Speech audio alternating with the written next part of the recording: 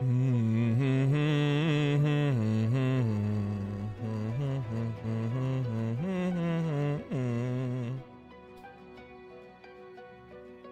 I should probably check all my this all looks like it's in place. Everything looks like everything should be fine. Everything should be fine.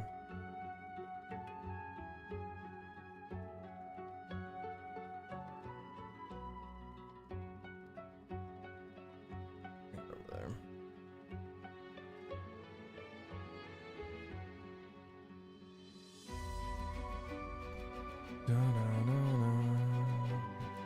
Uh-oh.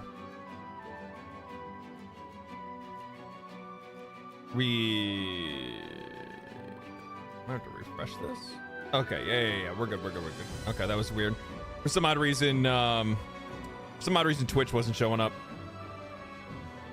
But now it is, so we're all good. We're all good now. Oh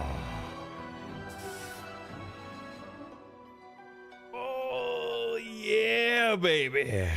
LD, will you play D2? D2 to go over the disaster of Bungie? That's always been one that's on the books. Like, I have like a few different games that I know that I'll like, you know, I'm gonna get to and play because I kind of want to cover like their story and everything that's happened with those titles over time and stuff like that. And that's one of the ones that I think I'll definitely want to dive into at one point in time for sure. For sure. I watched a live stream for 8 hours last night. You're about to top that? Well, nice. You still playing POE2 still? Yeah, I've been playing a little bit of it on the side, but you know, it's kind of like how it is with any other ARPG. Once you've kind of gotten what you wanted to get out of it, you just get out of it and take a break and chill and do your thing. I think that's why, like, eventually you're gonna see Path of Exile 2 is probably gonna somewhat mirror Path of Exile 1 in a lot of ways. We're gonna see like, oh, you know, big content comes out, people come in and play it, and they take off later, and then they just, you know, go in and out. You know, I've seen some people talk about like the player numbers for that game, and I'm like, you're just not gonna see people logging in every single day for an entire year. You're not gonna see like MMO numbers because it's just not that kind of thing. You know what I mean? It's just not that kind of thing.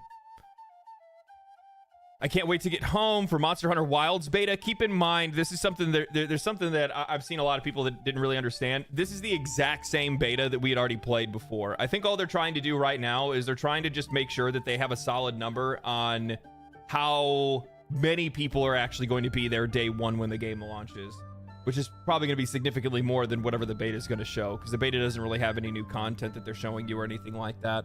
It doesn't include any of the fixes that they have. Now, that's not saying that Monster Hunter Wilds is going to be a game that's going to run flawlessly for a lot of people on launch. I think it's going to be a very resource-heavy game. Now, honestly, from like my perspective, I think what it is that like the RE engine and like open world environments is like very resource heavy, and it's not very well optimized, and as a result, people are going to have a lot of problems with it. Betters, thank you for the thing for the Prime. Appreciate that. I mean, the first beta was unoptimized, at least for me. Yeah, it's the same beta. It's literally the exact same.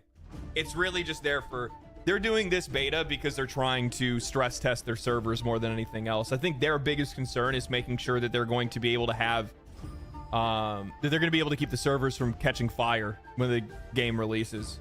That's really what they're trying to do. I've heard of FPS drops on even the lowest settings at 1080p. I mean, that all depends on your hardware. All depends on your hardware. I ran the the benchmark. I ran it yesterday, or I think it was yesterday. And when I ran the benchmark, I mean, I was clearing 140 to like 120 to 150 frames or something like that on ultra settings. But I have a, you know, Ryzen 7X 3D and a 4090, right? So obviously things are going to be a little bit more things are going to look real good on my end, you know what I mean?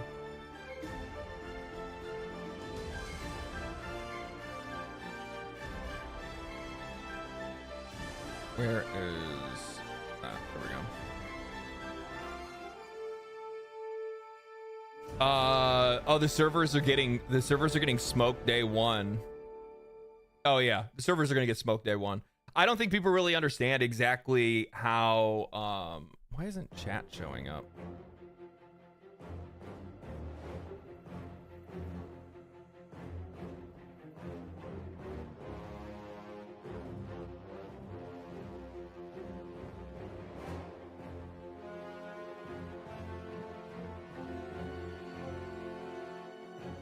That's why. That's also behind it too for some reason. There we go. There's some settings and stuff like that that I'm gonna have to mess around with and whatnot because I'm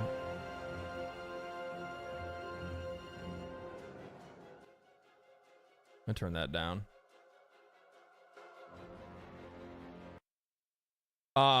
There's some settings that I have to mess around with and stuff because a lot of my stuff was reset. I had to reinstall Windows because I was having some issues. What are your thoughts on Kingdom Come Deliverance 2 so far? I have not played Kingdom Come Deliverance 2. I haven't even touched it yet. We're gonna probably stream that tomorrow, actually. I'll stream Kingdom Come Deliverance 2 tomorrow. I finished Kingdom Come Deliverance 1 last night. I've buckled down and I just like beat the ass off that game for like a week straight. Really good, man. Really good. Kingdom Come 1 is so good. So good. It was one of those things where like I sat down to play it and I wasn't necessarily in the mood for it when I first had started it. And then once I like got into it, I started kind of getting like a bit of those like Elder Scrolls flashbacks, and you like running around and leveling skills up, and I like how, you know, I like how choices matter and stuff like that. You know what the crazy thing is that for how old that game is, it was way ahead of its time, man. Way ahead of its time. I'm sitting there like, outside of like a few things, I'm like, this is like current gen to me in a lot of ways. Very pretty game.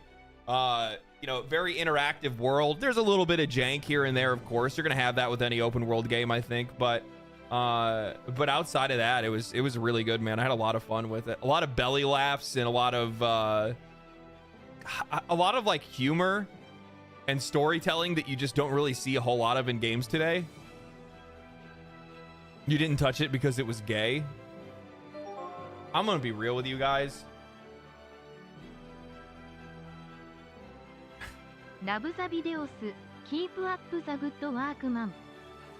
Pascalot, thank you for the 10, man. I appreciate that. Thank you. I'm gonna be real with you guys. I am probably the most exhausted I've ever been by like the manufactured discourse around Kingdom Come Deliverance 2. It is just like, oh God.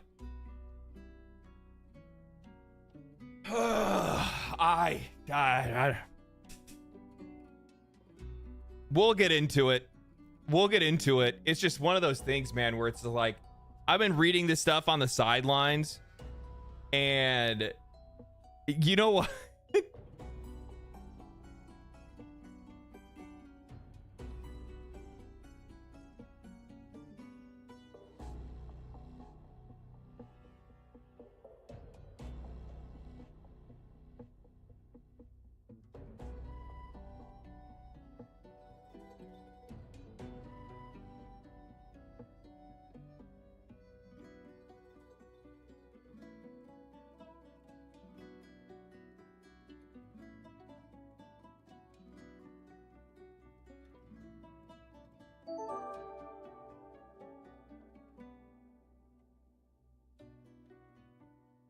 I loved KCD2 but I hate Bafra, he is a jerk.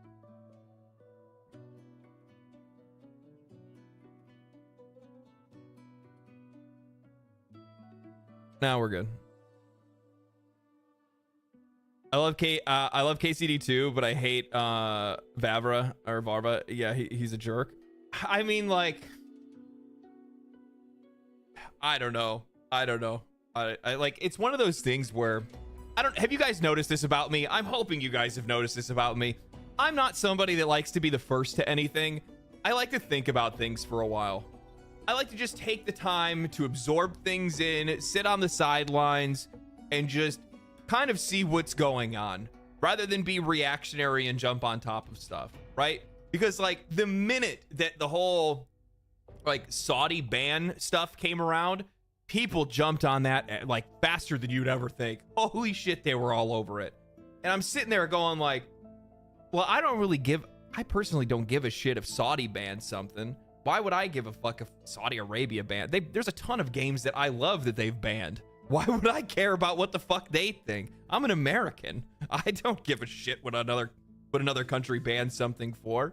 And beyond that, then you see people start to dive into it. And like, I think that when I take the time to think about it, I don't think that there's anything wrong with original fans of Kingdom Come Deliverance asking about the obvious double speak, right? Because you have prior comments that the company has made where they had talked about like, no, you can't romance with you can't have like same-sex romance with Henry because of, that's just not what this character's about. You're playing his journey and role-playing his journey, but there's like also a conflict in that as well. And this is something that I noticed from Kingdom Come Deliverance 1. And that was another thing too, is that like I didn't really feel comfortable jumping in and getting, being a part of commentary if I don't have firsthand experience from playing the first game either.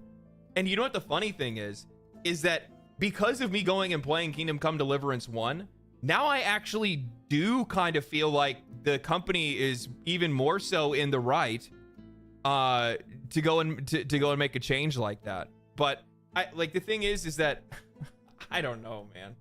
I just feel like it's so forced. I feel like it's so forced. I think that fans of the original absolutely have the right to be able to question those kind of things. Like, without a doubt, you have the right to question that kind of stuff and talk to and ask the developers why they came to a decision to change something that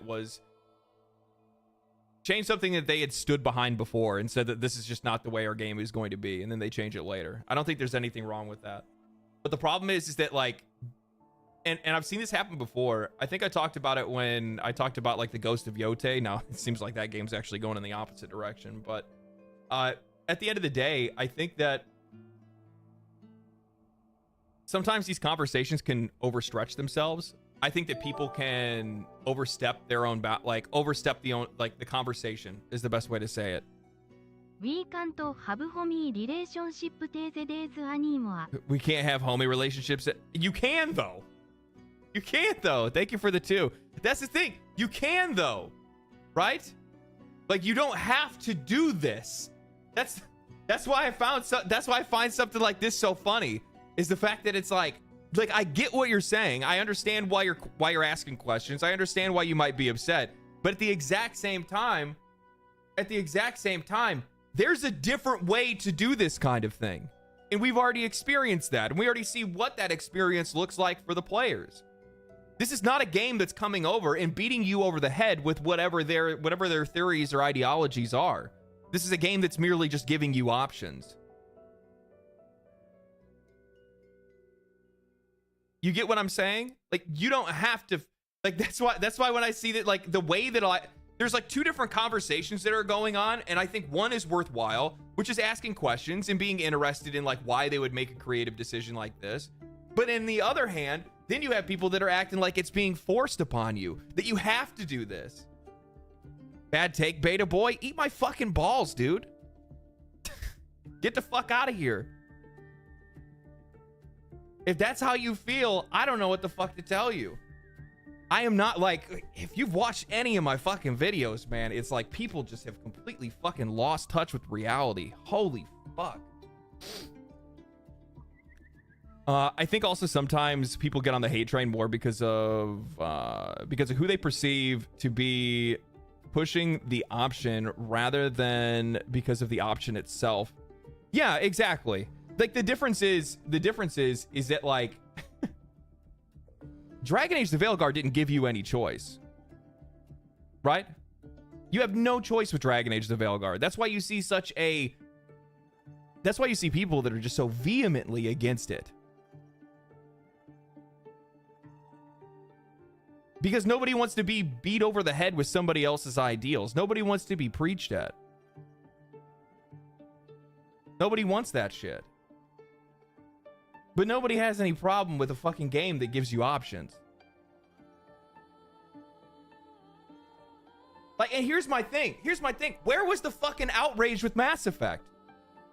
Where was the outrage with Mass Effect? Well, that's my question now. Was Mass Effect beating you over the head? No. No, it fucking wasn't. People want to sit back and call it one of the greatest games of all time. It's like you gotta pick and choose your battles, man. And like you have to have, I mean, like, at least I guess some people are being consistent with where they were.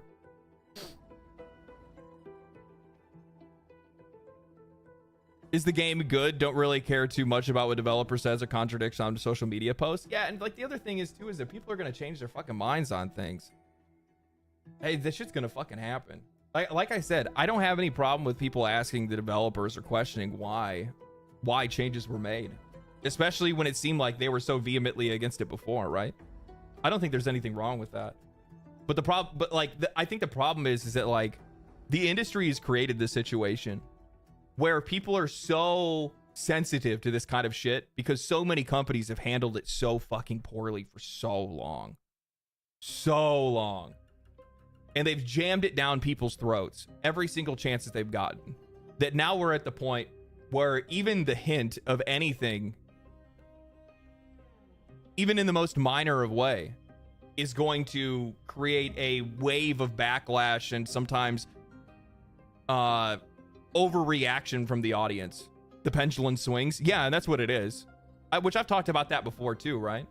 The pendulum's been stuck in one direction. Now it's swinging in the other direction. It's swinging with full force.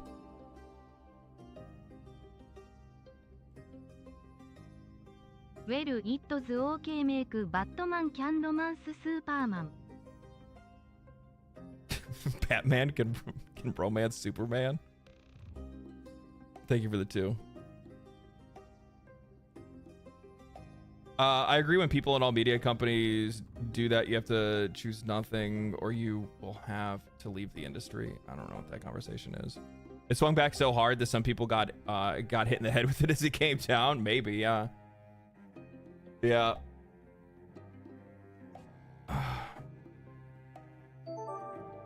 Oh, dude, my back is like so fucking sore, dude. I've been using this workout app, and it's like sneaky as fuck because it will just start like adding workouts and you won't even know it's fucking happening. And the next thing you know, like the next day you're like, man, why the fuck do I hurt so much? And I look and I'm like, oh, because it added like way more reps or it added like way more stuff and I didn't even notice. And I just did it.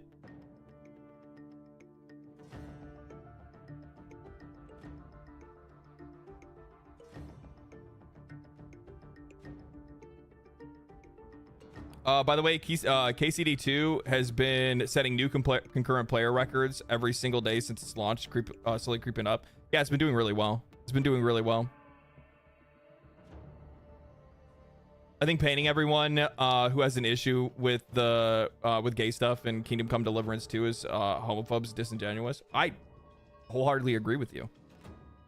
Like I said, I don't have any issue with people questioning why why they would take that kind of direction, why they would add something in that it seems like in their previous comments that they didn't want to put into the game. I don't think there's anything wrong with that. I just think there's a gross overreaction to it. Does that make sense? Wait, what's the workout app? I ended up paying, I paid like it's a yearly like subscription that you had to pay for. I'm one of those people where like I have to make a fucking investment to make sure that I do something. If I put money on something, then I actually do it, right? Fitbod is the name of the app that I picked up. It's not too bad. The precedence for the main character being canonically straight. Yeah, exactly. And I think I think it's worthwhile to have that kind of conversation. I think it's worthwhile to ask the developers and question their motives behind it. I don't think there's anything wrong with that.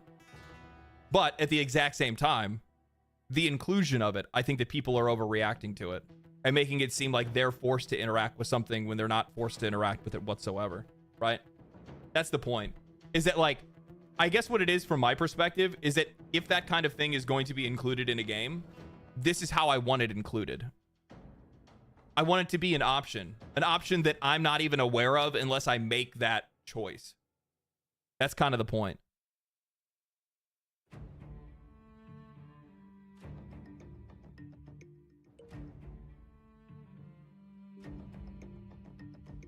But yeah. Yeah, game is doing super well. Really, really well.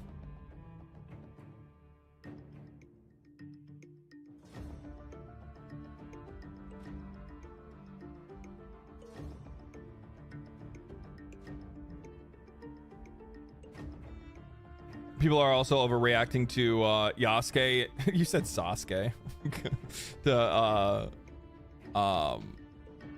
Yasuke in Assassin's Creed 2, it's the same thing.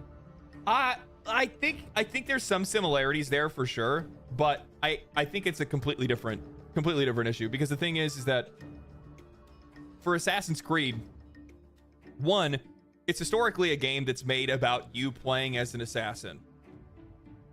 So the first thing is they're now splitting the gameplay. You're gonna have a character that has none of the standard typical assassins like moves or anything like that. It's not gonna have any of that kind of stuff in there. ホエンアスクバフラ why he put gay stuff a honest question he just said don't buy it so he is a total jerk. Is this how to treat gamers?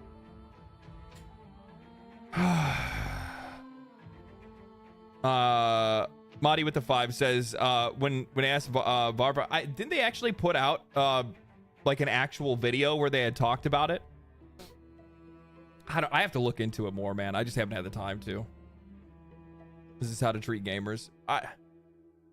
Some of the replies that he's made are actually like fucking hilarious. I'm not gonna lie, especially because like you have some folks that are out there that have been, where is it at? Like there's like you have where like this, I'm sorry dude, this fucking had me rolling. So like you have this dude here that is virtue signaling Christian ideals and you know, being a fan of the first game, but the dude's also like on the side making like fucking furry porn posts about fucking Pokemon. Yeah, furry poster grandstanding about Christian values. Do you guys not see the fucking problem here? And by the way, this is like one of the people that's been the most popular that's been posting about how terrible Kingdom Come Deliverance is. This is the people that are these are the people that are your voice. This is the people that are fighting for you right now. Come on, man. Like fucking take a minute to just take a minute to look around for a minute. Now, I'm not saying shit like this isn't fucking annoying, because like you can see that IGN is just rage baiting. IGN's just rage baiting, which also is like, how? Oh my god. Tell me how the same person that rated Dragon Age the Veilguard as a 9 rated Kingdom Come Deliverance as a 9. How do you play those two games back to back and go, yeah, same thing?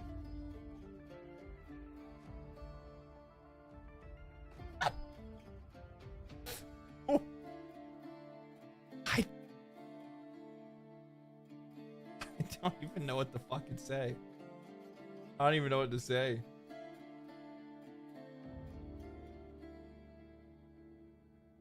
Money is the answer? Well, no. No, there's something else to that, actually.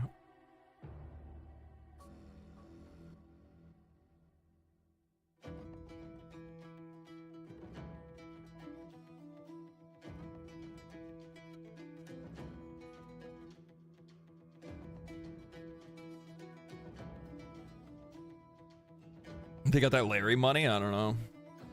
I haven't listened to Games Journalists in years. But the Golden Edition, when I saw how optimized it is, that's actually been one of the crazier things, actually. Because I've seen that, I've seen a lot of the posts that have been talking about like how well optimized it is. Not a lot of people are having a lot of problems with it. What's Heretical, by the way? Oh, later in the stream, not right now, obviously, but later in the stream, I got sponsored to play an indie game. It's like an ARPG meets roguelike, like Diablo meets a roguelike or something like that. But that's gonna be later. Right now, it's just standard, typical stream.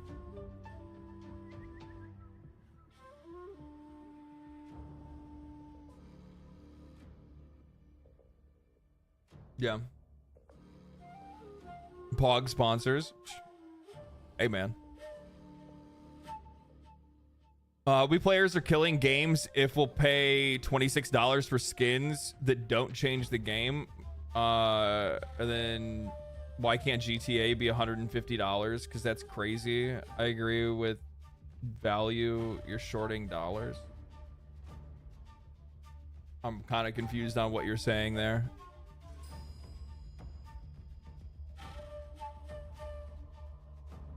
Hope this isn't a bad take, but I don't mind if characters in a game is gay. Just don't make the whole personality. Yeah, that's literally like, that's been my fucking stance for a long time. Forever. That's been my stance. I think one of the things that I've said the most is that I'm sick of people. Oh man, my brain's not fully turned on yet. I should have had more coffee. What is it?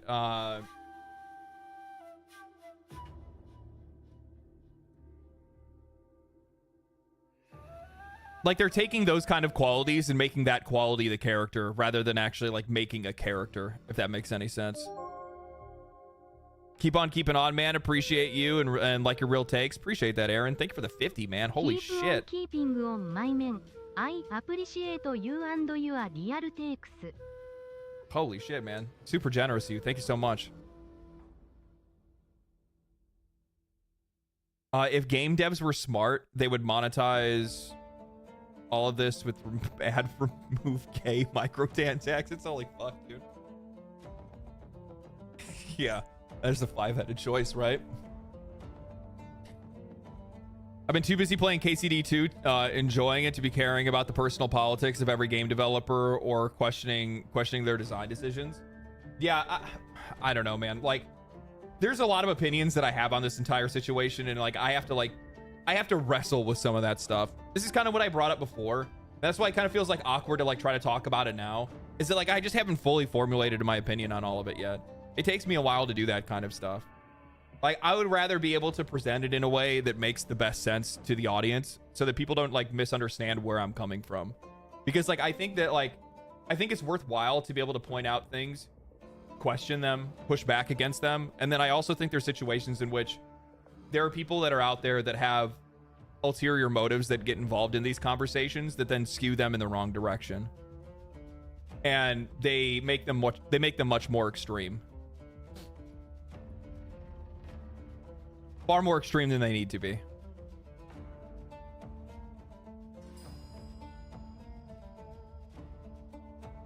That's why like I never really agree with the idea of like people how much a lot of people will say they don't like fence sitters in a lot of cases, right?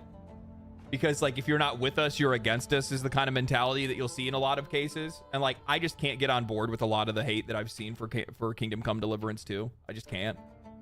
The way that I look at it is this, right? When I look at like extremes are an issue for me, and I try to stay away from extremes as much as I possibly can.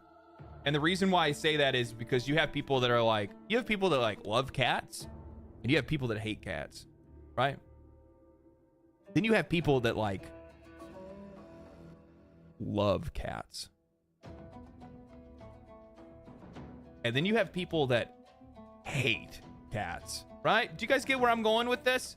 You understand how there's some like there's some unknown elements that you don't necessarily want to get yourself involved with sometimes. I'm tired of flip-floppers. What do you mean by that? I would like to meet somebody that has consistent opinions on everything.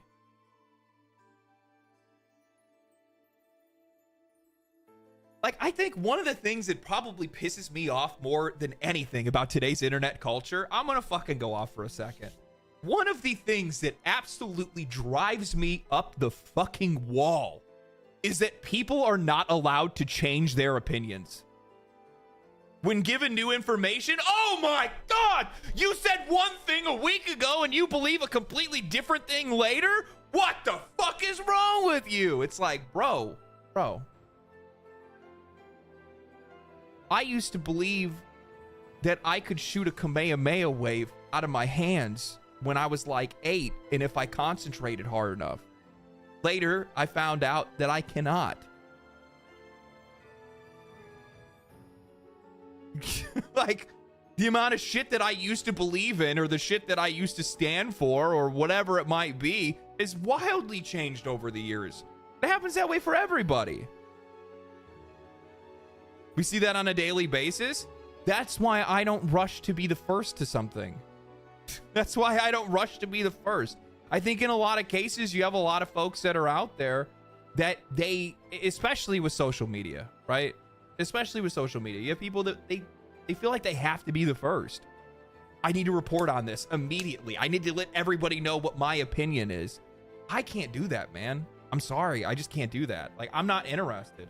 I'm not interested in talking about those things that quickly, because what ends up happening is that new information arises and then my opinions on it change. For me, I like to just sit back, stay calm, look, see how things unfold, formulate my opinion. Maybe, you know, think about it, meditate on it a little bit longer, and then, you know, and then start talking about something. What's a good example of this? I got a really good example of this. Really good example of this. So there's a lot of drama and a lot of discussion right now that's going on around the USAID, right? So they have the whole thing that's going on where they're restructuring a lot of stuff within the US government. They're removing a ton of funding from companies that they don't think should be getting funding, and we're finding out what some of those companies were doing and things like that. And as an example, one of the things that was going on is that while the USAID was funneling millions of dollars into Politico, which was creating a lot of propaganda, and then that gets disseminated and it goes across to a bunch of other platforms that end up either retweeting or using that information in their articles or in their writing and whatever else that's going on, right? And I think this is a great thing, by the way. I want people to know that. I think it's great that they're actually diving in and looking at where our fucking money is spent in the US, because personally, I think it's bullshit that my money goes to shit like this. I don't want us funding Why am I funding journalists? That's not how this shit should go. And then obviously people are pointing to ties, and like there's some very literal language that's getting used. I think like this person, like USAID paid Politico millions per year to write pieces like this one, which promotes diversity and describes Gamergate as disinformation and harassment campaign. The problem is that you're going to have people that are going to read something like this and they're going to read it in two separate directions, right? I read this as they paid a company to promote whatever their ideals are, and this was the end result of it. Some people are going to read this and think the government specifically paid to attack gamers, and to go and the government, you know, specifically paid for like anti-Gamergate rhetoric. I don't think like the money necessarily was specifically pointed at something like that. Maybe, could be, I have no idea, but I'm not going to believe something like that. I could see it easily being like, these people support our political ideals, we're giving them money, and then that money ended up going to shit like that, right?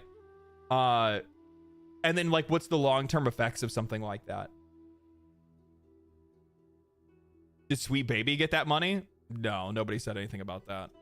But I've talked about that before, where a lot of these government programs end up creating a racket that tends to perpetuate a lot of really negative shit in media, to be honest with you, man. A lot of really negative shit in media. especially because like bringing up the like DEI stuff specifically. The problem is that like when that money goes out and you have a government that when you have a government that is funding this kind of stuff, it ends up creating a situation where you have folks that are in government that are creating bills and aid that are financially supporting companies that create initiatives that start up companies like Sweet Baby Incorporated or whatever it might be that come in for sensitivity training.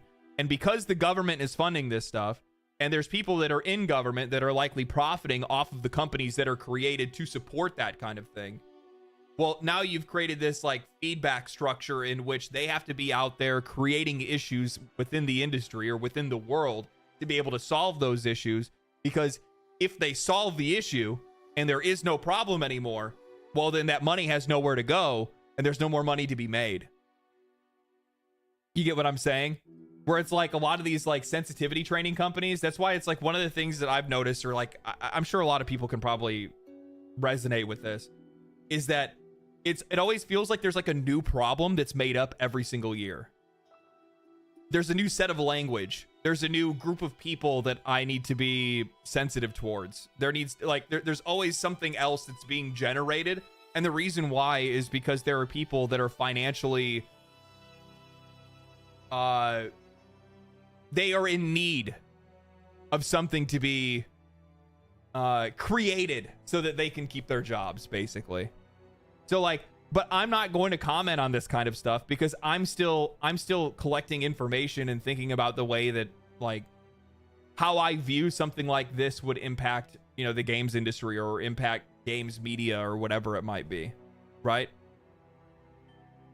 So I'm not going to like commit myself to an opinion on that kind of stuff because I just don't have one yet.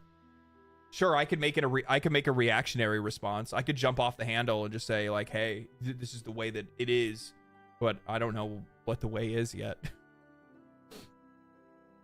Nano aggressions win, yeah, like stuff like that, yeah.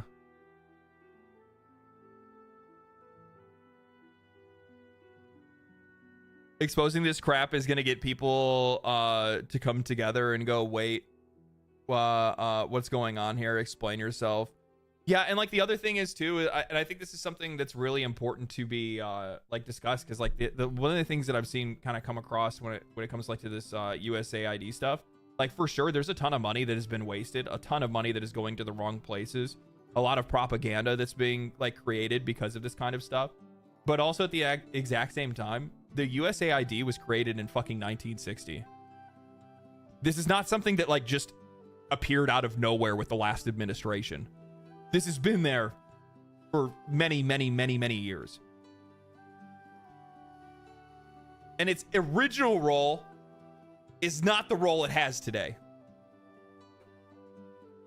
Because it's the role it's had over the last few years or over the last like couple decades, or who knows how long they've been doing this kind of shit. But the role that they have had has been one of soft power in a lot of ways.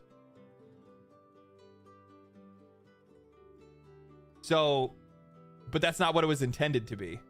It turned into that. I don't know when. I think that's also an interesting thing to look into as well. How's this?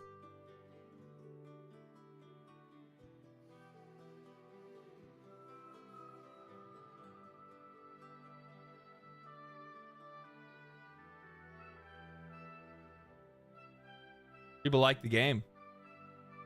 People like the game, man. How's it doing on Steam?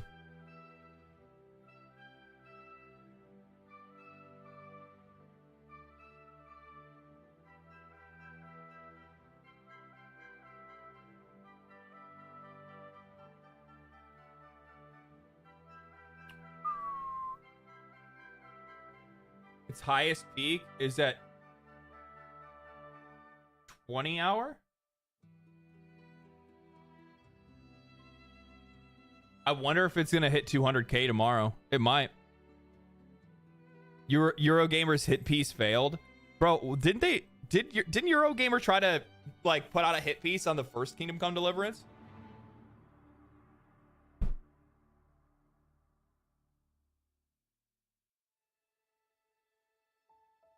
I like how after USAID or USAID, I mean, you can call it whatever you want, but closure, most opposition media in the country said they have no more money. That is actually very interesting. I'm gonna be real. Like the outlets that are complaining the most about USAID or USAID or whatever it is, like are the people like BBC was getting funding, like that stuff that bothers me. Like, why is the US giving money to foreign media companies?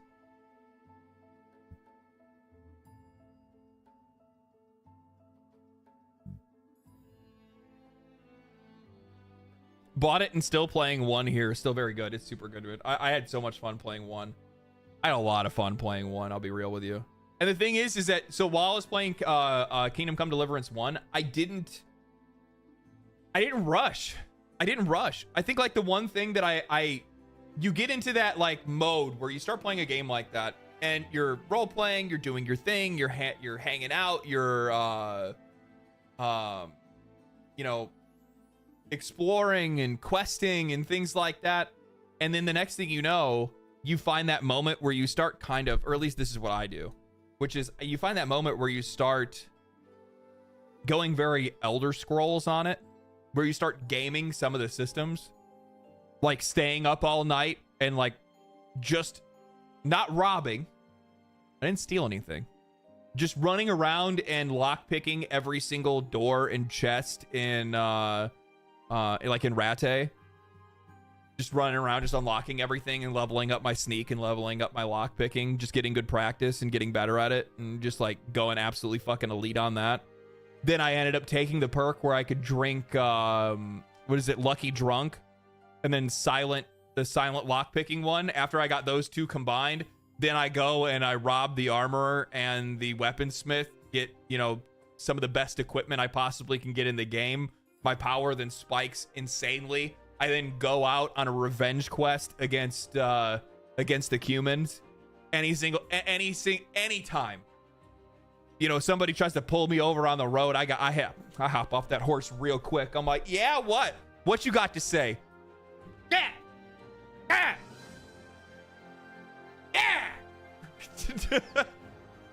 So much fun, man. So much fun. Lockpicking is terrible in 1 and 2. I got used to it really quickly. I never had any problem with it.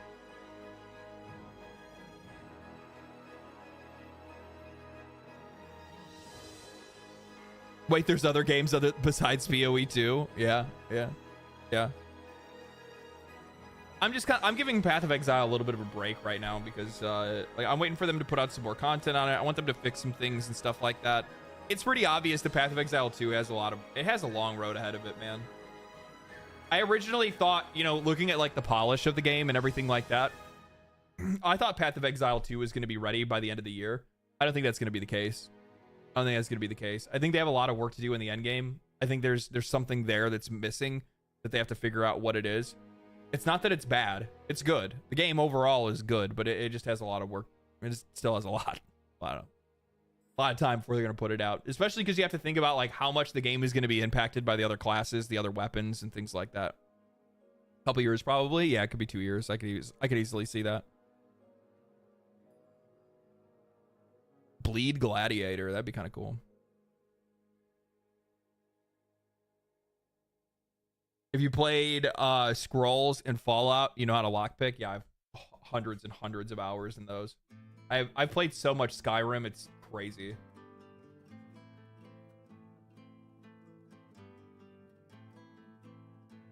So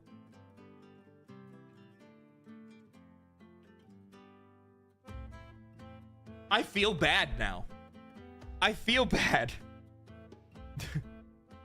Like, this is like, am I a joke to you meme?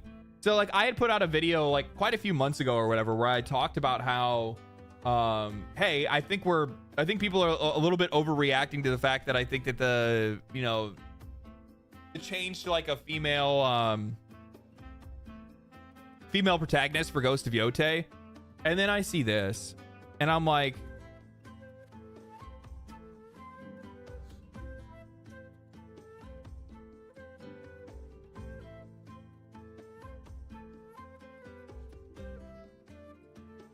Ghost of Yote is written by the same.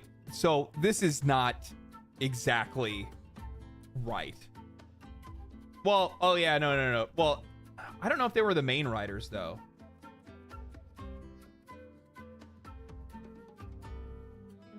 I do know that, if I'm not mistaken, they hired. Didn't they also just hire ex-writers from it as well?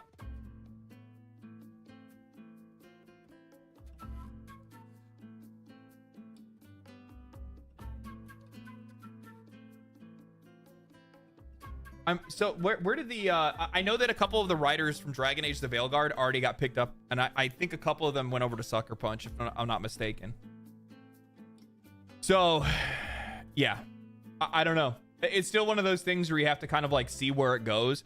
Ultimately, I think given the way a lot of games have performed over the last couple of years, you have to be somewhat cognizant of what the fuck is going on and how certain ways of storytelling and certain themes in storytelling just aren't going to work, man. It's just not going to work. And if you keep pressing into it, you're just going to lose more money. That's why that statement is partially true. Okay, I got you then.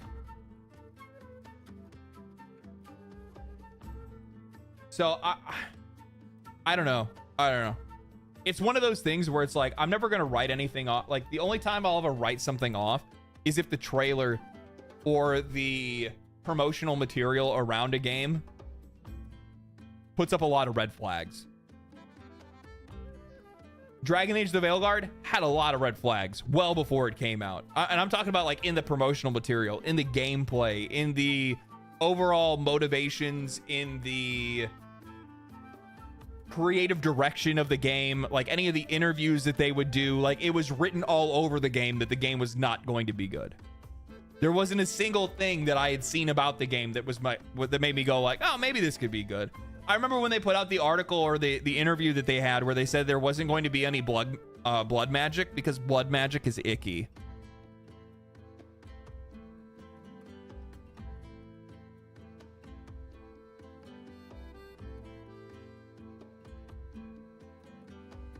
It's like, yeah, no, they said that.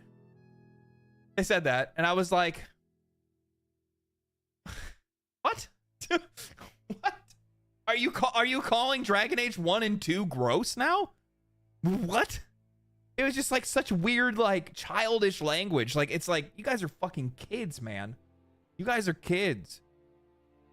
But Necro is so good. Yeah. Yeah.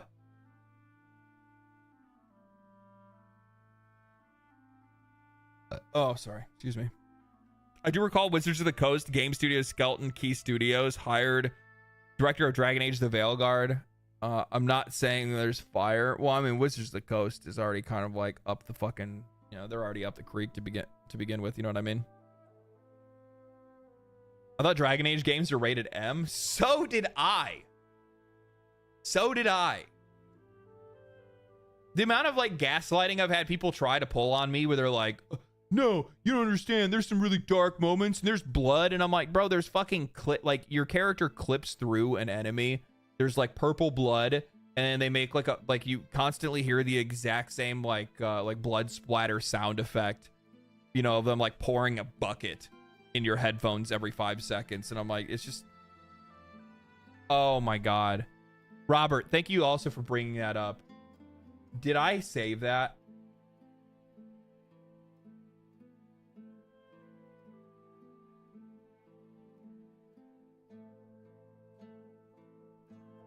I don't think I have it on here.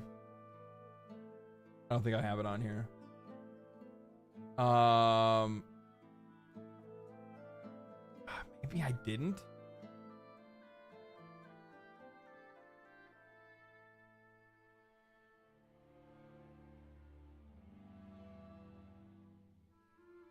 Oh, no, I did. Yeah.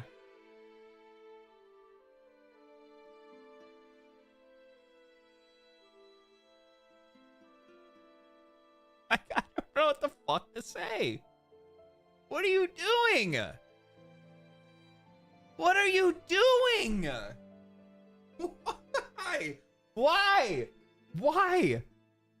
Former Concord Director of Marketing and Operations joins Halo Studios as Senior Product Marketing Manager. Are you out of your fucking mind?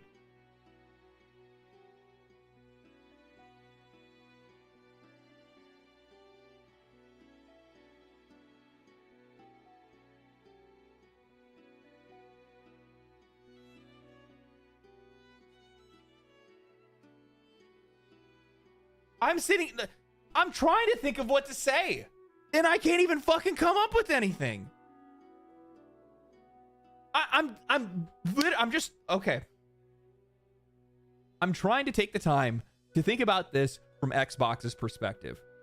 Like, maybe they have some type of, like, previous history that was really good. Maybe Concord was just a bump in the road. Maybe they did really good on another game and we just don't know about it. But how could you want to hire like one of the most well-known franchises in the entire world, now taking on the marketing and operations manager of one of the biggest flops in live service history, in game history? The game was shut down just over a week after its launch. And you guys are thinking to yourself, you know what?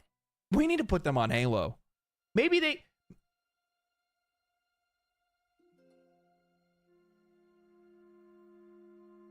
Does Xbox want to kill Halo?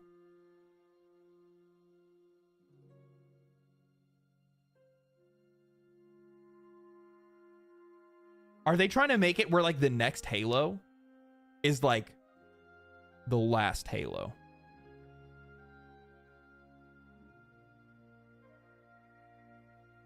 Because then this all makes sense, right? Then it all makes sense. And it's like, oh...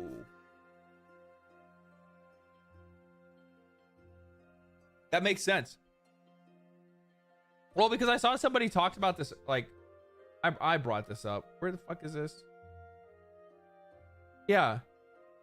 Halo is fucking dead, so this is the new green space marine mascot of Microsoft.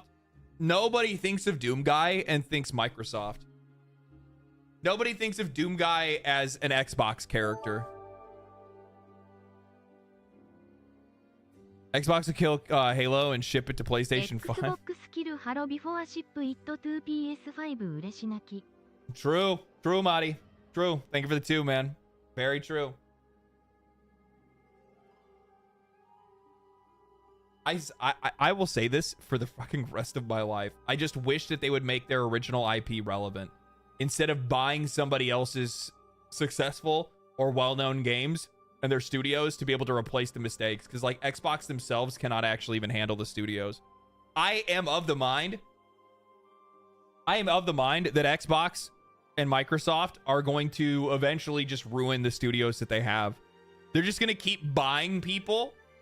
They're just going to keep buying up studios. And that's it. They're just going to keep buying studios, and then that studio is going to fail because they don't know how to manage their studios. They don't know how to manage their creative IPs. They don't know how to manage any of this shit. They just keep putting themselves into a position in which all of their IPs fail. The only one that has yet to really fall of their, like, original, like, big hits is Gears of War. But even Gears of War, from my perspective, is a shadow of what it used to be. Its relevance just isn't the same. And it's not like Gears of War 5 was bad. Gears 5 wasn't bad. I liked Gears 5. It was fun. But I'll be honest with you, man. While, like, Gears multiplayer was cool as shit back in the day, like, wall bouncing and shit, like, wall bouncing tech and, you know, 2-piece shotgun, you know, with the shoulder check and shotgun to the head and stuff like that. It's just not there anymore. It's just not there anymore. And I wonder if it's because there's, like, I don't know, man. Like, third-person shooters are just, like, non-existent, yeah? Like, competitive shooters, like, staying and remaining popular. Outside of Fortnite.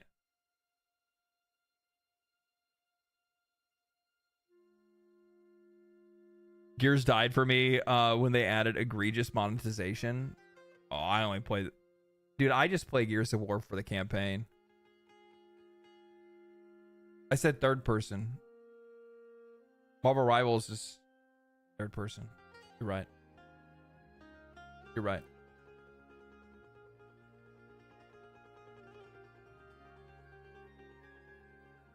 When I say third person shooter, you know what I'm actually thinking of? I miss Ghost Recon. I miss like old school Ghost Recon. I miss Advanced Warfighter. I miss GRAW. I miss I miss what was it? Future Soldier was like really fucking good too. I fucking loved those games, man. It's also me just probably really wanting to play another Division. I really like the Division. I really like it. I like military shooter games. I like urban warfare games, and I fucking love Diablo. And it's just everything you want it to be. Ubisoft should sell their IPs. No, just like they don't need to sell the IP. I think Massive has always done a really good job with I think Massive has done a great job. Stop the nostalgia train. I can't help it. Metal Gear Solid 2. Oh, dude. Actually, I can't fucking wait anymore. We need to watch this right now. I've been trying to hold the trigger on this since I saw this pop up. I have to watch it. I have to.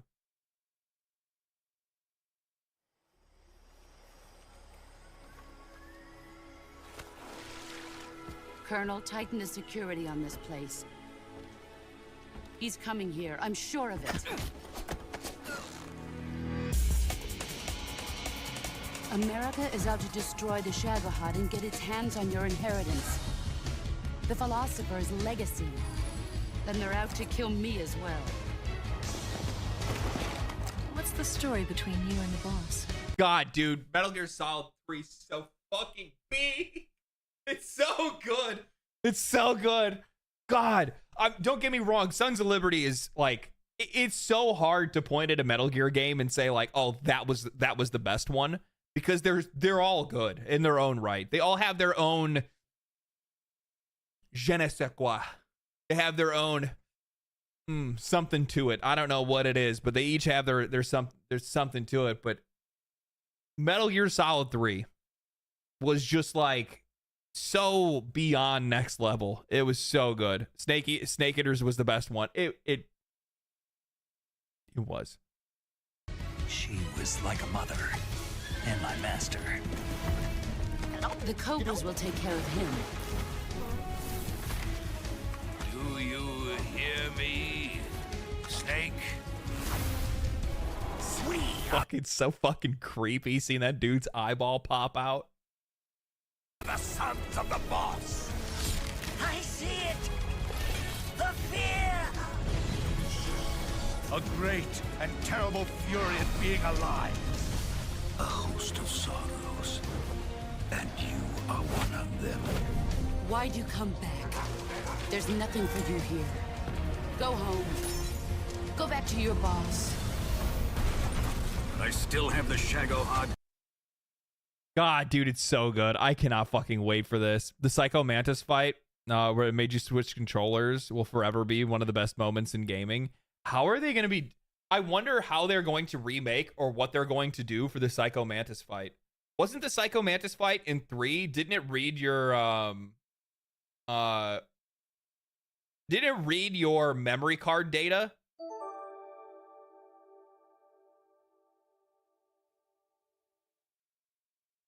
They didn't give ever big chin. Disappointment.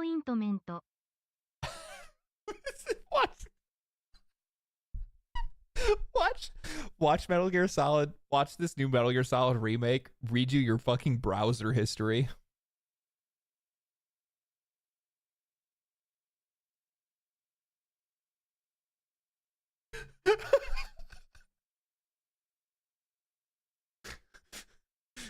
oh god, you're not looking for your fucking PlayStation controller or your fucking mouse and keyboard. You're looking for the fucking mute. You're like, no.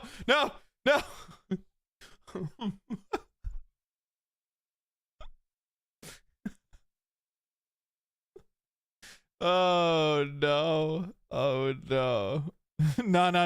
Say And the legacy. There is nothing America can do to stop us.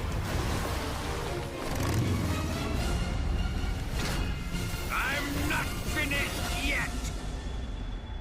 It's just the game just doxes you. You're just like playing it and it's just like just reads out your home address. You're like, what the why? What? What?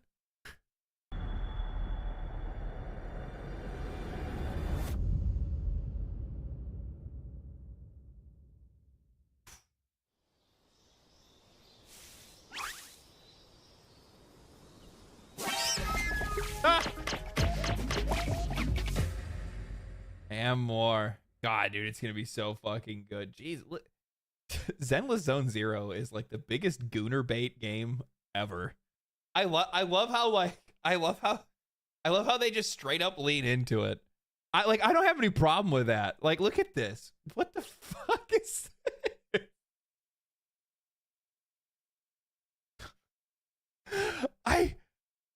Dude, I actually have to kind of respect it.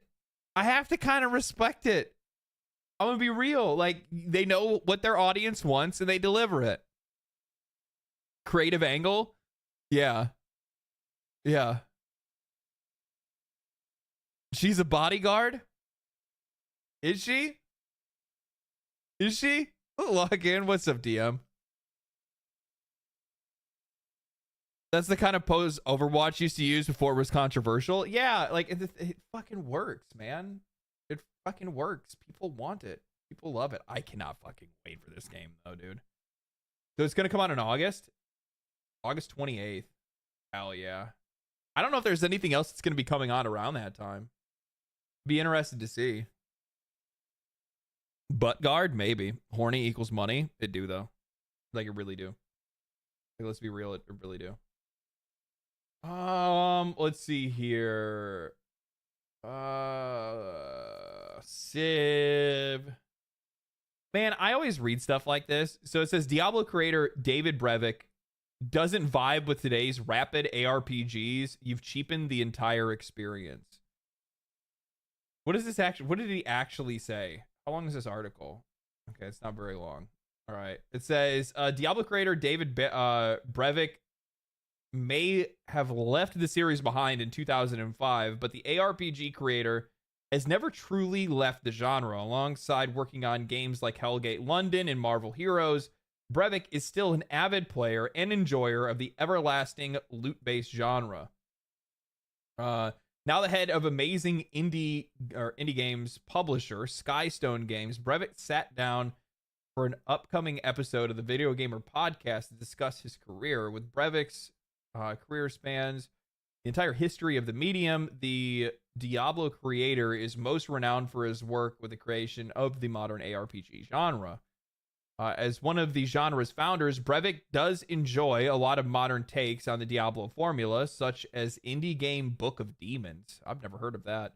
But genre veteran does have one big issue with the current form of many ARPGs, as gamers urge for rapid progression. And instant satisfaction, and fight hordes of mobs every second, Brevik believes that some substance has been lost. Looking across the genre, Brevik believes the pace of Diablo 2 is still great, while the developer didn't claim that it was perfect. The slow pace of progression makes the journey that much more rewarding for games such as Diablo 3, where it had you reach level 70 in just a few hours. I do think that in a lot of ways, like, the speed of ARPGs today does kind of cheapen the like leveling experience. But the thing is that I think that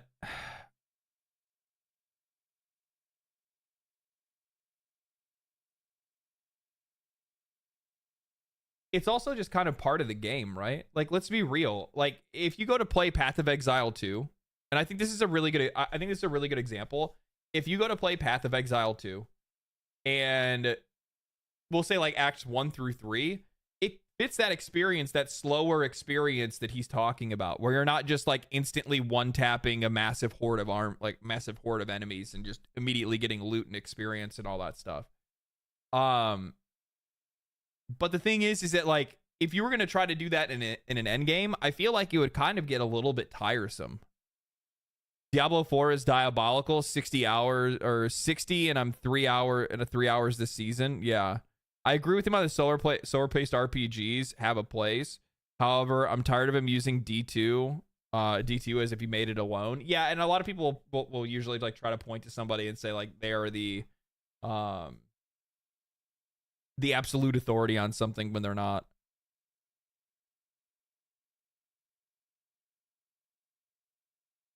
I honestly think if they slowed down Path of Exile 2 a bit more, especially in endgame, it would improve the experience. I don't think you're necessarily wrong in that. The only problem is that when you slow down the experience, everything is connected to each other, okay? Nothing is separate.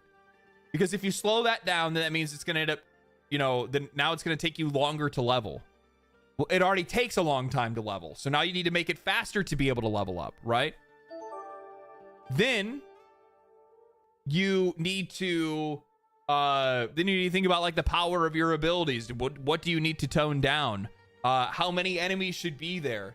Should the enemy mechanics be more engaged, or like more engaging or whatever it might be? Like I really do enjoy the like leveling experience in Path of Exile 2. And I don't like the fact that like the bossing experience is lost in the end game. I think that what I would like to see, I like getting to the point where I'm screen clear and stuff. I think that stuff is really cool. It's a lot of fun. I don't want the entire game to be the same pace as the first 3 acts. I don't think that's a lot of fun. Not for me. I mean, it might be for some people, but it isn't for me. What I do want the game to retain is the same boss experience that we have from the beginning of the game and into the end game. That's what I want. I want that boss experience to stay the same, but I don't want I don't necessarily want the like general leveling and looting like progression to change. During Exile Con, some of the D2 devs, including Breivik, talked on stage about philosophies in the genre, multiple different viewpoints, and great discussions. In case you haven't seen it, I'll have to check that out. That sounds really cool. Endgame in Diablo 2 is spamming. Yeah, and actually, Norsky, you're 100% right. Endgame in Diablo 2 is spamming teleport and one-shotting everything as fast as you can. Yes, that's exactly what it is. Diablo 2 becomes very much the same thing as Path of Exile or Path of Exile 2 towards the end game. Madi with the 5 says, dude, give Dynasty Warriors a shot. It's one of the games that I had on my list of a game that I actually wanted to play, but I just haven't had the opportunity to actually give it a shot. There's too much shit to play right now. We got the game that I'm gonna play later. We got the game that I'm gonna play later today. We have Kingdom Come Deliverance, and then we have Monster Hunter this month. Like I'm stacked, dude. I'm stacked. Screen clearing abilities make bosses useless. Well, I mean, like that's supposed to be the point of them having like weapon switching and talent switching. I should be able to have two different builds that I get to, play. You know what I mean? Where I get like one that's for bossing and one that's for just fighting enemies and whatnot. I think that's kind of cool to be able to have. Pirate Yakuza in a couple weeks too. Yeah, I know they got that game's coming out as well. I guess it already got Steam Deck verified as well, which is awesome. I love to see that. I love to see that more of the from my perspective, if I see a game get Steam Deck authorized or verified before its release, that tells me that game is probably pretty well optimized before it comes out.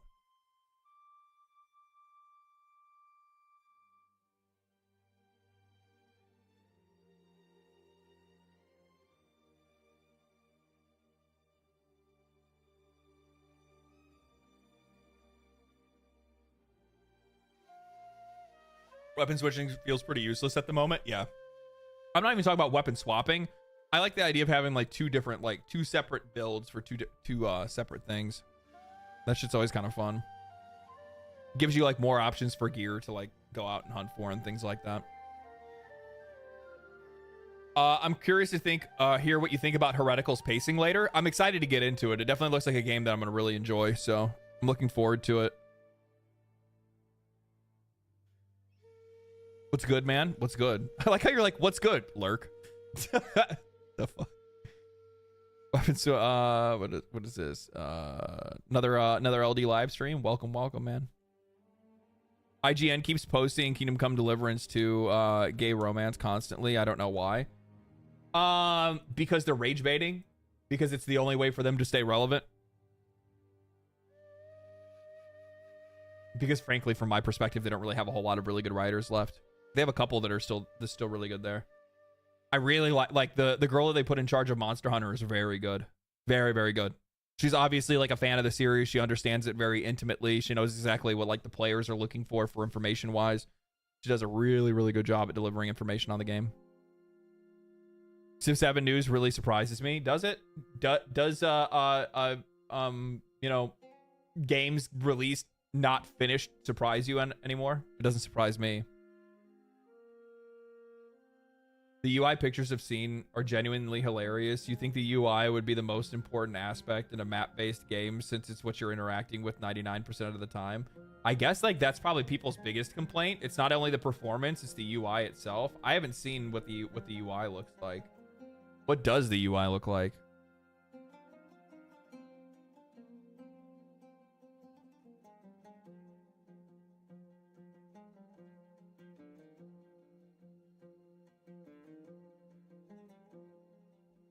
When I see $70 on a PC game, I shudder.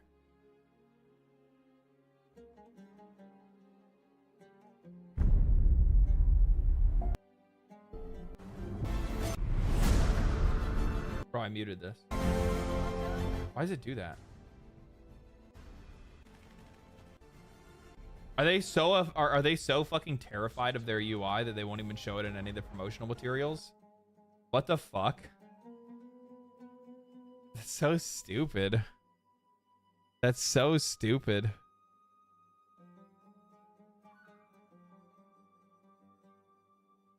Definition of minimum viable product. I'm just so sick of that shit, man. I watched a Fleekazoid's video on Assassin's Creed. He's like, he makes this joke, but it's so fucking true, where he's like, Ubisoft is so scared that they actually decided that they needed to finish the game before they put it out. It's so true.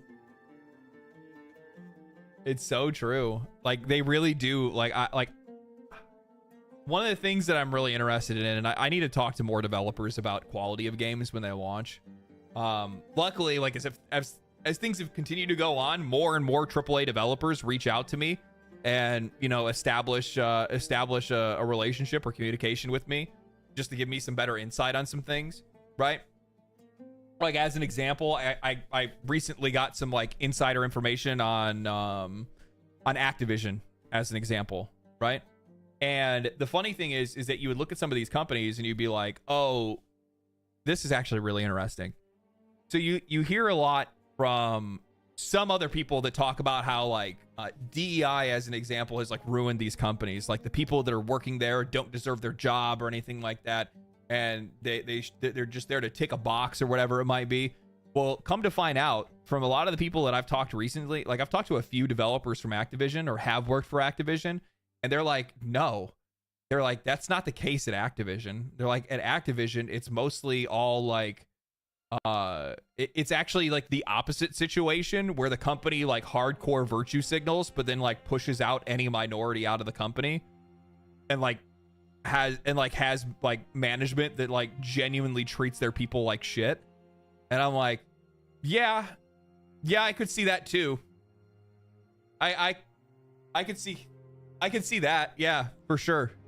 I can easily see some of these like two-faced companies that act like they're the most virtuous company in the world.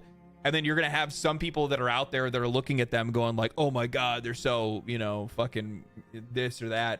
And then they imagine like the people that work at those places, but then come to find out it's actually the exact opposite. Almost like it's a marketing stunt. In a lot of cases, that ends up being that. Yeah. I mean, well, look at, I like 90% of these games that people go and look at, and, you know, whatever the themes of the messaging is, or the quality of them in a lot of cases, or something like that. Like, Ubisoft's probably the best example of this. The people, they keep talking about like how much they want to represent other people's cultural like culture and history, and they're all like, you know, well-to-do upper class, you know, white men and women. Like, they have like no minority representation in their company at all, but they talk about how they're like fucking freedom fighters. It's funny as shit.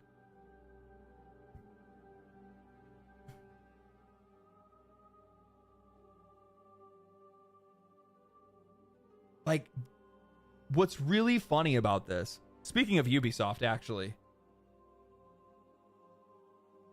coming back to its roots of parkour and stealth, except for the fact that the second character that we put into the game doesn't have any of those things. And you have to play them in certain situations.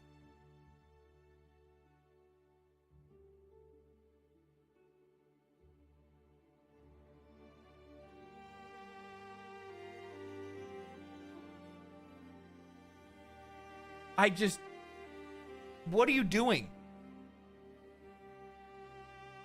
Stealth with samurai armor. Yeah, like a 250-pound samurai that can't actually parkour at all. We're going back to our roots, guys, by making like one of the most like arcadey garbage combat experiences possible. Like, one of the coolest parts about playing, like, the thing is that like nothing I've seen from any of the trailers and stuff like that for Assassin's Creed Shadows reminds me of like AC2 or AC3, right? None of it reminds me of that. Like, being able to just like walk up behind somebody and just done, and then just like put them into a fucking bush and walk away. Like, none of that like cool slick movement. Stepping into combat, dual assassinating two targets, and then, you know, pairing the other and then finishing them off. Like, nothing of this game's combat reminds me anything of what this game used to look like. It was so good. It was so good. Assassin's Creed 1 through 3 were so good, man. Worst part is how he's slow and lumbering movement, but compat animations as fast as like a feedback. I don't know what that means. Remember the Thief series, actual stealth? Yeah, Thief was good. We treated AC Unity too harshly. Ezio entrance, best in the series. Ezio's just fucking just goated, dude. Just goated. It's one of those things where it's like, I think I talked about it a little bit. Oh, I did talk about it. I talked a little bit about it in the video that I talked about how like change is on the horizon with some things. And like, in a lot of cases, it kind of feels like with some of these franchises, they just need to let them go, man. They just need to put Old Geller out into the field and let him go. Because the problem is like the more you make these games, the newer, you know, your teams change, your creatives leave, you probably push them out in a lot of cases. And what ends up happening is the creative vision of like what that game used to be just is gone, man. It's gone. And slowly but surely, what you're going to do is not only ruin the reputation of that franchise, you're also going to start to tarnish and destroy the vision of it that the players had. So all of a sudden, where Assassin's Creed like 1 through 3, and there's a couple other ones I know a lot of people really like Black Flag and stuff like that, but you know, people are going to have like that image of Assassin's Creed in their mind. But the problem is that like you have besmirched it so much at this point, you have adulterated it to the point where nobody wants to have anything to do with it. And the thing is that like, if this game delivers exactly what a lot of people believe it will, it is going to ruin the reputation of this franchise to the point where you are no longer going to be able to get those Call of Duty numbers. You're not going to be able to do it anymore. And likely they probably can't already. Sometimes it's okay to say we don't need another one. And I know it's probably hard to say that to the fans, and I'm sure there's probably a lot of fans that disagree with that. Like, even I had said, I'm like, well, maybe we don't need a Witcher 4.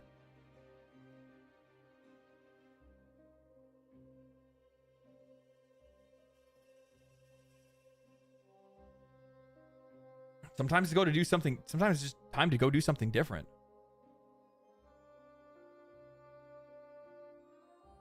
AC is the only thing that keeps Ubisoft alive. They need another one, LD. Yeah, I know that. I know that. It happened with Hellblade 2. Yeah, I think Hellblade 2 is another... like, Hellblade 2 I heard was actually, like, pretty solid, but it's just not a game that, like, you're not gonna make... It's just crazy how much money they spent on something like that. What's fucking crazy to me, though, is...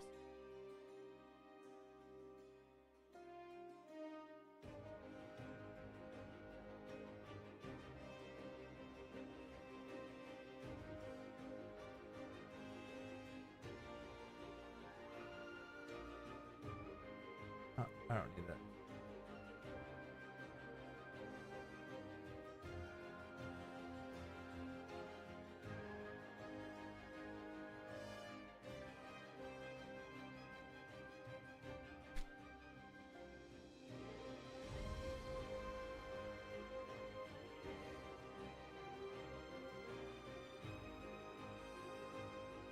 Look at this.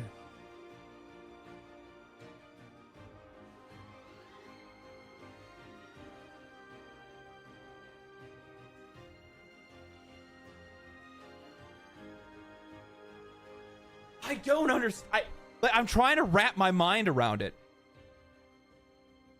Like, this absolutely... This is such a mask-off moment for how poorly optimized the entire industry is. For, like, how poorly managed it is, how poorly financed it is, how overbloated it is, how too many fucking developers are working on things. This... Kingdom Come Deliverance 2 is one of the, like, massive open world, super big RPG, absolutely gorgeous, plays great, no performance issues, at least not that I've heard of or anything like that, and the players are loving it, and it's selling just great. And in the first 24 hours, this game already made all of its money back.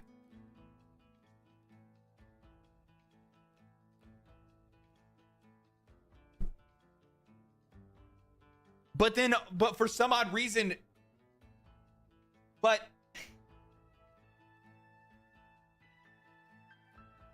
single player isn't profitable enough. This game is like arguably like 3 times the size as Dragon Age.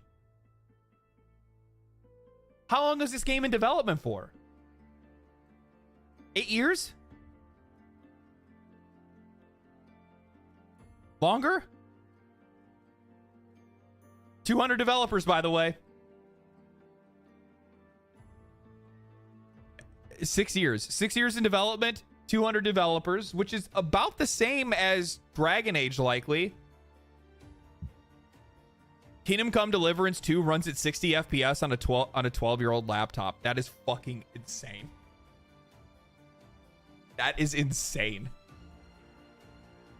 What the fuck? 7 to 8 years? My question is it like Dragon Age? Where did all the money go? Where did it go? They're not a big studio. They're not that big. The layoffs that they have now has the studio down to half of its original staff. Half. Activism? Sweet Baby Incorporated? I don't think Sweet Baby was in it. They probably didn't have any. They didn't need... Let's be real. They didn't need to have a consultancy agency. They already had one built in. They already had one built in.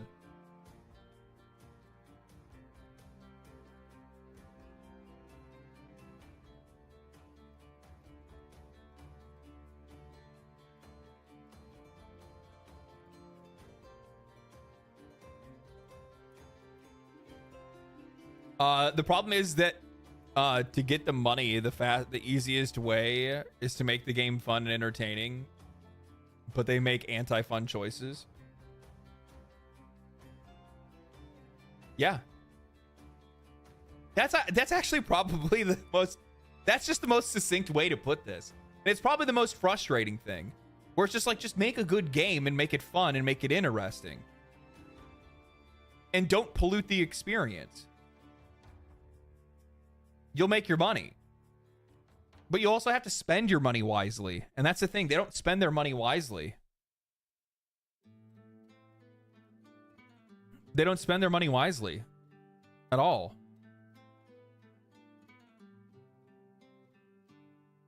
Didn't they throw it in the trash and remake it during their dev time? Well, for Dragon Age the Veilguard, they did. Because Dragon Age the Veilguard initially was supposed to be a live service game, and then they scrapped it mid-development. And they didn't scrap it. They kept it the same. They just brought in a they brought in a new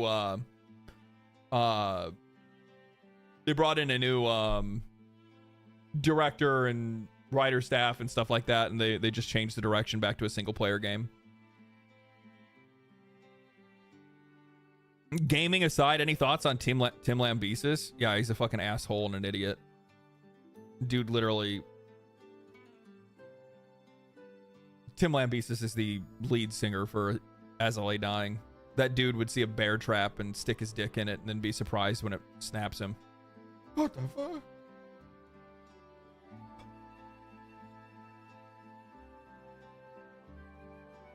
But I love the music. I always loved As I Lay Dying. Is that an Ibanez Destroyer behind you? Yes. Yes, it is. I'm gonna actually I was gonna do that today. I hope they're open tomorrow. I'll have to check to see. There's a repair shop that's nearby. I was restringing my I was cleaning and restringing my black guitar yesterday, and the neck needs adjusting. It's fretting the top two strings. Plus, I'm going to play it in lower tuning anyway, so I want to have it intonated. Properly intonated. Like, I could do it myself, but it would sound like fucking ass, and it wouldn't be right.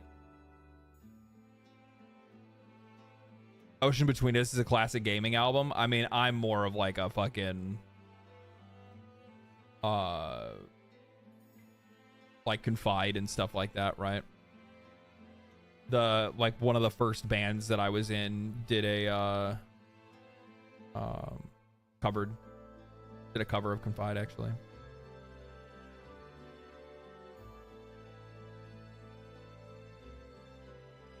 Nothing like a well set up guitar. Yeah.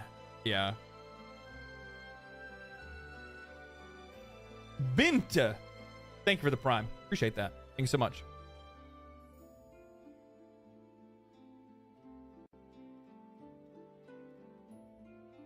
Were you mad at him Meow on stream? He's like... Actually, I need to check on him. Give me 1 second.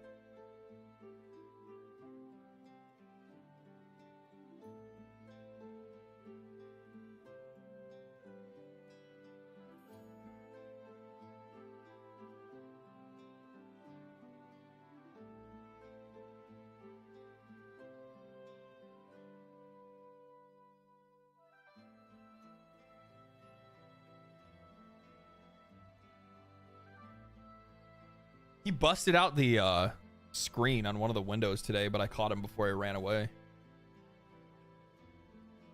Thank you. Love your videos on YouTube. Thanks, man. Appreciate it.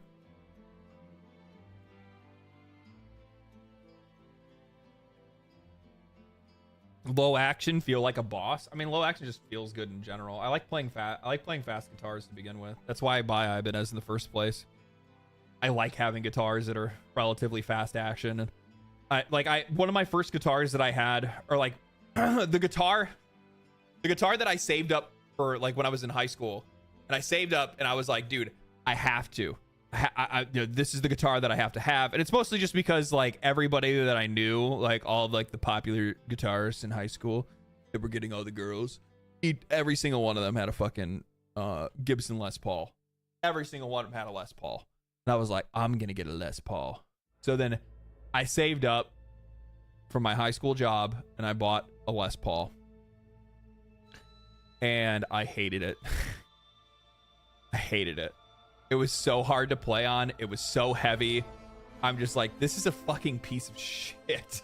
Like, I know it's a really good guitar and I know some people really like them, but I cannot fucking stand them. I hated playing on that thing. It collected dust for so long. And then one dude came through, and one of the vocalists for one of the bands that I had played had played with, was playing with, he was like, man, you never play your Les Paul. And I'm like, nah, I really don't. I'm like, it just doesn't play well for like the kind of music that we play. And I think I was playing on like some like fucking, I think I was playing like on a Stratocaster or something like that. And he's like, well, do you want to sell it? And I'm like, well, I mean, not really. And he's like, well, want to trade? And I was like, maybe. So he brought in a like starter guitar that he got, like, you know, those bundles that you can go out and get for like $500, comes with a guitar and like a mini amplifier and all that stuff. We brought in this like Ibanez starter kit, which is that black guitar, was one of them. And I'm like, and I played on it and I was like, holy fuck, this is so good. Oh my God, this is so much better. I'm like, if my fingers felt like they were flying, I was like, oh, it just played so well. It sounded exactly how I wanted it to as well. And I was like, yeah, we can trade for this. So he ended up giving me that, and then paid the rest. He gave me the money for the rest of it, and I took that one, and that's been like my main guitar for a long time. And then I went and I got a red one as well that has like a really, really cool finish on it, but I don't like it as much because I don't like locking pickup. I don't like locking strings. I'm just not a fan of it. It's a pain in the ass they're a pain in the ass to restring, and they're a pain in the ass to tune.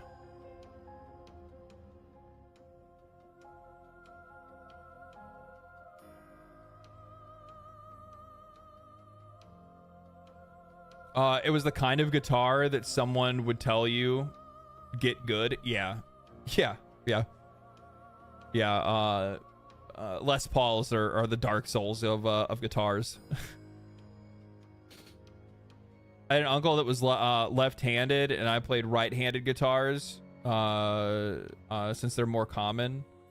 He was pretty good, but he passed away some years ago. Oh, man, that sucks. Sorry, man. How do you feel about strats? Strats are good, man. Strats are good. Strats are more like fun, like rock guitars. Ibanez, Jackson's, yeah, certain models of like Music Man and stuff like that, like are like straight up metal guitars. I am very much a like comfort and function over everything else. I don't need a guitar to like look the coolest thing in the fucking world. I really don't. Schecter, yeah, Schecter's same way too. Yeah, I don't like. Don't get me wrong. Like I like the Destroyer, but the problem is that like it just feels weird as fuck to like play on. It's like a show guitar more than anything else, right?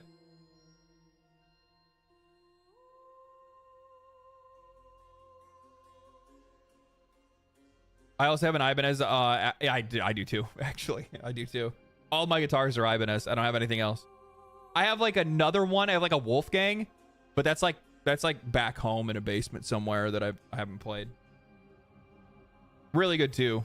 But yeah, for sure they're cumbersome. They're cumbersome on the couch. Yeah, it's not a couch guitar at all. It's definitely not a practice guitar, just like a jamming guitar, like a hangout one.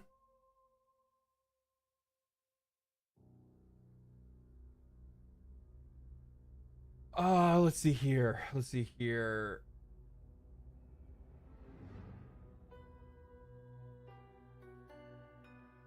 Yeah, no, so I read this. Yeah. Dragon Age Studio BioWare reportedly half in size. Which, I mean, like, you're going to have some of that, because I think, like, no matter what, you're going to have, like, a little bit of, like, I don't know. There's, like, different ways to be able to handle stuff. You know, I was, like, thinking about this, because I saw, like, some comments where people were kind of, like, talking about, they're like, you know, layoffs shouldn't always be the answer. And I think that's actually, I think it's very true. I think that, like, as a company, if you're in a position in which, like, you always have to lay off once a project is finished, then you're not doing a very good job of resource management, and you're also probably not doing a very good job of hiring either, right?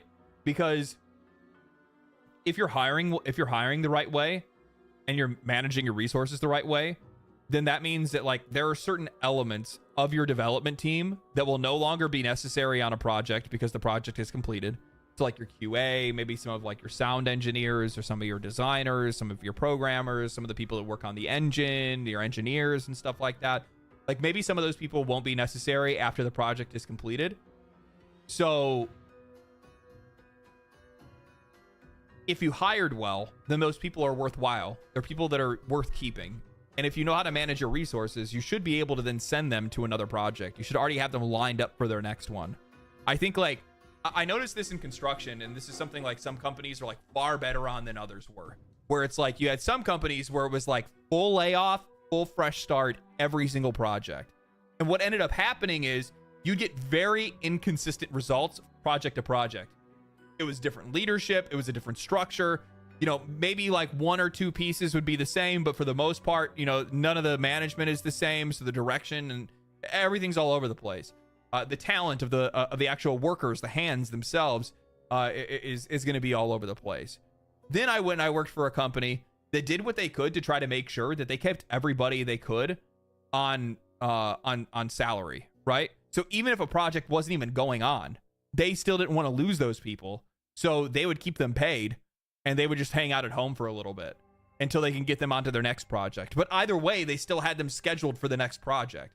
Maybe there was like a little bit of a lag between the two, right? Where there's like, we don't really have anything for you to do for a month. So they would still choose to pay that person for a month just to make sure they stuck with them so they could keep those consistent results.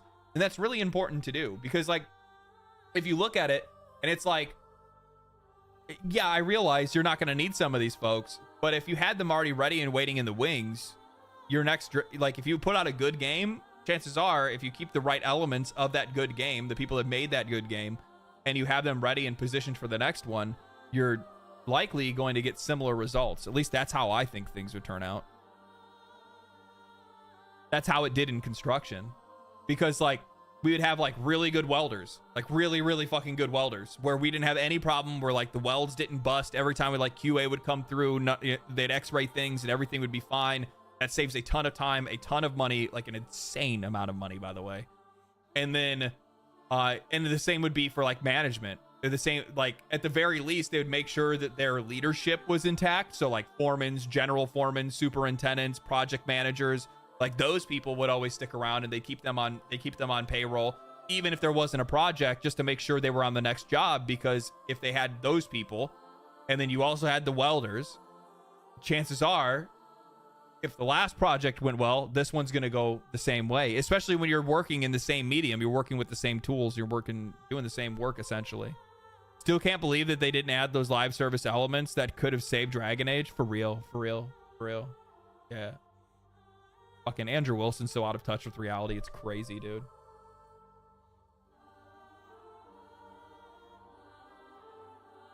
Speaking of, I want to get my trade in welding. I mean, if you're in the US, just go to like a welding school, pay the money, get your certification, and then in a lot of cases, if you can find like a local hall near you, just go in and tell them that you're certified for welding, take the welding test, and in a lot of cases, they'll give you welder's pay straight out the gate. You'll still be an apprentice, but you'll get journeyman pay.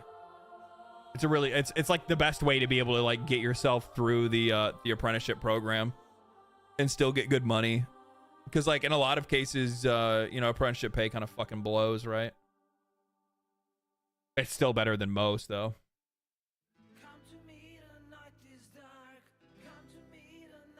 Ex-coded welder here, transferred to non-destructive testing, then art. Yeah. Hey man, NDA test, baby.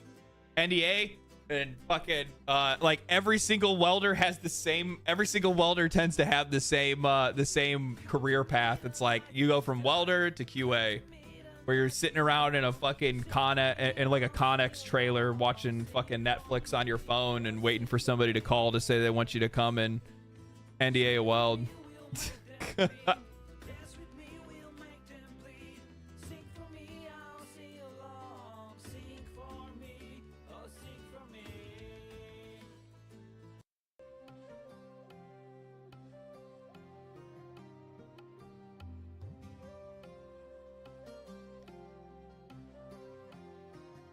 Some people actually question that. We're like, does this dude says he's worked in construction. Does he actually know? Yeah, this month. Yeah, I know.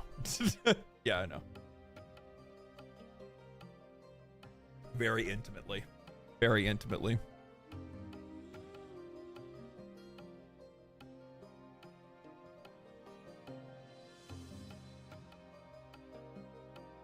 QA were the guys who were able to help you like figure out how to fuck off and nobody would find out.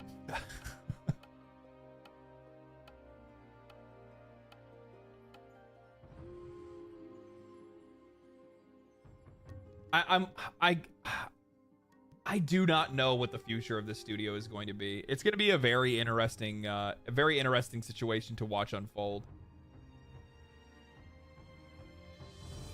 Oh, the minute that GTA 6 announces a month, I would guarantee you're going to see the vast majority of people, like the vast majority of publishers and studios that have like games that'll come out in whatever that month is, be like, we're pushing our game. Or they're going to have to release it early. But I don't think you'll see that. The only company that I think I've seen that have actually released their game earlier than anticipated was Baldur's Gate 3, because they were afraid of Starfield.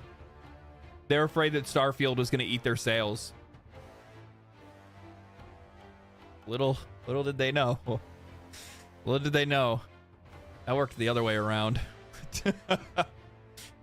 God damn. God damn. The funny thing is that I actually agree with people. So there are some folks that were like, you know, like Starfield is bad. It's pretty easy to say Starfield is bad, right? But like, would Starfield been as bad if you didn't play it after you played Baldur's Gate 3? Because for me, I'm just talking about from my experience, it was like a cold bucket of water dropped on me when I played Starfield. I was like, this is so ancient. This is so bad. Like, I just went, like, I felt like I went into the future when I played Baldur's Gate 3, and I was like, holy shit, this is what gaming can be. I love this. This is great. And then all of a sudden, it was just like, I play Skyrim, and I'm like, what the and like, you can't help but make the comparisons of the game. There are people that were saying it was an unfair There are people saying that it was an unfair comparison to compare Baldur's Gate 3 and Dragon Age the Veilguard.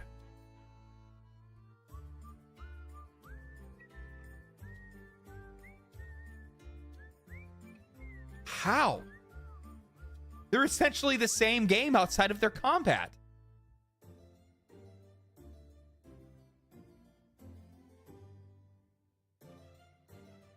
That's why I went to Napa Valley for a honeymoon and then came back for my favorite wine suddenly tasted bad. Yeah, it's crazy, dude.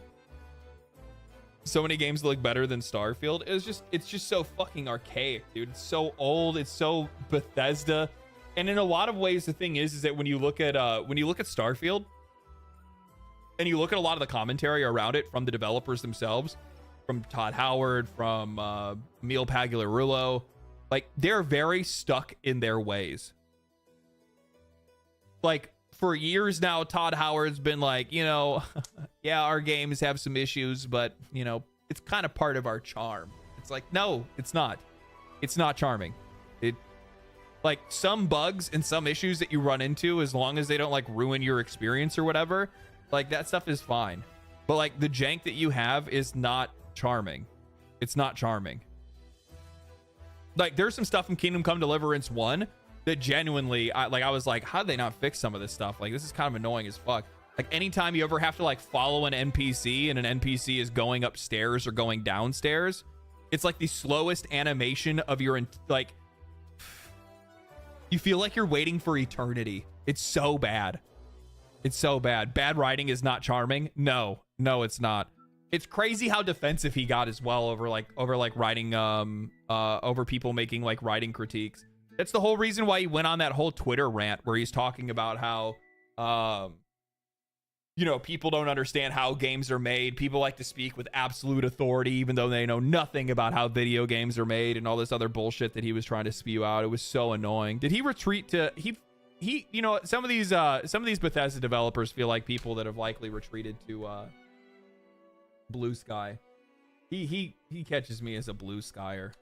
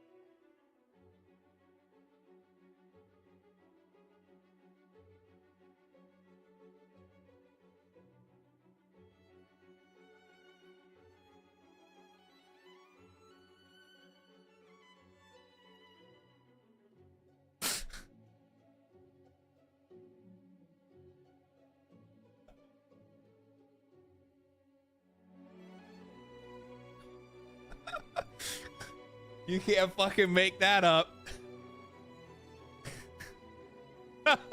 He roached out. Of course, he's gone. He's not on Twitter anymore.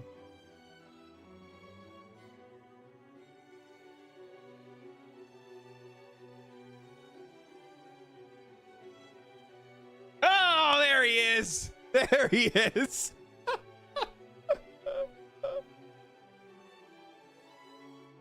Found him.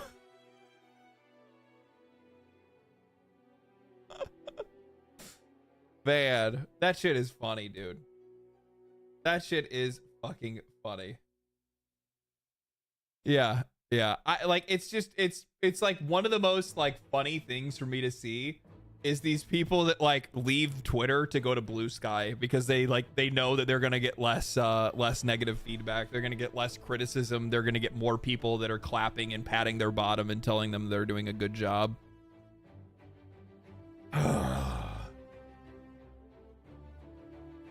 What's the deal with Blue Sky? Blue Sky is essentially where everybody goes because they're tired of being criticized on Twitter.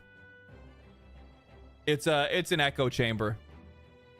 That's all it is.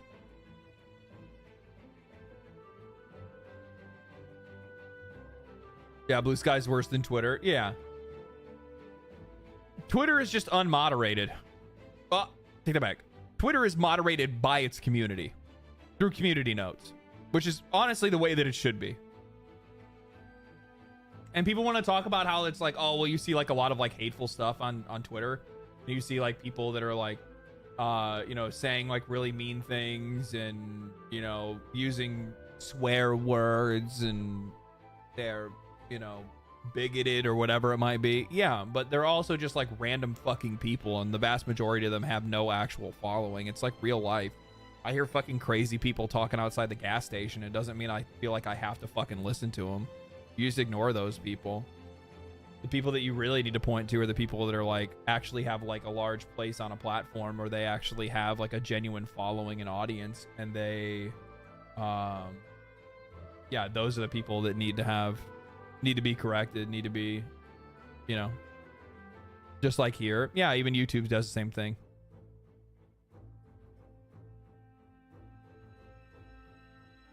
Blue Sky sounds like the left-wing equivalent to Truth Social. Yeah, it's about right. It's about right, yeah. Yeah. Yeah, you're pretty much right on the money there.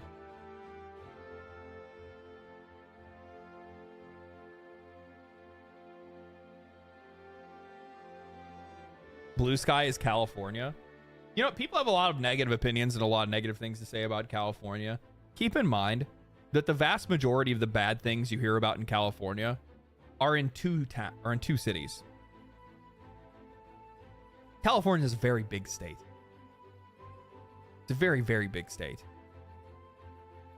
But all the bad stuff you hear is from LA and from San Francisco, from the Bay Area and from LA. You go to someplace like San Diego, great place. San Diego's a great place. Absolutely great place. You go to like Orange County, great. Absolutely fantastic. Love Orange County. Orange County is a great place. Then you also have like a lot of like I mean you go out to some of the farm territory and stuff, and that's more like meth land and stuff like that out there for the most part. But yeah, I mean like the vast majority of the states is not that bad. It's not that bad.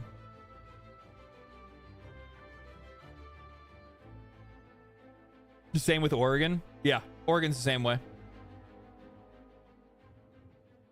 Blue Sky will ban you for negativity to protect people. Yes, it will. Yes, it will. You're playing Monster Hunter Wilds today? No, I have a sponsorship later, so we're gonna play. I got sponsored to play an indie game called Heretical, which is it is a like indie roguelike ARPG. It's very cool. Very, very cool.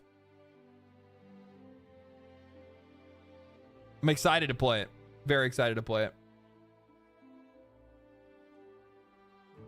Where's my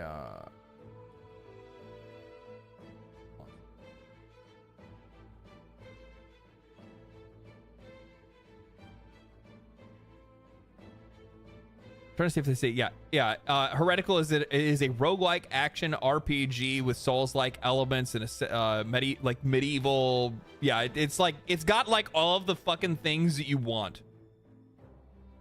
It has all the things that you want. So we're gonna go through it and we're gonna look at it later and go over all of its stuff. It looks really cool, man. I'm actually really excited for it.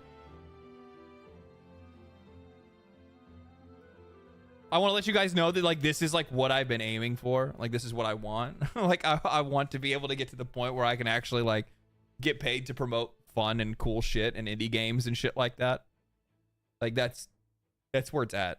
That's where it's at.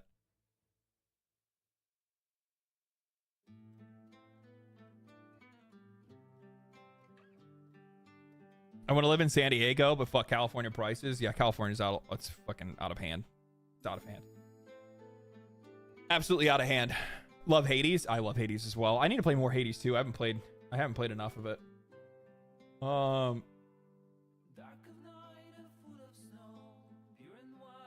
So Wonder Woman game is years away from release as Warner Brothers gaming division struggles. Wonder Woman has apparently cost $100 million to develop so far, and it's still years away from development, so it's not even finished, and has been rebooted.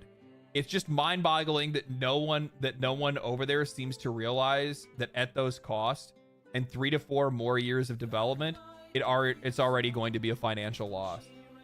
I fucking love Tom Henderson. Okay, so let's read this real quick. A new report from Bloomberg has said that Warner Brothers gaming division is struggling to find new success and has rebooted the Wonder Woman game. According to Bloomberg, Warner Brothers gaming has had a rough year with 300 million. Had a rough year with 300 million thanks to Suicide Squad Kills the Justice League, Harry Potter, Quidditch Champions, and Multiverses. I mean, the year's been rough, but I can't imagine that they're like struggling financially, because keep in mind they also released that Harry Potter Hogwarts Legacy game, and that game sold like fucking like dumpster trucks worth of money. Like they made a lot of money off of that game. It outsold Call of Duty. They sold a ridiculous amount of copies of that game. I had a lot of fun with it. I thought it was really good. I wish they actually went further with it. Now I know now they're opening it up to the modding community and letting people mod it however they want to, so they're trying to create kind of like a Skyrim experience out of it. That's kind of cool. Don't they plan to make the next Harry Potter game live service? They've talked about it. Suicide Squad deleted Hogwarts Profits. Really? One of the company's biggest bets in development, a video game based on Wonder Woman, has struggled to coalesce. According to people familiar with the project, early last year it was rebooted and switched directors. The game has already cost more than $100 million. Said the people who asked were not discussing identified public or non-public information, and still years away from release, if it ever makes it to market. The report says, according to interviews, 24 current and former Warner Brothers employees, a lack of strong, cohesive vision during Haddad's reign. So that must have been the last game director. Tumultuous period in which Warner Brothers struggled with multiple reorganizations led to years of ineffectual trend chasing and wasted development time. Along the way, once revered studios under Warner Brothers umbrella have taken reputational hits, lost key staff members, and have burned through hundreds of millions of dollars. I need to read through this fucking report. This is on Bloomberg. I'm gonna have to go over this. This actually might be really interesting. I might cover this actually. According to the report, Rockstar is now eyeing up a new single-player Batman game. Well, that would be a smart thing to make, but it's still years away from coming to fruition. The rumor of Rocksteady moving to Batman resurfaced last year by a leaker, rumor monger, whoever that is. Not sure which studio People's Dreams is, but I heard Rocksteady is back making it. he said in response on to a tweet asking with the developers fans, okay, what do you think of Warner Brothers' current prospects? Let us know in the Insider Gaming forum. This is a massive waste of money.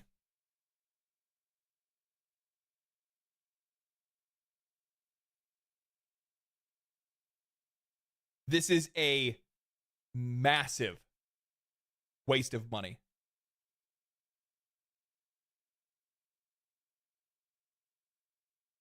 Nobody's going to buy this. Nobody wants a Wonder Woman game.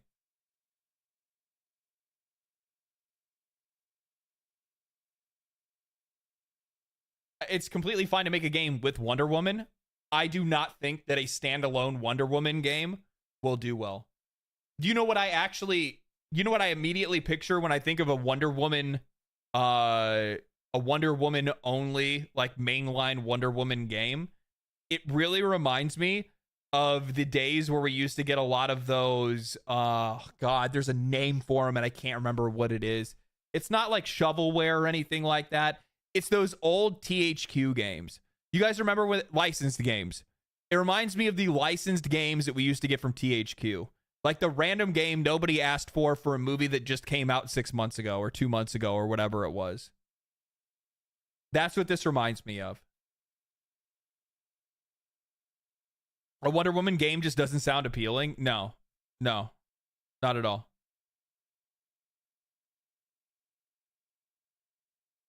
Yes, we have. Yes, and those were fun. Deadpool was great. They can be. But what I'm saying is that I think that Wonder Woman as a character is not something that by itself is going to hold up a licensed game like that. It's just not something that I think is going to appeal on a mainstream. And if you're already $100 million deep, you're already fucked. You're already fucked.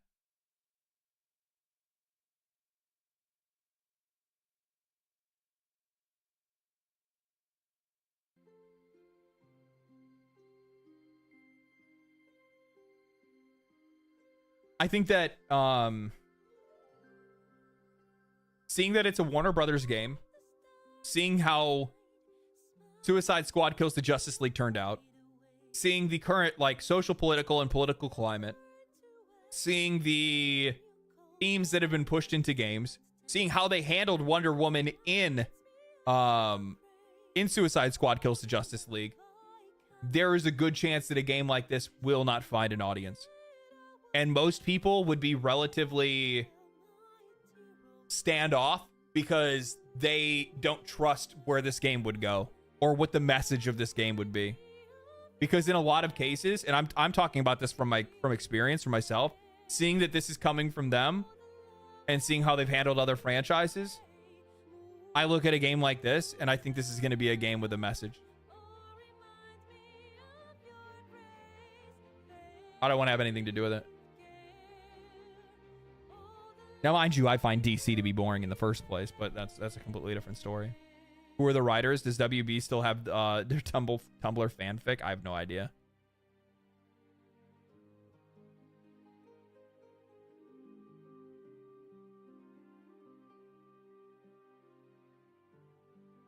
I trust Amy Hemming's Marvel game way more than this. Yeah. So I just don't see this turning out to be something that people actually want to play. Even if they make it, I just don't think the players are going to come. And you're already $100 million into the hole, and development is still a ways off. So what? You're going to put another 2 years into it? You're going to end up making a game that's going to cost you $300 million again? And it's going to flop.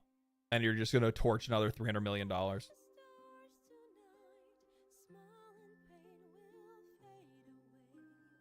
Look at the Sweet Baby makeover. I don't even think it needs a makeover.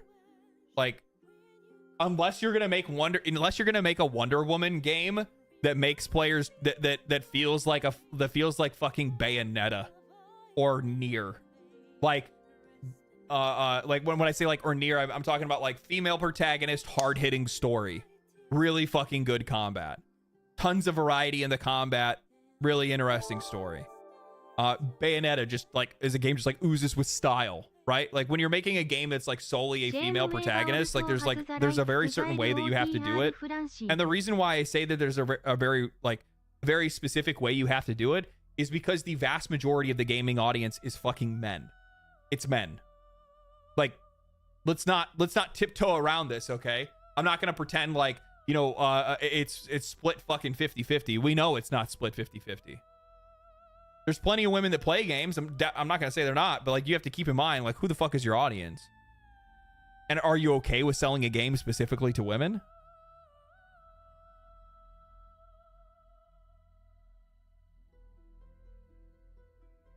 I don't know, but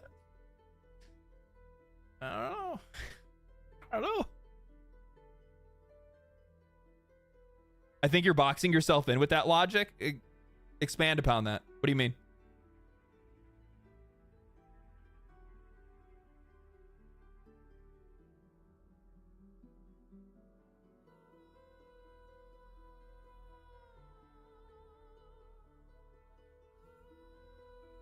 Doesn't matter if it plays good, in my opinion. Well, that's obvious. The game has to be good. I'm just saying, like, it depends on the direction they take it. That's all. Like, I think there's a very specific way that you have to position a game like this for it to sell well, especially today. And it's gotten worse over the years. The industry is the one that put themselves in that position in the first place, by the way.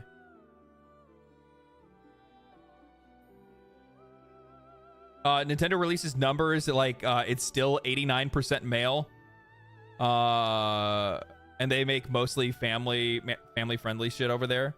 Well, I mean, but the thing is, that in that position for Nintendo, that's because all of their products have always been aimed at just a family audience. They never really have dipped outside of that.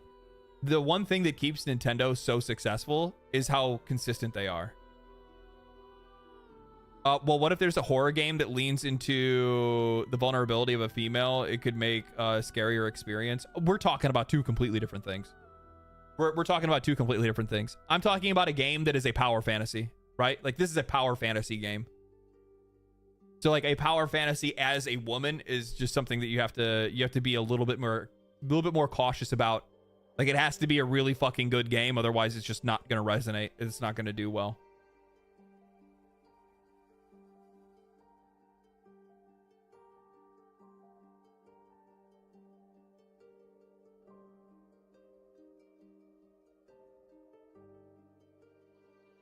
Bayonetta wants a word. Yeah, that's what. Well, yes. Like I said, there's something. Am I being fucking? Is my point being missed here? I'm confused.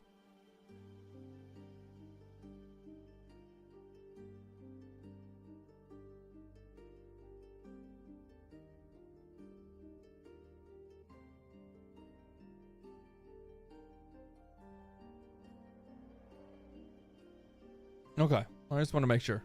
I want to make sure I'm not being lost here.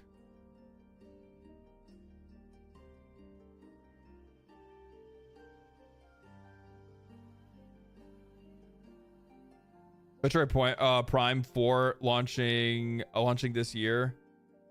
I'll be playing it because Samus is actually one of the best female leads. Well, like, that's kind of what it kind of comes down to. Is it's less about the actual like sex of the character. It's more about the it's more about just like how fucking cool the character is, right? Like, and that's really what this kind of comes down to. And it's probably the biggest weakness, I think, of a lot of games over the last few years, is that it's been less about the character and more about like what the character is, right? So like my fear is looking at WB games and looking at the direction of a lot of games that we've had over the last little while. You know, this is going to be a game about woman less than Wonder Woman, if that makes any sense. Like, it's going to be more about what she is rather than who she is. And you look at a game like Bayonetta. I mean, Bayonetta is a really good example of just rule of cool, right? It has nothing to do with, like, I mean, don't get me wrong. There's definitely some themes of like femininity and stuff like that that play a pretty strong role in that game. But yeah.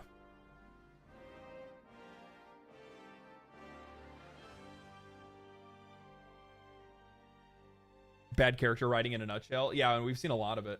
I just don't have a lot of trust in WB, to be honest with you. I think you can apply that to any game, not just with female leads, though. Yeah, exactly. We've talked about that in a lot of different cases. There's a ton of games that do the same thing. It's not just with female characters. I'm just saying that, like, right now, people are far more sensitive to that kind of thing than they ever have been in the past. That's the point that I'm trying to make.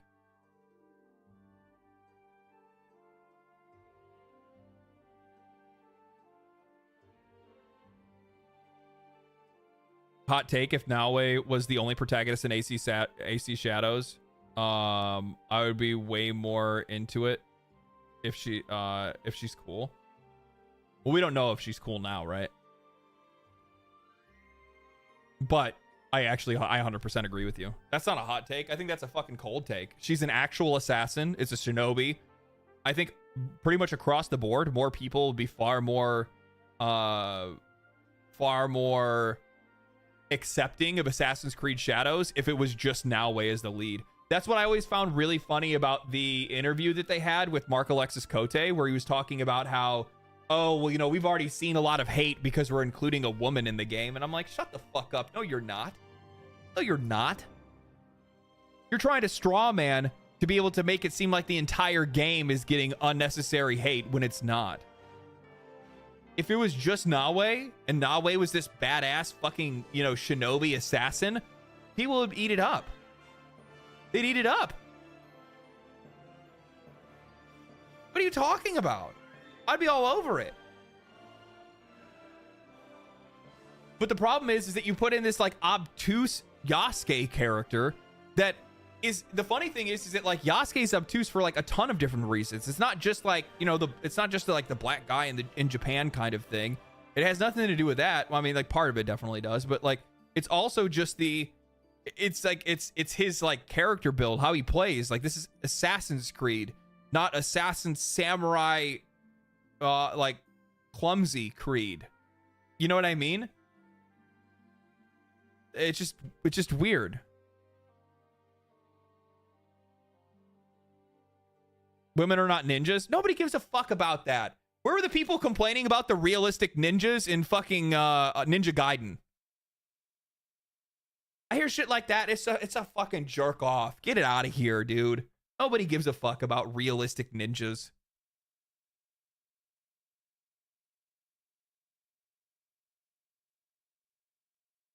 So why do you care about Yasuke? I just told you the reason. The game's called Assassin's Creed. You have played as an assassin, an elite assassin the entire time. Running around as a clunky fucking samurai doesn't make a lot of sense. It doesn't line up with the aesthetic of the entire game. It has nothing to do with like the core fucking creative vision of the project and what it's been. The reason why people come to play that game in the first place.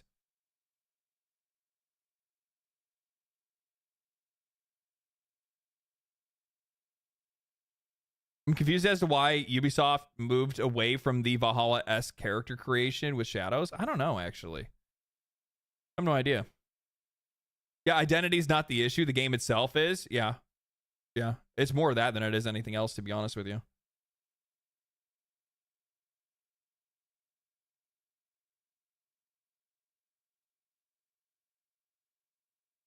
How did that already end? I just started this. Oh, I guess I started and it was actually at the end. Oh, well. Let's see here. We looked at that already.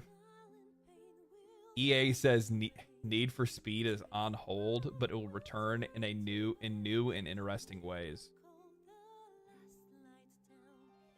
You guys know what that means, right?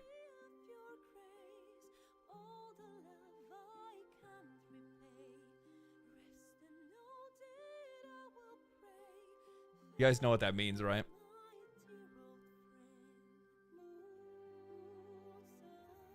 Oh, man, you guys are close. You guys are close. Nobody's saying it yet.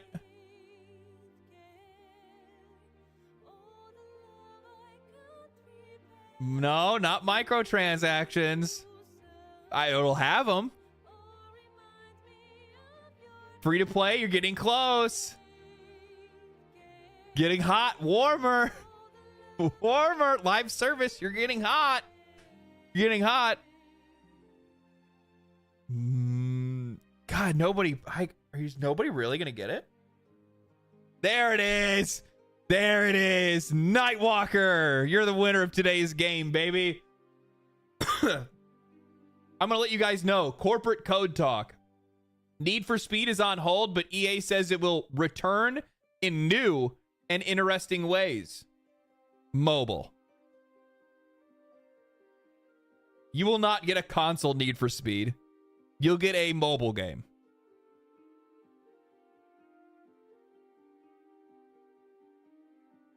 You'll get a mobile game. And you'll be fucking happy with it. And it will also be a gacha. It'll be a gacha car game.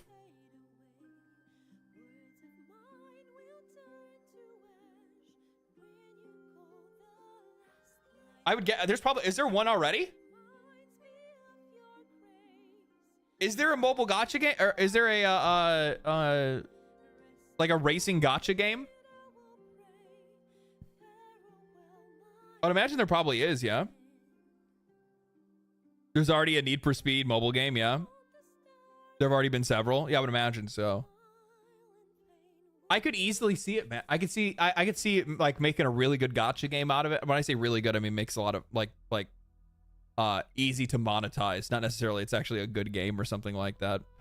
There's a mobile and Need for Speed game, but it's not gacha, I think. I guarantee that's what they'll do. They'll make a new Need for Speed game that's like a gacha game where you know, you can fucking gacha for skins, you can gacha for car parts, you can gacha for, you know, different models of cars that they put out and stuff like that. Yeah. Yeah. Make it an AFK gacha racing mobile game. Fucking 5-head. Hell yeah, dude. That's how you make the real money.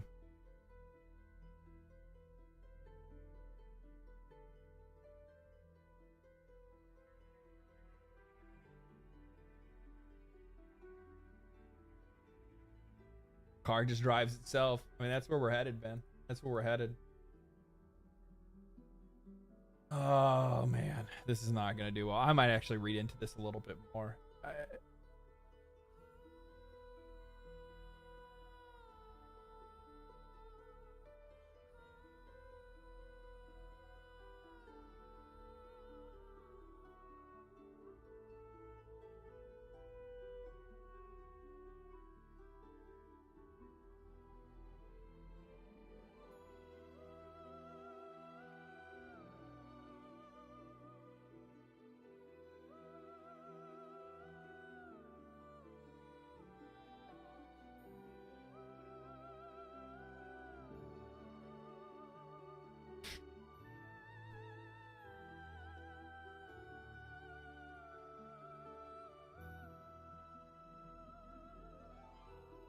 At least Capcom knows how to make money.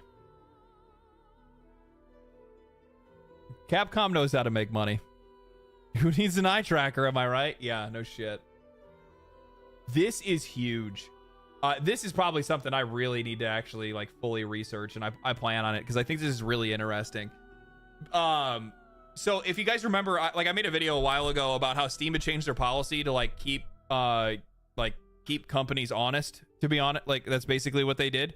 They were like, hey, so what we're going to end up doing is that like, if you're going to say that you're going to make an early access game, if you are going to make if you're going to make promises for future DLC, you have to give a realistic timeline. And if you do not meet that timeline, then we will refund all the money that you got. We'll do it without your say. If you need an extension, you have to ask us. We'll go ahead and give you an extension, but the second time you go to try to do it, sorry about that. Nah, we're going to give the money back. So basically, nobody's out there able to just like write blank checks anymore and say, oh, this game is in early access. We'll finish it when we finish it. That kind of thing. Like they have to publicly state and give proper updates to the people that purchased their game and let them know what is going on. And if that communication fails, then Steam will step in and make sure the players get their money back. Because from Steam's perspective, you rip them off, and you rip them off using their platform, and they don't like that. Well, Steam just took things a step further. What they're doing now is that anytime a game is abandoned, Steam is going to shame that game, right? So here's this game right here, and this is an early access game. It's this early access game. Get instant access and start playing. Get involved with this game and its developers. Games in early access are not complete and may or may not change in the future. If you are excited to play this game in its current state, then you should, if you are not excited to play this game in its current state, then you should wait to see if the game progresses further in development. Note, the last update made by the developers was over 4 years ago. The information and timeline described by the developers here may no longer be up to date. What is early access? Why early access? I want Spy Party to be an incredibly deep competitive experience about subtle human behavior and not getting shot. And to do that, I need players exploring the depths of the game's design. So they basically go to say, note, this isn't happening, and this is how they described it, and the game hasn't been updated in 4 years. Papa Crunch, thank you for the Prime. I appreciate that. This is fucking great. There is no, like, this is just pure good. We so very rarely ever get to see a lot of these, like, we so very rarely get to see things that are actually working in our favor. We very rarely actually get to see transparency. We rarely get to see consumer rights that are pushed for. And Steam is one of the only platforms that genuinely has its players, its consumers, its customers in mind. And that's the reason why players like Steam. Does Steam make way more money than they should? No. From my perspective, they should make more money. You know why? Because they fight for me. Because they make sure that I'm treated well. And the better that I'm treated, the more money I spend. I have no problem giving Steam money. None. Is there some shady shit and some bullshit Steam and Valve does that I don't like? Sure. I don't really give that much of a fuck, though. I'll be real. Don't really care that much. Oh, what is this? You actually have the article? Is this the loot box thing? Yeah, I get it. So you want to point out how Steam has loot boxes and shit like that. Yeah, I know. I don't really give a fuck.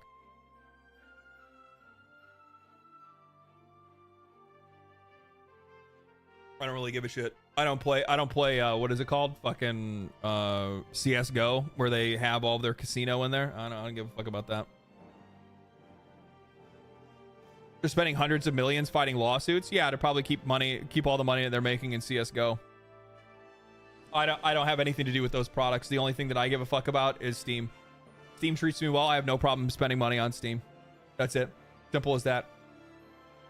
Do I wish that they weren't doing that stuff? Do I wish that they weren't fighting lawsuits and trying to keep gambling in video games? Abso-fucking-lutely. But what's going on with that and what's going on with this are two completely different things. It's not just CS:GO, it's universal. I know. Two completely separate topics, though. So I guess my question is, should I not actually praise something like this? Should I see this and say, you know what? Fuck Steam. Fuck you for doing this. I don't understand. Can I not say that I enjoy something like this, but not say that I just universally approve everything a studio does?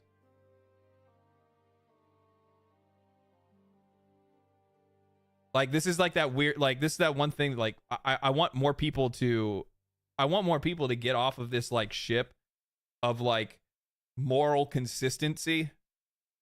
Where, like, you can't, like, I mean, like, the thing is, like, I don't like slavery, but I own a fucking cell phone.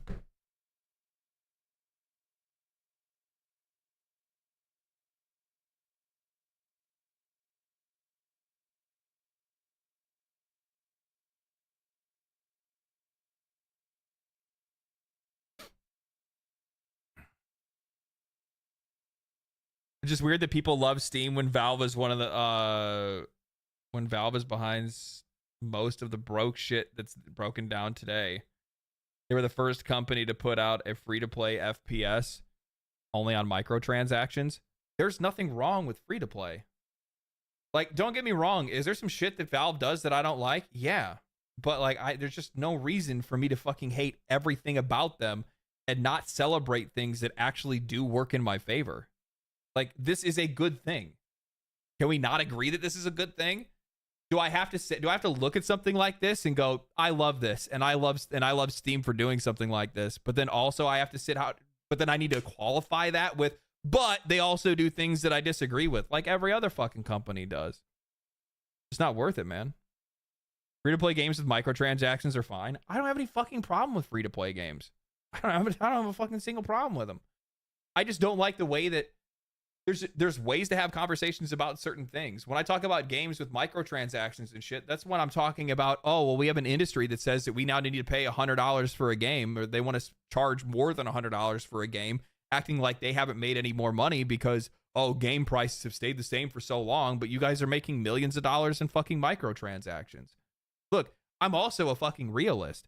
I can sit here and talk about, do you want me to be a fucking ideologue? You want me to talk about how I think microtransactions are terrible? I do think that they're fucking terrible, but I also recognize that they're not fucking going anywhere.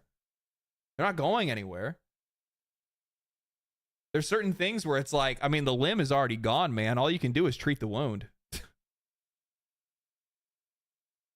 I hate CS2 skin gambling and loot boxes, but will happily, but we'll be happy when Steam protects me as a customer from their storefront with nuance as a thing. Yeah, exactly. That's what my position is.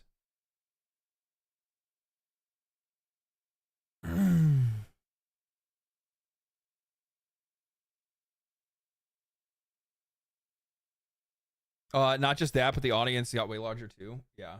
What the fuck is going on? It has not been 2 hours. You guys saw...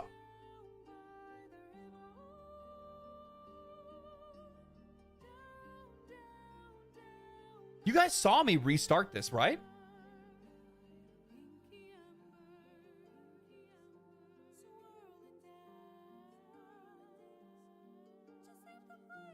I took this all the way back to like the main thing, and then all of a sudden 2.5 hours have played. It's just been like 5 minutes. What happened? What the fuck is going on? What happened? Did it restart? I refreshed it. Did I?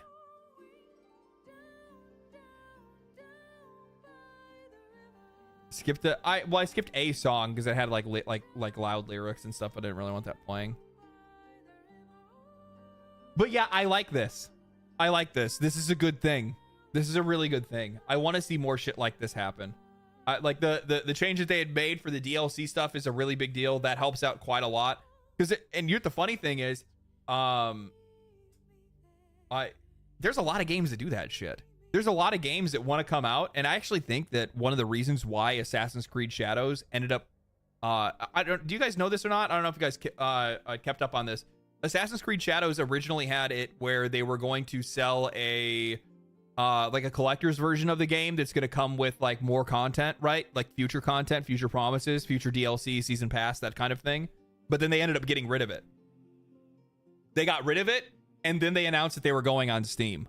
I would almost guarantee that the reason they got rid of it was because they were going to go on Steam, and they knew that this rule was coming and this rule change was happening, and in their discussions with Steam, they were like, oh shit, well, if that's the case, we're going to have to not tell anybody. We're going to have to withdraw our offer for season pass because we don't know what our realistic time schedule is going to be like for the season pass. Because they were planning on being like, we have a season pass, but like they've already done this a couple of times. Didn't they? They withdrew season pass content from what? Outlaws? Is that right? I think Outlaws is one of those games. They got rid of some of the season pass content that they were gonna do. I thought it was Outlaws. It might have been something else. It was on Steam too in the beginning, but then it got scrapped, and then it got scrapped with the first delay. Then they refunded it all, which is exactly what they should do. I'm happy that happened.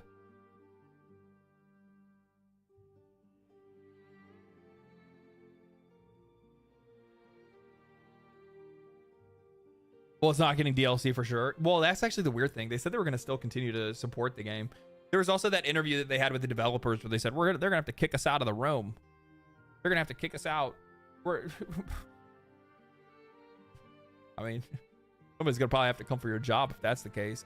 It just, from my perspective, man, it's so sad that they wasted massive on that game. It actually probably could have been good if it wasn't for so much oversight that they had to go through. The game was so overmanaged, it's not even funny. After like interviewing a few of their developers, one of the biggest things, probably the biggest issue that that company has is like how many layers of management they have. What do you think about the Avatar game? I didn't play it. Isn't the Avatar game the one where they forced, like they had an issue? Well, I don't know if they fixed it or not, but like they said it was a bug that made it where like if you accidentally picked up a quest for DLC, it would lock your entire game and you wouldn't be able to progress. And you would have to buy the DLC to continue to play the game.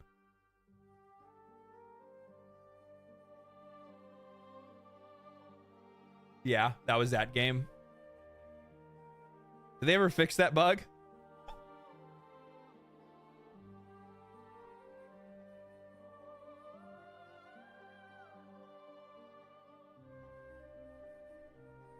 Oh, people just got rage baited on Avatar.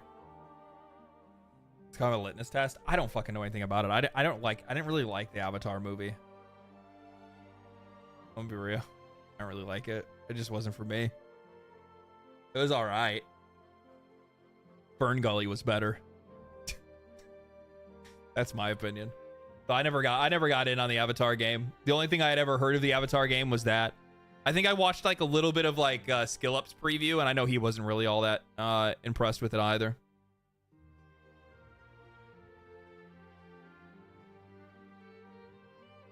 I know it wasn't a very popular game.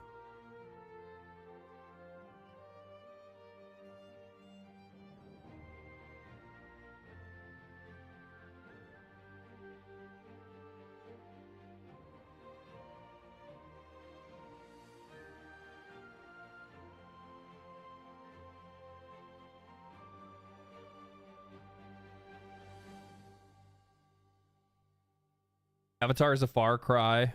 Oh, Avatar is Far Cry with blue people. It was quite forgettable. Yeah. Fern Gully had Tim Curry in it. Not quite fair. Yeah, it's true. Any video game that has Tim Curry is basically just going to be an immediate win, right? Rockstar Games has announced again reconfirmed that Grand Theft Auto 6 will launch in 2025 despite the lack of a new trailer. The announcement was, bro, it's fucking February. It's February. It's gonna come out this fall, is what they're saying. The announcement was made during Take-Two Interactive's quarterly earnings for quarter 3 2025. Looking ahead, this calendar year is shaping up to be one of the strongest ever for Take-Two. We plan to launch Grand Theft Auto 6 in the fall, it read. The news may come as somewhat of a surprise to readers, as online discourse the past few months have led most to believe that the game will undoubtedly be delayed due to lack of updates. At the time of writing, GTA 6 has not received its second trailer, with the first being released in December 2023. From trailer 1 to trailer 2, it's now the longest time between trailers we've seen for a Rockstar Games title. Yeah, well, we also haven't seen a lot of Rockstar games.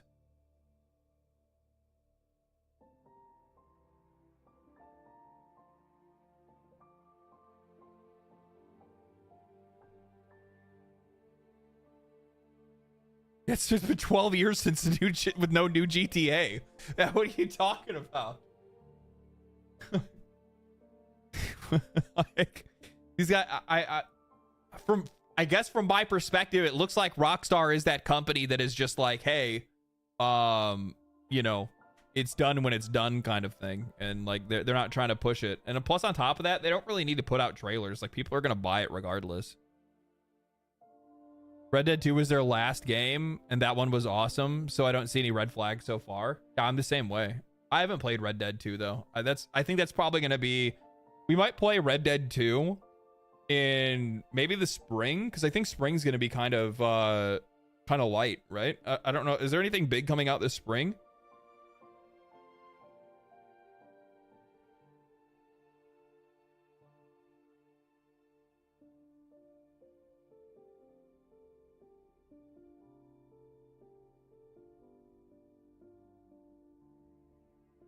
Red Dead 2 is abandoned? What does that even mean? I mean, like, I know it had like an online mode, but it wasn't like a live service game. It was just kind of like, I would imagine it would probably be abandoned.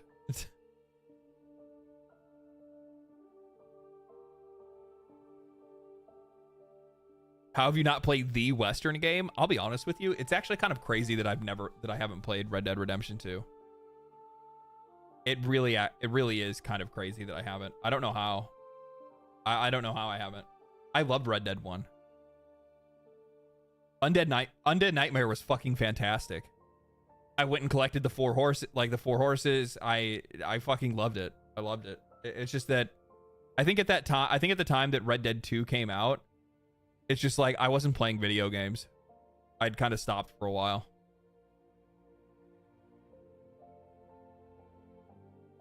I was living life. That's really all it is. I was just living life. I just wasn't. There's other things that I was into.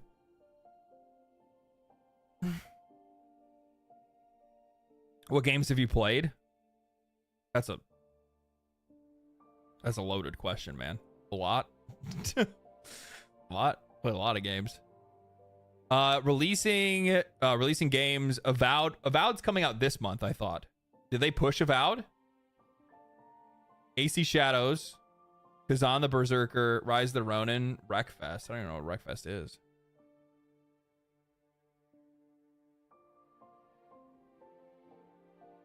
They pushed it back?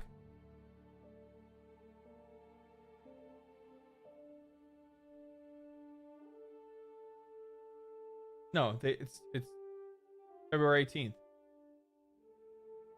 Yeah, they're releasing it this month, which is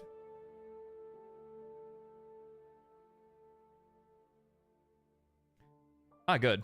I'm gonna be real. I don't see a lot of people rushing from Kingdom Come Deliverance over to Avowed. I don't know. At the same time, maybe it ends up scratching an itch that a lot of people have. I think people are wanting like an Elder Scrolls like experience, and maybe because of the fact that like it's going to be a much more like confined world, that it ends up being like a little bit more palatable, a little quicker to play. Maybe, I don't know. I've heard a lot of good things from the previews. The people that played it said they had a lot of fun with it. So who knows?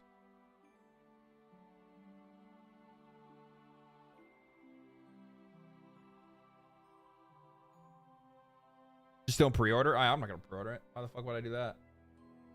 In short, Take-Two Interactive are confidence. Who wrote this? Tom.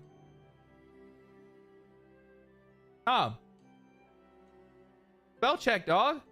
At least I know this isn't written by AI.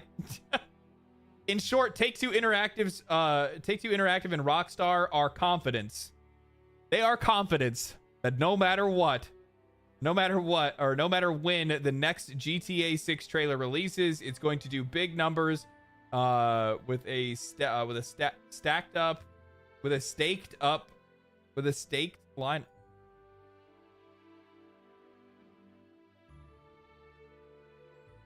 Tom, staked lineup for Take-Two's releases this year. They might be thinking that focusing the spotlight on other games for the time being makes the most sense.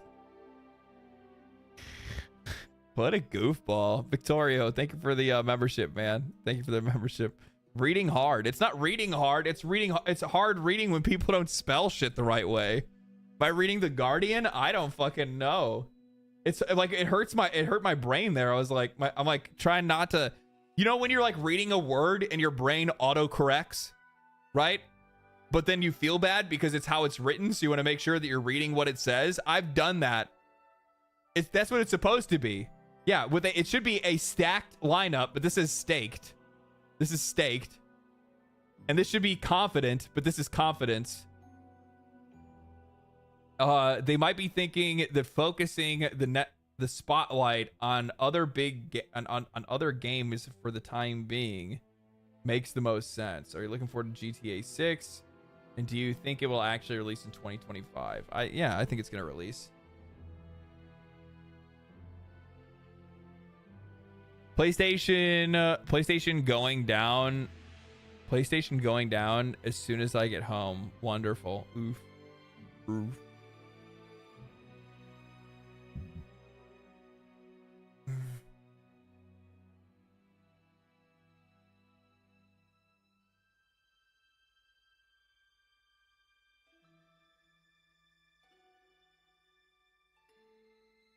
Sounds like console. What is this? Sounds like a console problem.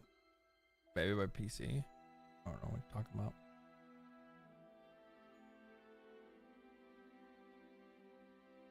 Yeah. Maybe they're selling steaks. Maybe that's what it is. Hey, you got a good point. You got a good point. Let's see here. Is there anything else that I wanted to cover? Oh, there's a new Monster Hunter trailer. Didn't watch this one yet. All right, let's check this out.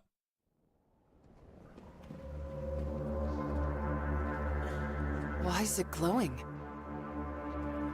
No clue, but I noticed it when setting up camp.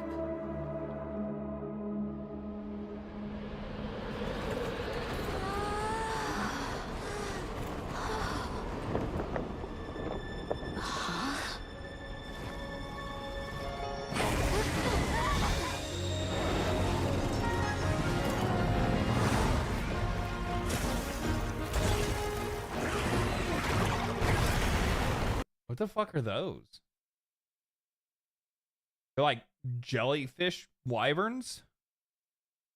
What is this?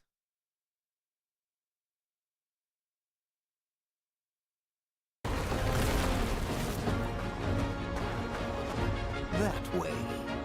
Oh, dude, if I can dress up my fucking Palico as like a wizard, I'm fucking here for it. Straight on to the end.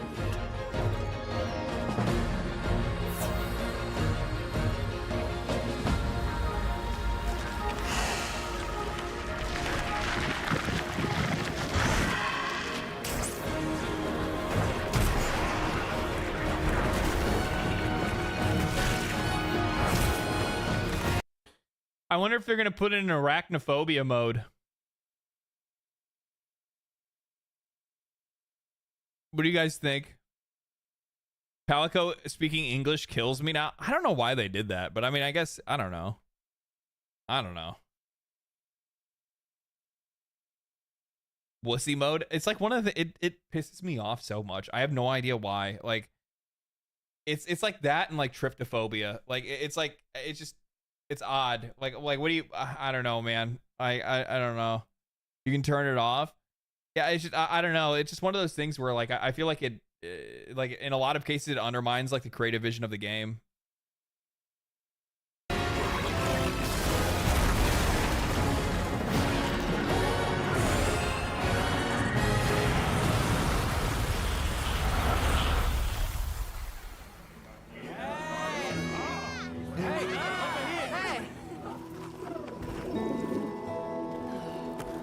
I hope server performance turns out well.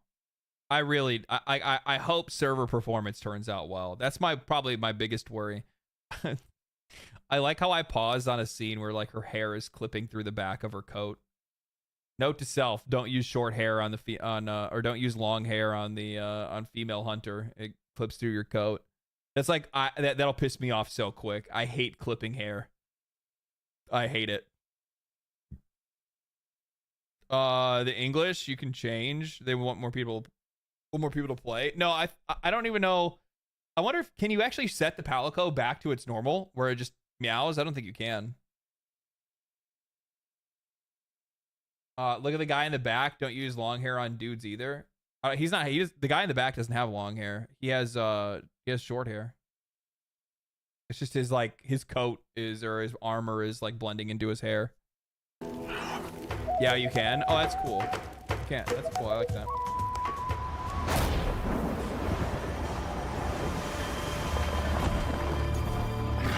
Why? Oh, cool. Why did it attack us? There must be a reason, right? If things were different, you wouldn't have this. How good do you guys think the story is gonna be? I have a. I mean, like, I think it's just gonna be. I think it's just gonna kind of be a placeholder. They act like they've been talking and acting like it's going to be like a really engaging story, but I'm just going to take a wild guess and say it's really just a placeholder like it's always been.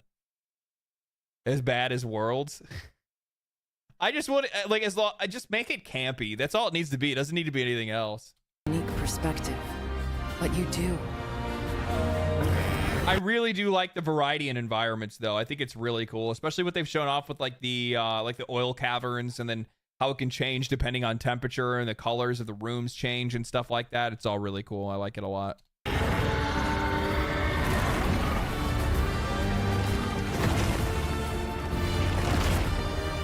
Isn't this also launching with the most amount of monsters, like most amount of like unique monsters that they've ever had?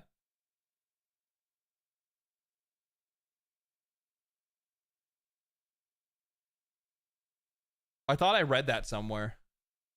I haven't kept track of like how many monsters that they're gonna have, or at least what they're launching with.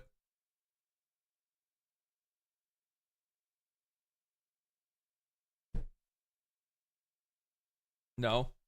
Okay, maybe I was wrong about that. We will find his people. I remember this. I came through here. The Keeper's Village should be right through there. I'm gonna have to find out how I can make my hunter look like the blacksmith. That's what I want. Is that monster absorbing its energy?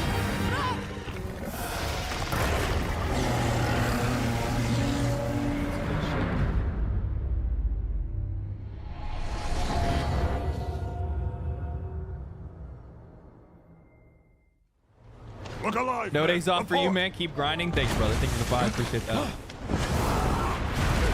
What's that?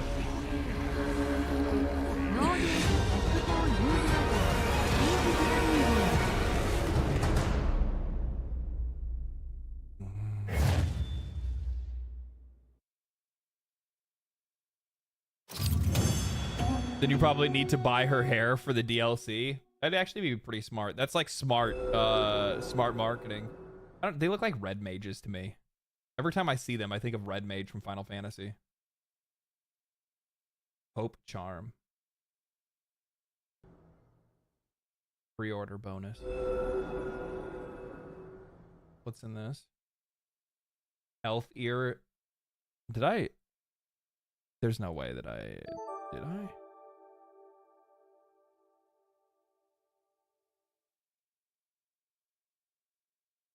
No, I did not. Decapitated. Thank you for the Prime. Appreciate that. Seems like a very sad pre-order bonus. Yeah. Yeah. So like the deluxe has samurai armor, it looks like.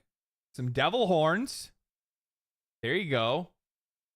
There's gonna be some people that are out there that'll probably like these little devil horns for sure. 2 hairstyles. That kind of actually looks like her hairstyle right here, but it's not as big in the back. Gestures, makeup, pendant, sticker sets, nameplate. I don't know what that is. Oh, so like you can actually like change how your nameplate looks on the side when you're playing with other people or something, maybe? I don't know. Interesting. Available for download after release. So they're going to have a cosmetic DLC pack and another cosmetic DLC pack, but we don't know when they're actually gonna do like content DLC, huh?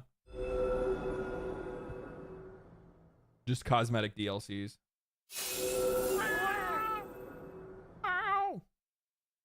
Oh, that's cool. Monster Hunter World save data, armor set, feline leather, oh, armor set is feline leather, and weapon is feline acorn spade. That's cool. Isn't that the like original outfit that you got from World? And then we also get the Iceborne set as well, it looks like. That's cool. I have both of those, so I get free stuff. I really like it when games do that. I really like it when games reward you for like playing their other games, even if it's just something small. It's still nice to know that I'm appreciated in some way. I'm excited for this. I'm excited for this. Did you run the benchmark test? Yeah, I ran the benchmark test. My computer's going to be just fine. Actually, you know what? I'm going to run it again. because last time I ran it with what did I do? I ran it with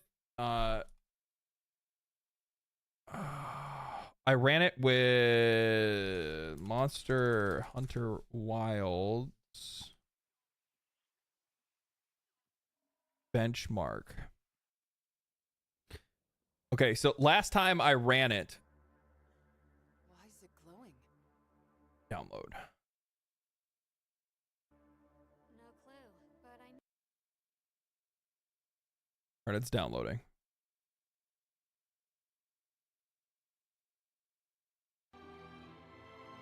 So I ran it, but I didn't have anything else that was going on other than like watching YouTube.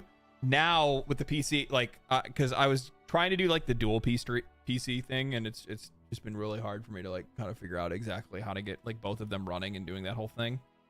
And so I want to actually run it while I actually have stream up. I want to see like how much that's going to impact it. It's crazy that you can run Kingdom Come Deliverance 2 on a 1060 card. I know I've heard a lot of people talk about how well the game is optimized and how well it runs. It's kind of crazy to me.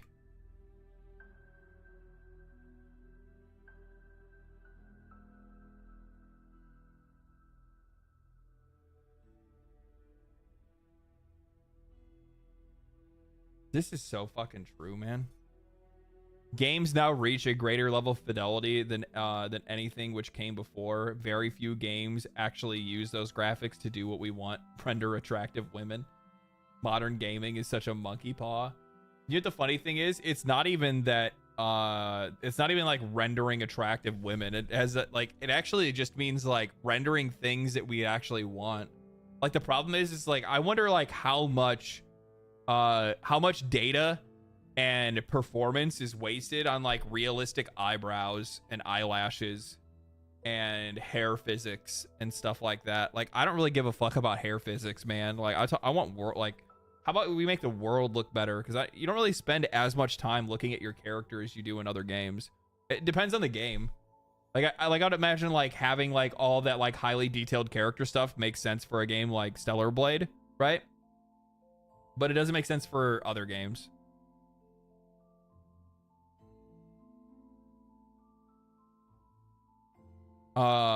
Waiting to play Stellar Blade on PC. Let's hope they say something soon. I know they said they were going to be releasing it this year on PC, but I think that they're just waiting until they have it done and ready and it's in like the best performance it can be, which is pretty smart for them, to be honest with you.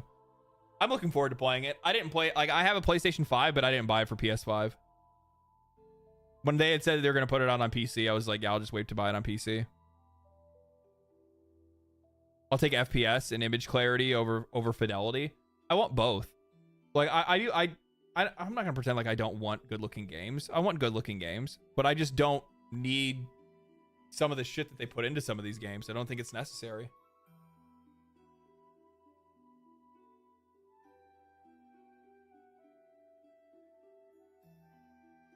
Good game, decent graphics.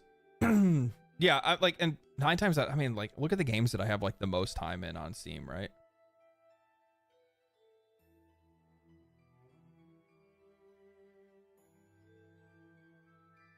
Like, the games that I play the most, like T-Mod Loader, Terraria. I mean, I put a lot of fucking time into Path of Exile too. 250 hours. It was pretty fucking good for me. And Baldur's Gate 3. That's one of the games where like it was kind of like the perfect mix. When it launched, it had some performance issues, but it got better, right? Stop making games for 4K. Honestly, fucking true, dude. Honestly, true. I had a buddy of mine. He's just like, well, you know, what do I need this and this to play in like 4K? And I'm like, fuck 4K. Play a game in 2K. I played in 1080 to probably look even better than 4K. I think a lot of times people don't really realize, especially like some people that are newer to PC gaming, don't recognize that like PC monitors just like look better than like a standard like a television does. So they're used to like 4K on like a big screen TV and stuff like that. But like if we're talking about, you know, you're playing on a monitor, 1080p looks insane on a fucking PC monitor. A 4K is just not even fucking worth it, man. I have no interest. Both of my monitors are. I have 1440p monitors. I like 2K. 2K's fine. Stable game, beautiful game. Yeah, but still, the thing is, I want both, right? Like, I don't need games to look ugly. I want games to look pretty, but I also want them to run well. I want them to run well more than I want them to be pretty. I'll be honest. Yeah, that's true. But yeah, I mean, like, a lot of the games that I put a ton of time into, like a ton of hours into, are not like the most like graphically insane games, right? Like, what else do I have a lot of time in?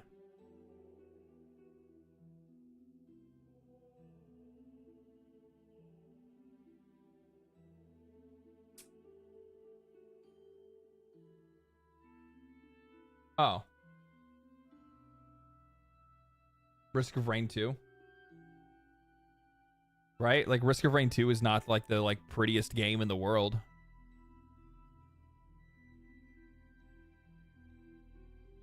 But it looks I think it looks good. I like the way it looks. I played on 1080p until now, and I'm going to upgrade to 2K once I get a 50 series. Yeah. Yeah.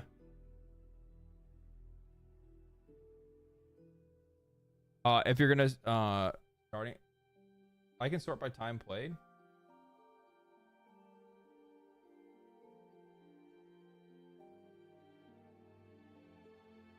Huh? If you go to starting library page, you can sort by time played. Isn't this starting library page?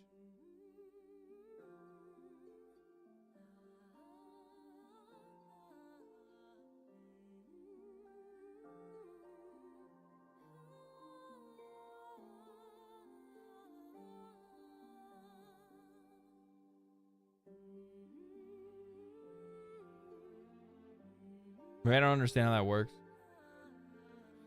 Hit home in the top left.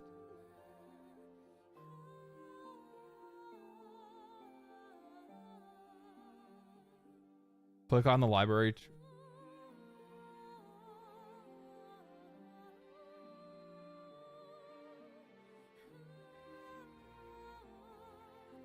Oh, there you go.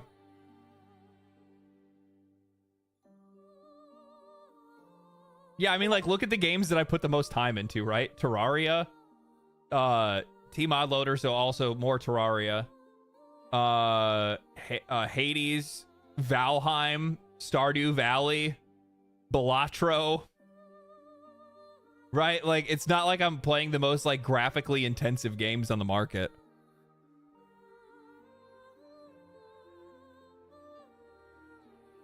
Where's Veilguard?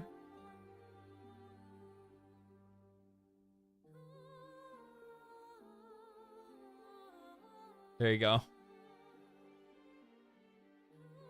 I need to play more Dredge. I was having a lot of fun playing this.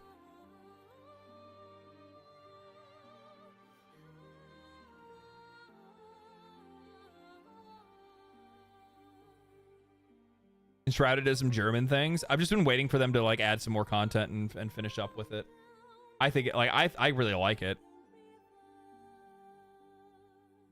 I wish they would do something to the like looting system. I like them to add something to it.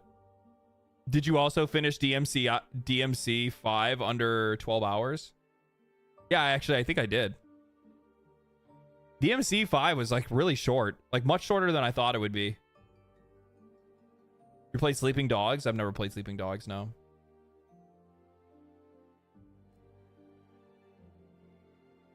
Yeah, we never finished Subnautica.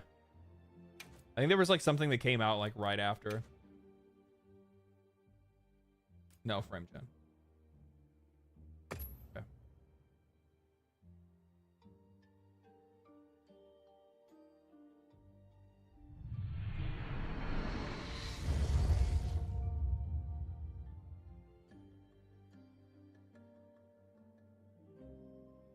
Sleeping Dogs is so good.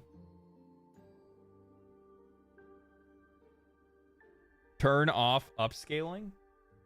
What do you mean?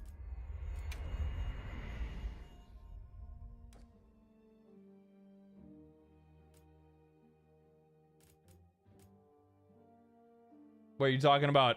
Oh, your NVIDIA DLSS? You say turn it off?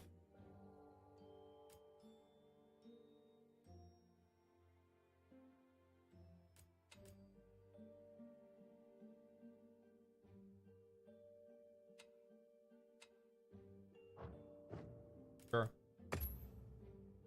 Give it a run. See how it does.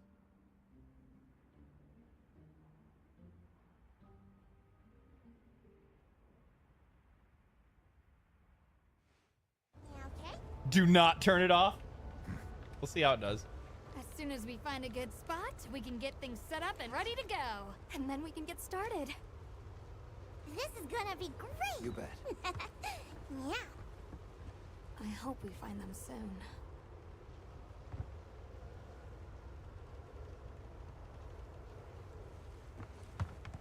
Look! I really like the character art. I'm super interested to see what like all the environments are gonna look like. Some of them look really, really cool.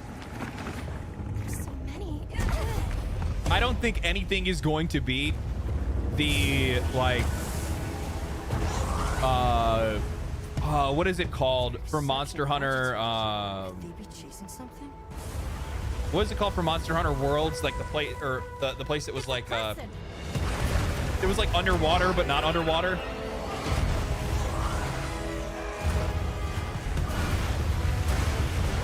I forgot what the zone was called. What weapon are you gonna use? Probably longsword. We're still too far away. What do we do? Hold on. What's that? But I might end up experimenting with something else as well. That's all right. I just fucking love longsword. I always like being anime as fuck. I'm coming too. Coral Highlands, yes, Coral Highlands. That is like what? That's probably one of the coolest places I've ever seen in a video game ever. Period.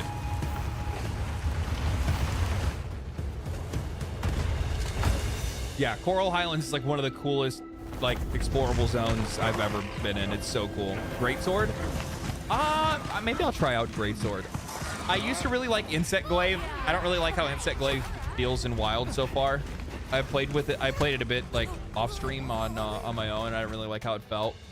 What else?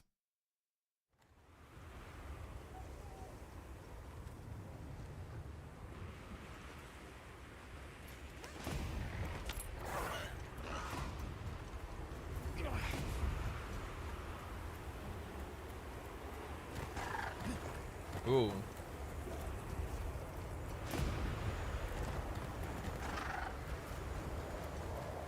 Glaive is getting a bit of changes come release. Okay, good.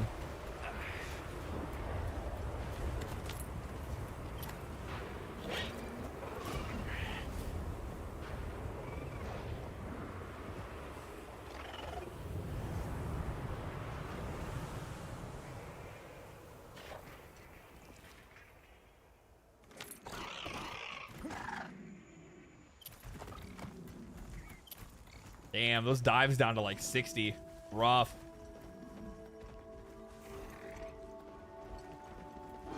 Pretty game though.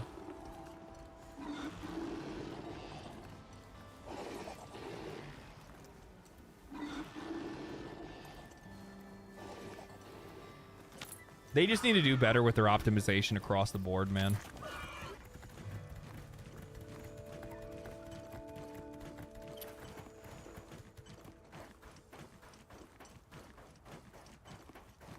I think that's like one of the things that I have a problem with. Like, that's probably like my biggest issue when it comes to AAA nowadays.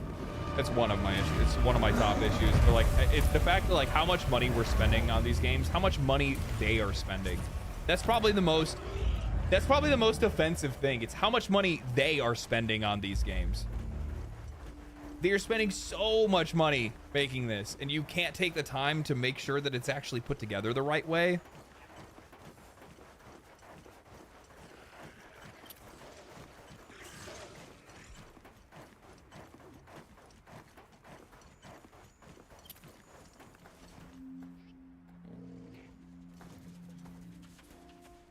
You'll notice all the dips when it's a lot more persistent. AI entities on screen, monster NPCs. Yeah.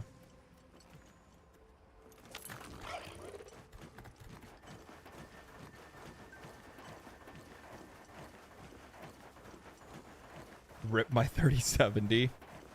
I'm telling you guys right now, 70 series is just a fucking rip off.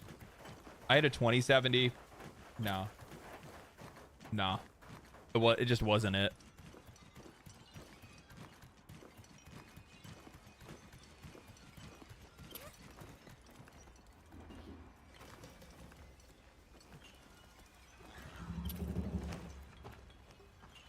'20 series was a rip off. Well, that's when I got into playing on PC. So I got a 3070 laptop for uni. I'm cooked. Oh, you're not playing this on a laptop. I have a laptop that has like a fucking 3080 in it, and it's fucking garbage. Playing PC gaming on a laptop is just not good. You're so much better off building a actual desktop computer and then just getting a Steam Deck.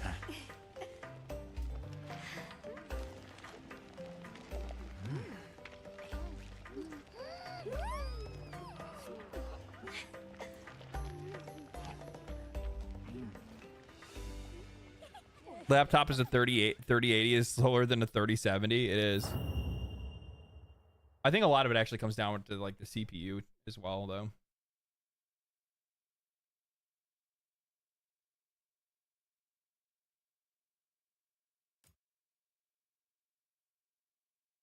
Now, mind you, hold on a minute.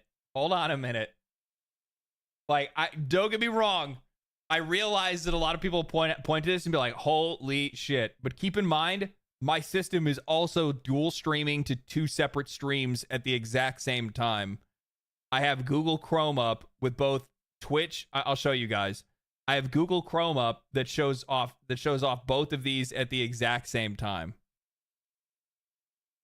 So I have 2 videos that are also playing in the background that's showing me the health of my stream and my streaming platform playing at the same time. So it's not like this is just pure game, but I will say that it still obviously needs love when it comes to its optimization. So AMD is bad? No, my computer's doing a lot of fucking shit right now. You have a 7800 X3D and a 4090. It doesn't matter. Run the same settings without upscaling, and you'll lose like 5% performance at most. Yeah, I guarantee that. I have while browsing on, I have multiple browsers. Like I have Firefox for like random like Firefox is my daily driver. Chrome is specifically just for like YouTube and Twitch related shit. And then that's it. That's how I have things. I try to make sure that I keep things like quarantined the best that I can. Accounts and stuff like that. It's just certain things that I do. Yeah, I have a 9800 X3D.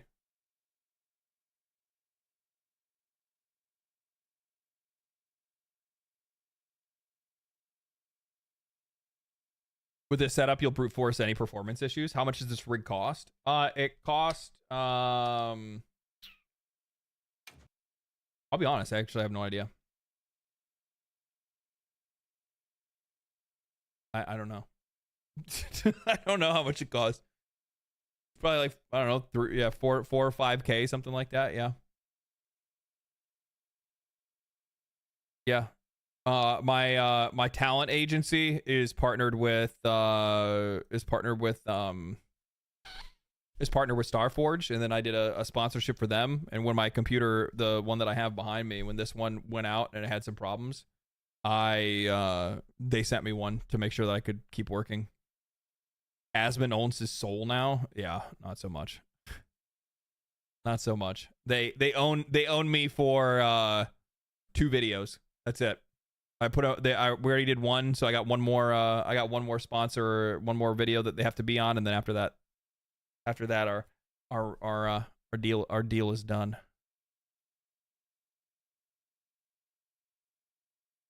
Let's see here. Where is this shit at? Where'd this be?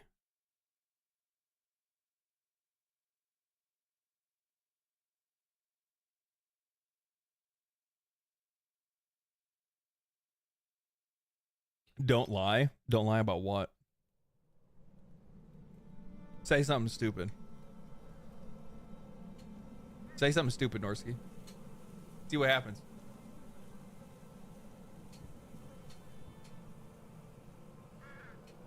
Not you, don't worry. Oh, okay. I was about to say, but what? Huh? Huh?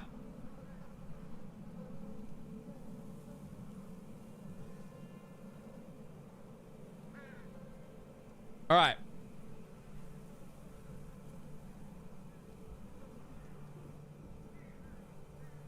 Ladies and gentlemen, boys and girls, today,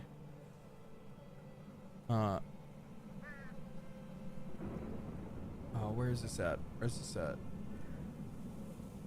We'll do this. We'll see if it actually works. I don't know. We're actually gonna have to fix it and probably move it around and stuff like that. All right, so we are going to we're gonna play a game today. I had an indie developer reach out. They have a game that is released. It is on Steam right now. It is in early access. It's actually 20% off right now. So the game's $15. It's not like a massive. It's not a very expensive game. Very cheap game.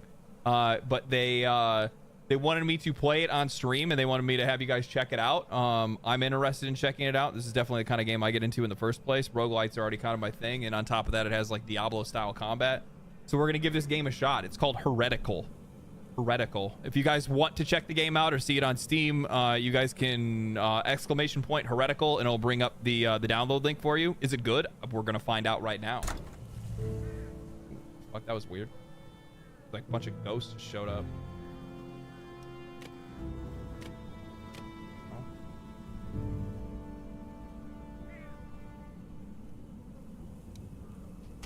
Okay. Enter profile name. Leg drops. Okay. I guess it has multiple classes, so I guess we get to pick classes at the start as well. There's Herald. Oh, listen, we only have one to start with. Okay. Herald. Slave warrior. In days long past, Herald, once humble, what's a humble farmer, tilled the land beneath the sun's warm gaze. But malevolent crusaders descended, turning his peaceful life to ashes. With his family cruelly snuffed out, he was dragged in chains and thrust unwillingly into the grim world of the arena. Every battle he fought was not for glory, but for survival.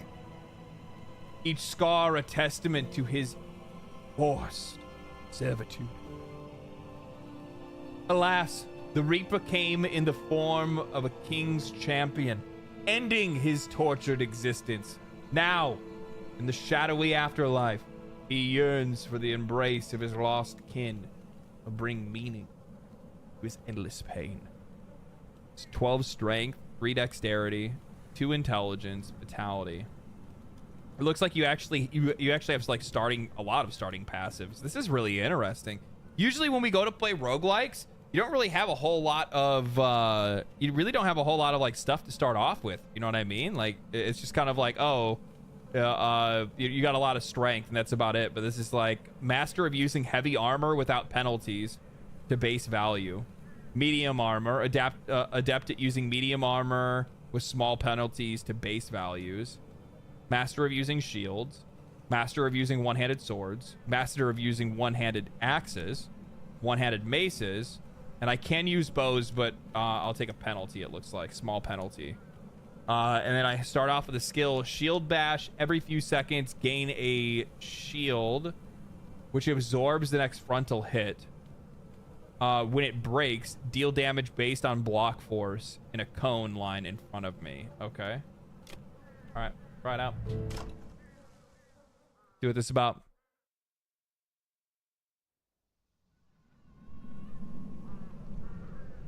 Okay. Here I am. I actually like the way this looks. This is like way fucking old school.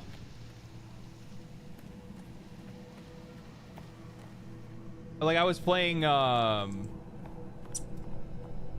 What was it? What the fuck was I playing recently this reminds me of?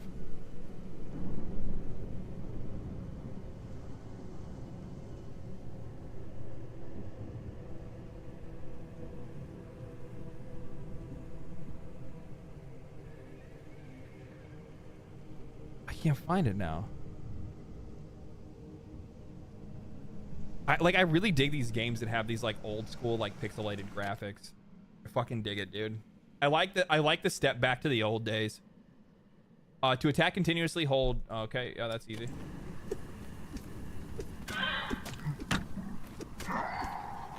Okay, you pick up gold. All right. Dash in a direction with space. Okay, space is my dodge. Oh, shit, that hurt. What's that? There's a potion? Holy shit, this motherfucker's a sniper. What is this? Lever doesn't move. Okay. So you actually have to like adventure the area. That's interesting. What's this? You have unclaimed items. Claim the item. Oh, okay. So you do pick up. It is like an ARPG. You do find stuff and pick things up. All right. Fast attack speed. This is all the same, but it also comes with fire attack, thorns, and increased lightning damage. Okay, we'll take that. I'm cool with that. Hover over a unit to make it the current target. Oh, okay, yeah. Oh, shit. Okay.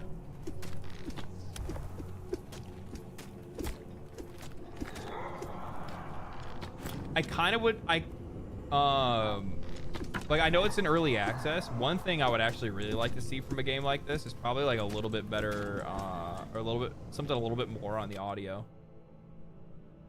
To block incoming attacks, raise your shield with the, okay, cool. So I can block as well. Oh, I can like full on negate that. That's nice.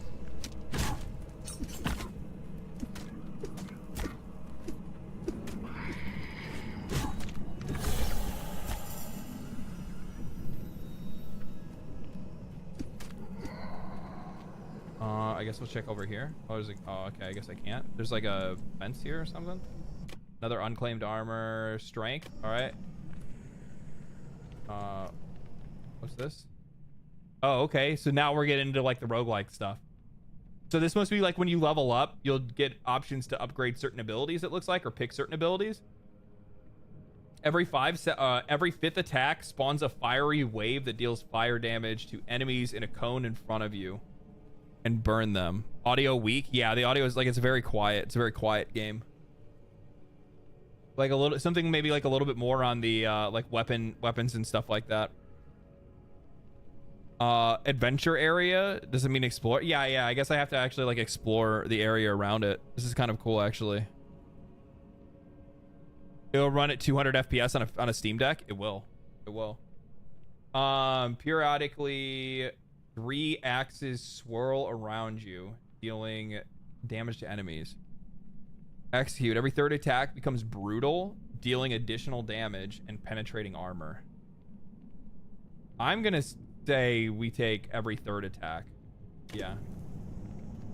Okay. We'll give this a shot. We'll see how this does.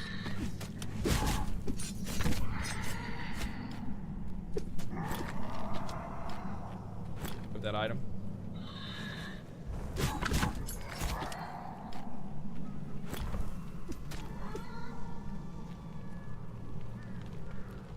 I kind of like how this isn't just like a I really like how this is set up actually.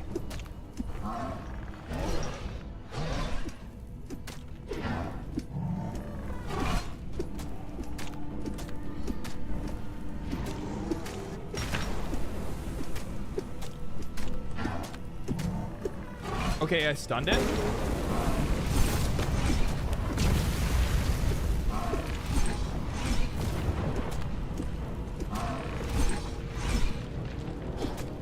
All right. Easy. Okay. Okay, this is actually really fucking cool. So a couple of things. One, I really like that this is getting away from the trend that we've seen with a lot of roguelikes where it's like room by room. You know what I'm talking about?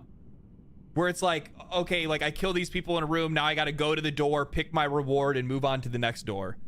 Or they go the Vampire Survivors route, where it's you know, it's just one map and you just stay in the map and you have to like just keep doing circles and stuff like that. And there's not really anything to the world design at all. This is actually like I'm progressing an area. Like I like this. I like it a lot. Like it's much more like exploration mixed with like throwing in like boss fights and stuff. I think this is really cool. No, I don't want a staff. Pendant and frost damage. I mean, I'll take the vitality. There's nothing wrong with that. Currently equipped 2 to 28.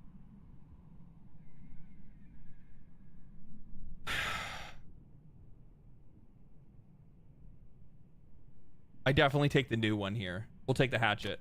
Yeah. Short bow. I'll just discard that. I don't really need a bow for anything. Wrapped boots for sure. New helmet, easy pick. Okay.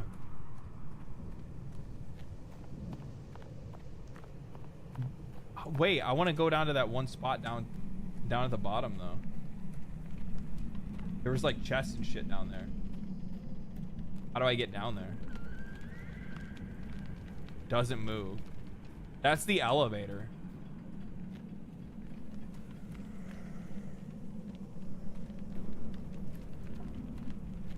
Ah! Oh, I can just drop down there. Okay. All right, let's do that then.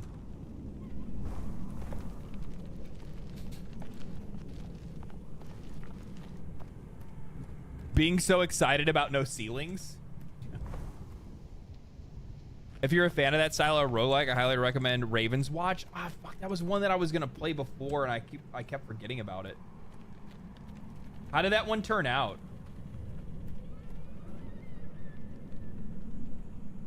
Can I go down here? Yeah. Oh, okay, this has like a wind up. That's interesting. What's this? Can I knock this down or anything? No? Okay. Oh. I'm stupid. I didn't pay attention. I want that chest. I'll do this as many times as I need to until I figure out. LD, there's a lot of games that you say you want to play before it. Why do you guys keep trying to like hold me to my word?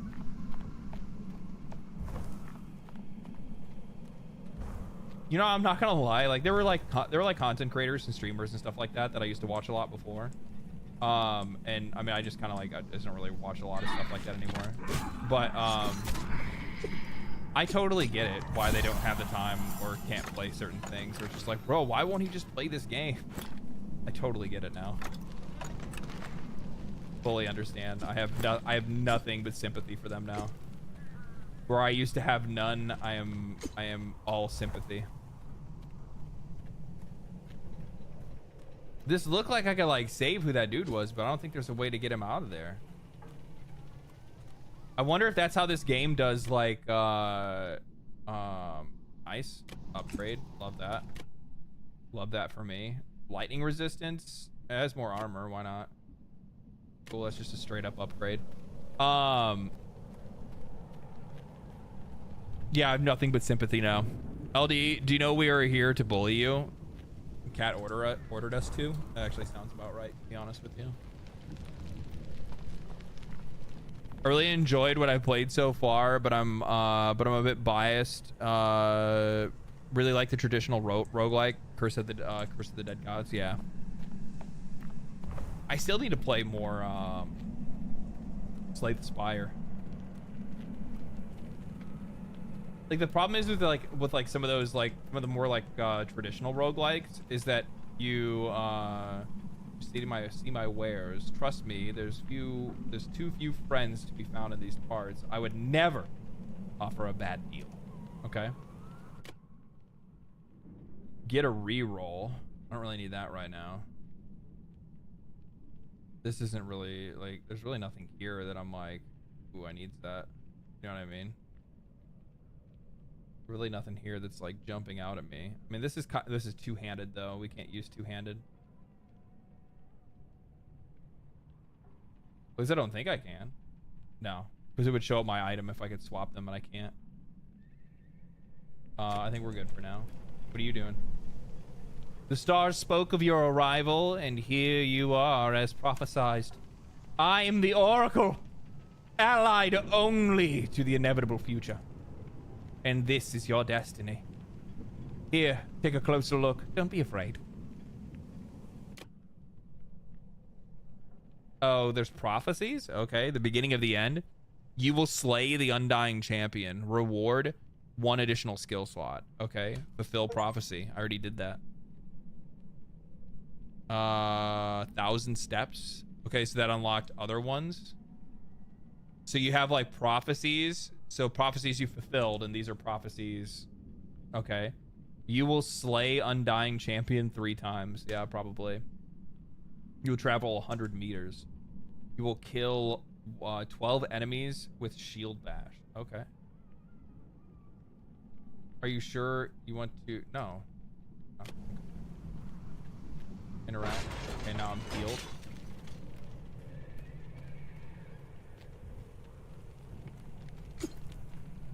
What's this? Well, that's not fucking frightening. Ah, that's creepy as shit looking. Oh, forgive me. I was absorbed in prayer. What sorrow brings you to this forsaken rock? Was it perhaps destiny? Don't linger on your misfortune for too long, or you shall be marked by the curse. Go forth, cross the chasm, and find your closure elsewhere. There's nothing for you here. Okay. All right. Thanks, man. Have a good day, Mr. Octopus person.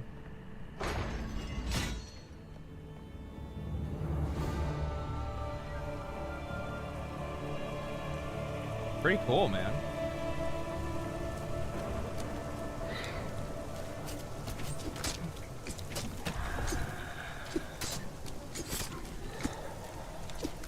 I wonder when they say like the game has like Souls elements, I wonder if it's actually like in the level design. Like if there's gonna be like interactable things for you to be able to unlock certain area, like levels of the area or something like that. Give the money. It looks like it.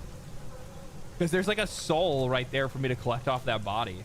So I need to get up onto that roof. It looks like that's exactly what it is. See, now that's interesting.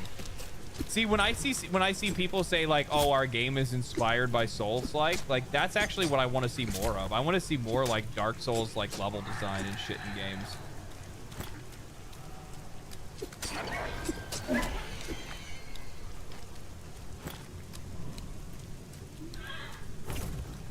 Shit.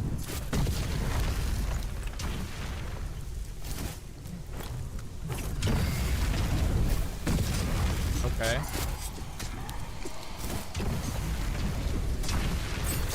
Guys, I'm gonna be honest. Like, when I hear, oh my god, I went to the wrong place. I went to the wrong place at the wrong time. Oh my god, you guys are like actually like fucking me up here.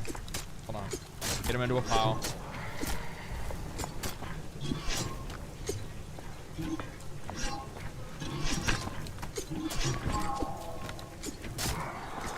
Big XP situation. Big level up situation. Give me the money. Okay, all right. Execute toxic trap while dashing. Plant a trap that can be activated. That does decay damage over time. Periodically, 3 axes. I think we're gonna take this one now. We got a bunch of gear. That's a big come up. It sucks to lose the strength. I don't think I'm going to. I'm gonna keep my old. I'll take the strength here for sure. I don't really want to lose the strength, but the armor's probably gonna be nice to have. This is literally the same thing. Hit points. I mean, that's. Yeah, I'll take the creeps. Block force. I like that I can be able to like. I like that I can actually like kind of collect gear and then slowly go through it all like this. You picked the wrong slum fool. Yeah, I know, for real. What game is this? It's called Heretical. You should be able to exclamation point Heretical in chat, and it'll link you the game. It'll link you the game on the Steam store. It's like, where is it at? It's $12 right now. So let me finish with this, and then will this get rid of my other weapon? No. Okay, it's just a secondary weapon. How do I switch?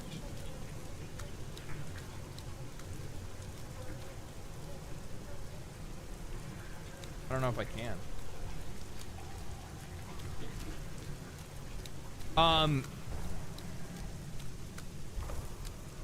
What was I gonna say?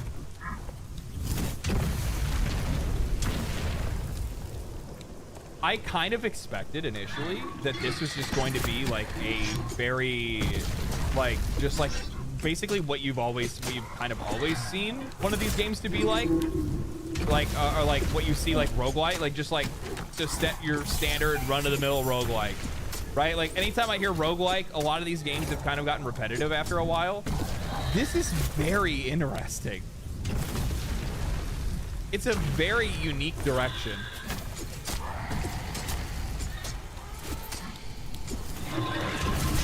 Oh god.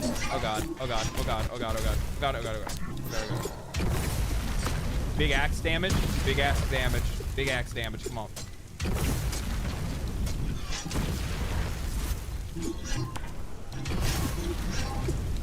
I need to figure out how to get on those roofs and take care of those guys.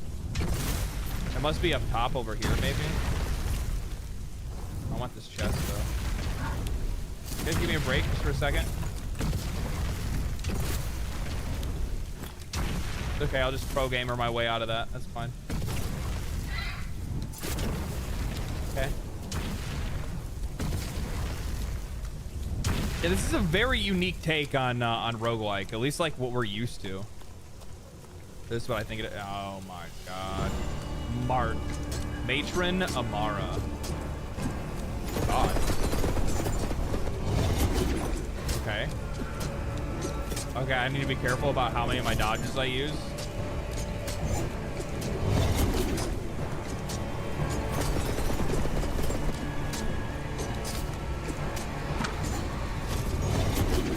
Oh.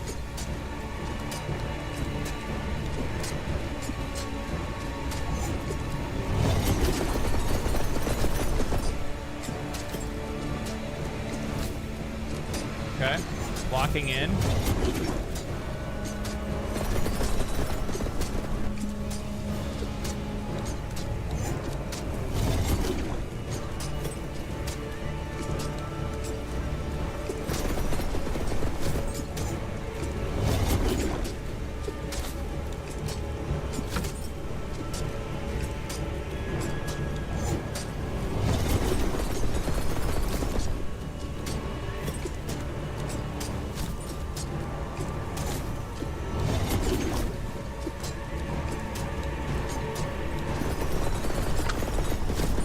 Doing all right.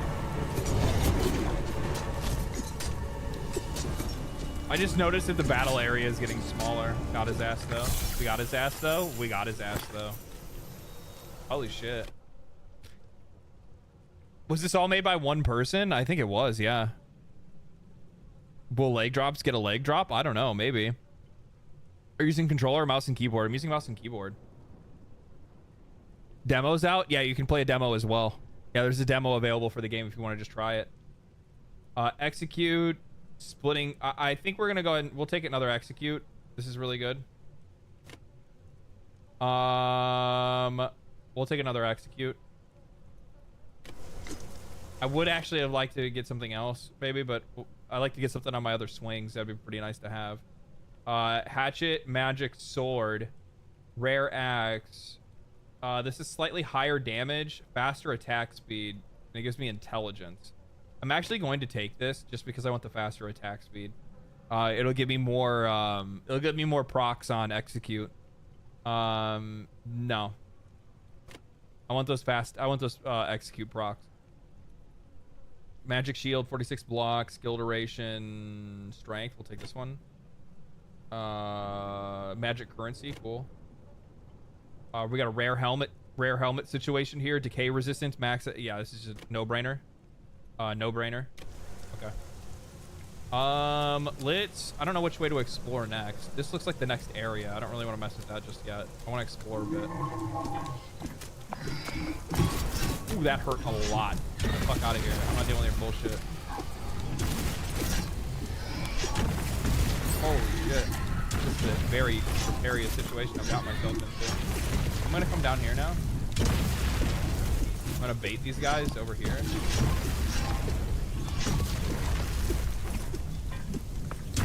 Angry boys. Angry. Okay, we're good. We're chilling. What if there's a way for me to be able to find like some, maybe like a little bit of healing? I'm at like half health right now, which is not, it's not necessarily what I want. Who's this? Right. I just cut that motherfucker's head off. Okay, that's cool. All right, get out of here. Bro, you guys are like really making my day hard. Like really making things harder than they need to be. Can I use the, so I picked up a bow and arrow. Can I actually hit these fools from here? Oh, I can. Ooh. Okay, so having a bow and arrow, even though I get like a penalty for the damage because I'm like strength based, I can still use it and it's still very helpful. Because at least I can get rid of these guys. Bring my fucking sword back out. Chop them up. All right. I see what they're doing. They're cooking here. There's a switch, but I don't think I can. Oh, can I? It is like a Souls-like, where you can open up separate pathways and stuff. I like that a lot. I think that's explosive. I think that's gonna hurt me. Oh, no, okay. What is this? Begin ritual. Blessing. And I can abolish, so I can choose and abolish. Elemental damage or dash charges. Dash charge is always nice to have. Choose a price to pay.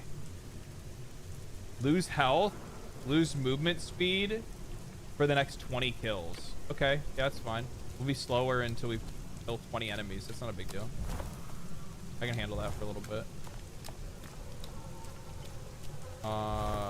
We need to go back up here though. This is the game.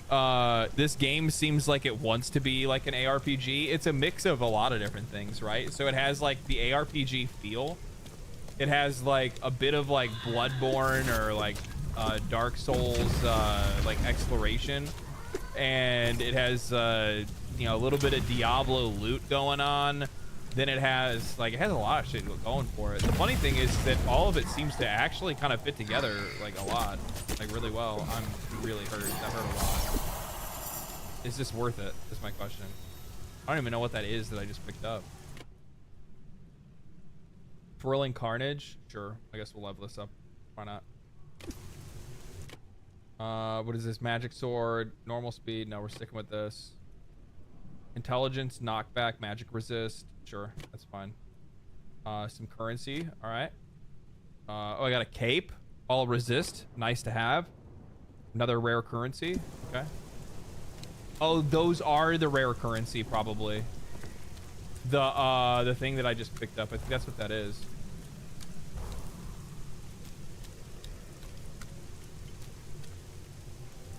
A little bit of everything.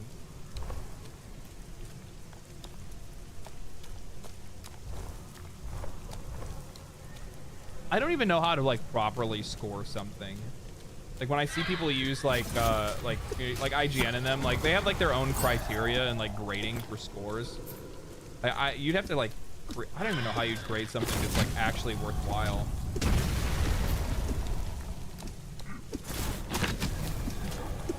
Because there's some like truly goofy shit that they put on there as like things that they're looking for a game to like reach certain scores. And like the weird thing is that like when you actually look at how their like scoring is tabulated, in a lot of cases there is a like things will be outweighed in a way. I forgot what outlet it was, but there was an outlet where basically they made it where like inclusive elements would end up outweighing like graphical fidelity or performance. We're like, if it scored high in this area here, it didn't really matter if like performance was bad because it would offset it. What? Where am I? Oh, I have no clue how much time I've been sitting here. Maybe it's time to go. Prophecy fulfilled. Oh, it's a playable character, the Elementalist. Okay.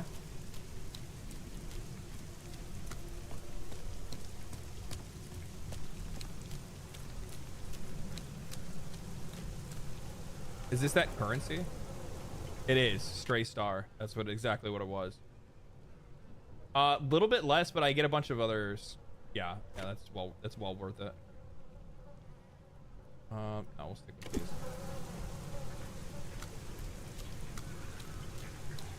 IGN just rates every game a 7. It feels like that.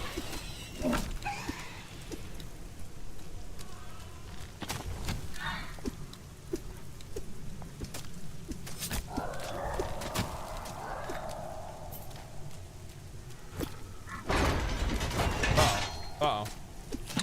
They locked me out.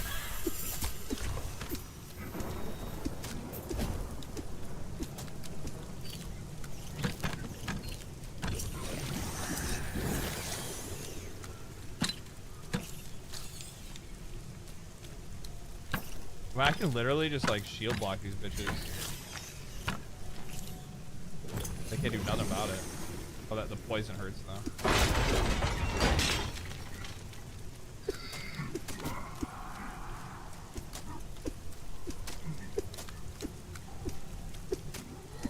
How do I get up to this pool here? Oh, is it right here? It is.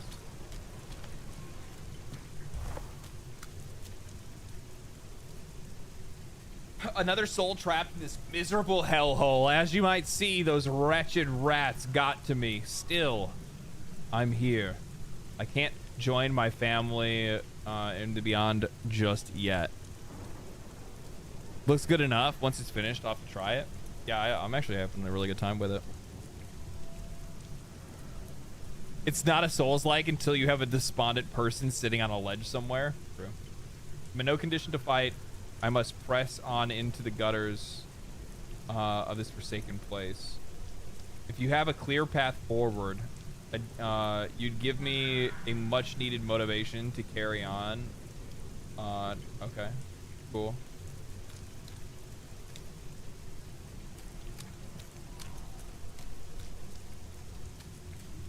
How do I get to this one? Oh, it's out round through the back.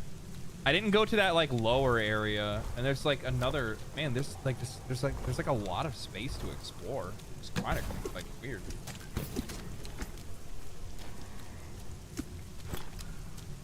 Come on, Executor. Come on, bitch. Come on. Oh, that hurt a lot. Okay. He's angry. He's very angry with me. Okay. Can I block most of your stuff? That block. Ooh, that hurt. Uh-oh. I didn't have to fight him, and I chose to. Probably not the best choice.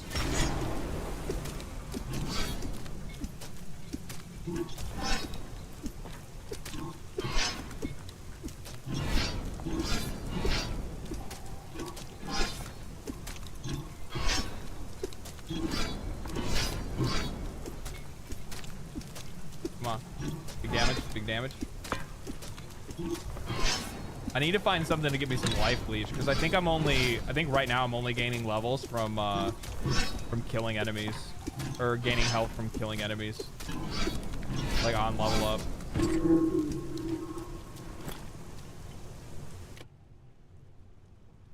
Whirling Carnage. Execute. Broadsword 29 damage on the top. Big physical, we take it. Necklace, increased frost damage, increased damage dealt. Yeah, this is like way better. Critical chance, armor. Just a flat upgrade. We like to see that. More armor, more vit. Across the board, just better. Yeah. Okay.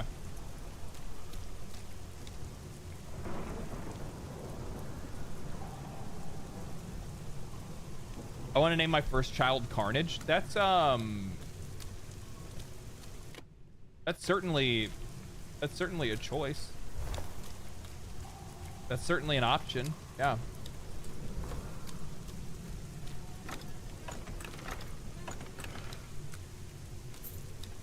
Okay. I think that was just gold. All right, that's nothing wrong with that. Whoa, whoa, whoa, whoa, whoa, whoa, whoa, whoa, whoa, whoa, whoa, whoa, whoa, whoa.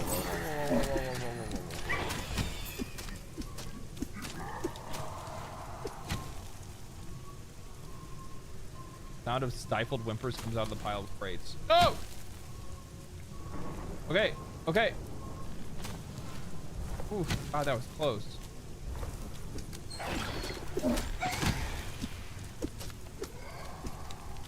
Anything over here? No. All right.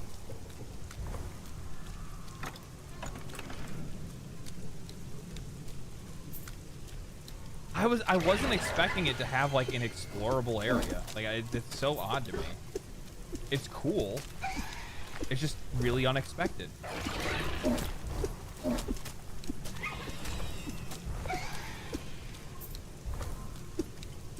I was not expecting a game like you don't expect like roguelike and exploration to be a thing because everything is so what's the word for it? Everything is so temporary because like when you play a roguelike, like everything's very temporary.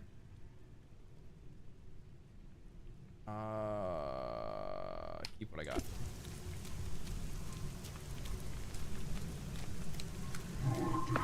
Oh,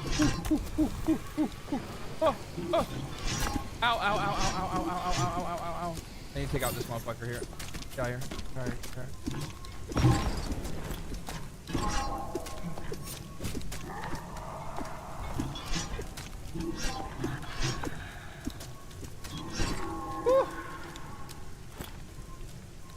You helpful? Hey, don't kill me. I'm poor. I know how that feels. I know how that feels. I've got nothing. I ain't even got the plague. Mahler's my name. I'm just hiding here from them inquisitors. And you've been going around wrecking my home and all. What about these what are these barrels ever done to you? Man, if I was asleep, you would have cracked my head open, just like one of those poor kegs. I forgive you. What do you say? You got any coin to spare? Yeah, here, take some coin, bud. Guess we can call it even for now. Okay. Fuck your barrels.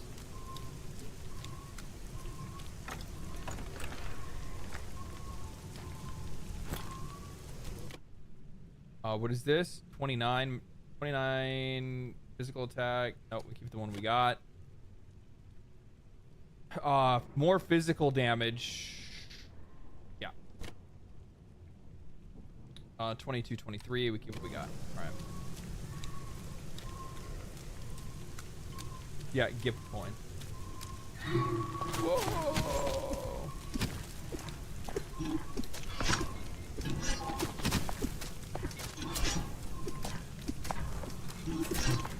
We'll take advantage of the high ground for now. I gotta get rid of these fucking... Dude, this motherfucking assassin needs to go. How is he healing? Oh, stop healing. Am I healing them? Or is there a healer?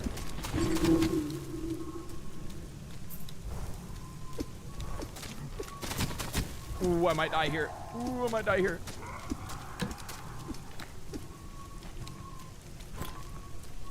I'm in trouble, man.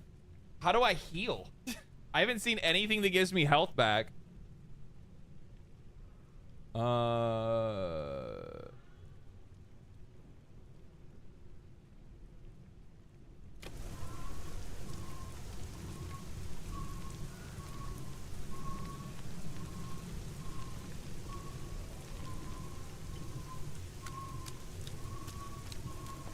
I'm gonna get fucking fried right here. I don't want to die yet. I want to go check that fence that I'd opened up.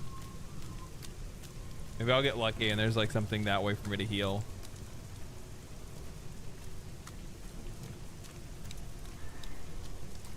It's so odd. I'm having a hard time like coming to grips with the idea of this, that like they made like an explorable area. I wonder what happens when I die. I wonder if it's just gonna be like standard roguelike and you just die and you're dead and you have to start over again, or if there's like some type of like continued progression.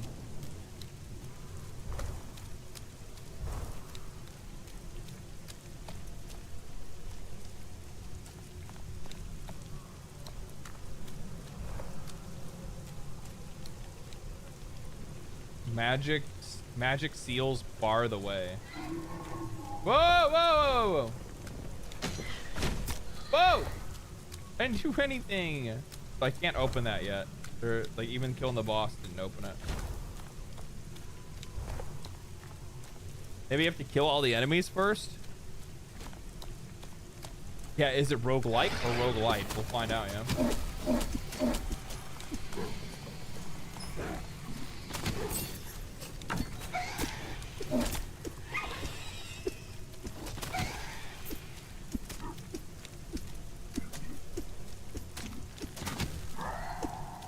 Oh god. Living on a prayer.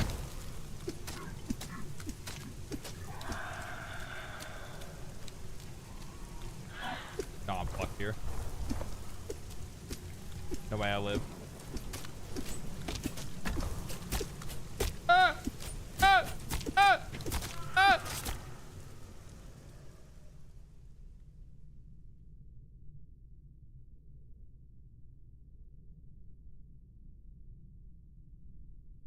What a coincidence! I just played the demo for Heretical before turning on your stream. Yeah, dude, I don't want to, like, I need to get healing somehow, but I didn't see any way to heal. I think I was getting all my health from like leveling up, if I'm not mistaken. Runtime 25 minutes. Slain 137. Total XP gain. Crossing number 2. Okay. I guess proceed to main menu.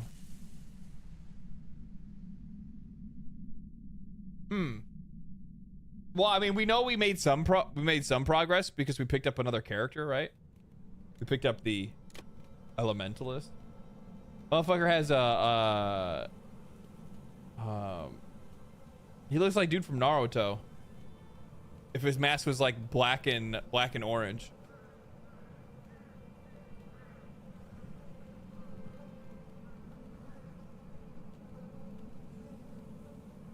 Yeah, no, somebody immediately picked up on that. Obito. Yeah, he looks like fucking Obito. That's what his mask looks like.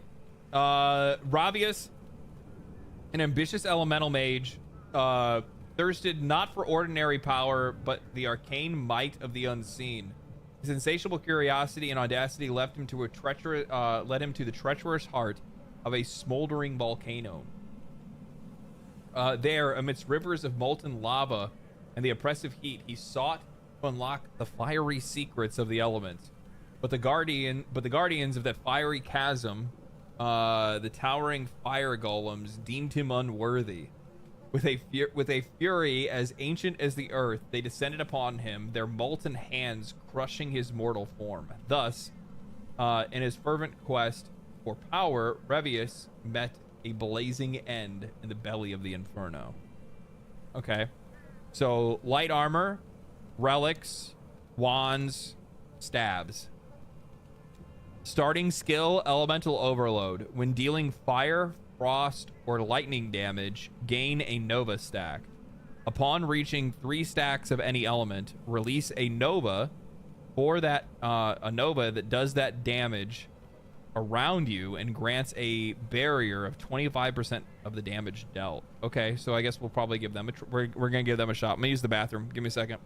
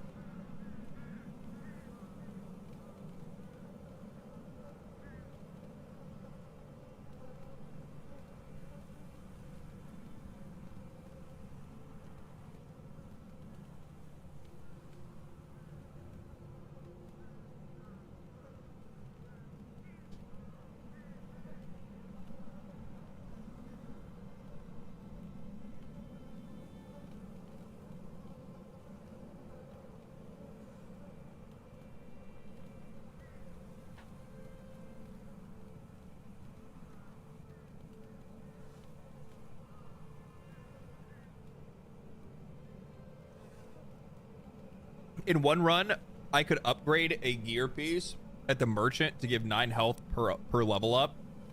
That's the only heal I've been able to find so far. You were meant to be the chosen one? I thought I was the chosen one.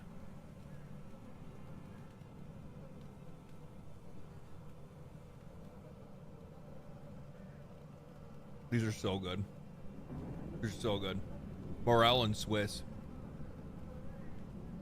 Morel mushroom, Swiss, and beef. Hunter beef sticks. Very, very good. I have a place in Michigan that I order all my jerky and all of my like snacks and stuff from. I try to switch myself to going back to like eating nothing but like protein snacks more than anything else, especially with like working out and whatnot, because I didn't want to like come back and just like eat nothing but like potato chips and stuff like that. Try to like change the diet the best I can.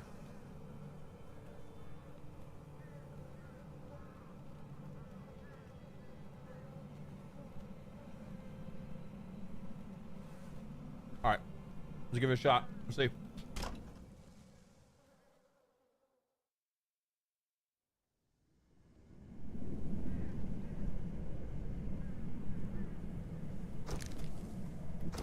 Do I start off with a lightning wand? All right. Oh shit. Okay, I gotta be careful.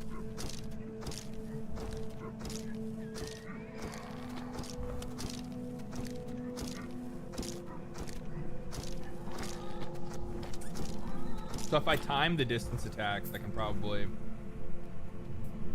Okay, so the zones don't change, it doesn't look like.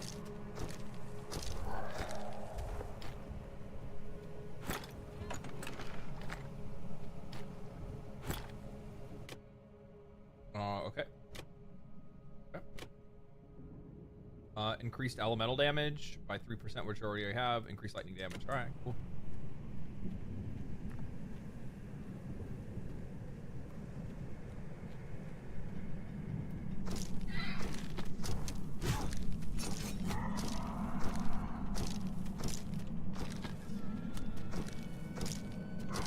Got him. Oh, that is another person that's there, so we can unlock another character, it looks like. I thought there was somebody in there. All right. Ow. Go dodge that.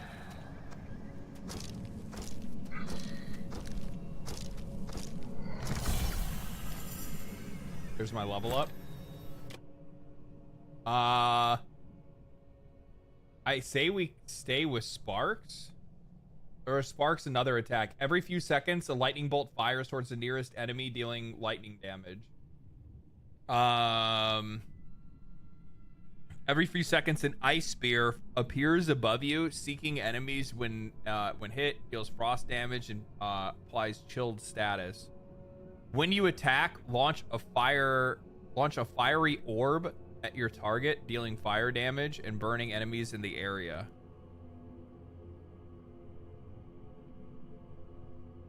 What do you guys think? 1, 2, or 3? Part of me is leaning towards 3, but I feel like going like all in on one element is probably maybe a better shot. Magma seems cool. Yeah, magma does kind of seem cool. This is when you attack. That's like every attack, right?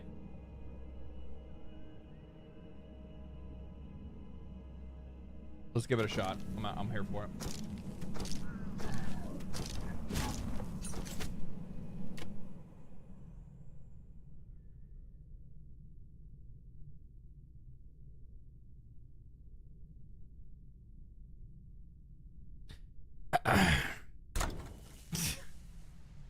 Well,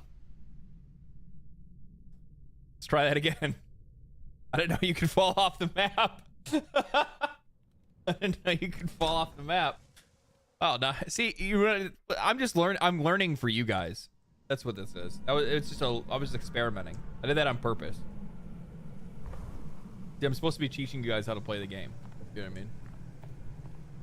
Oh, so enemy positions change. That's interesting.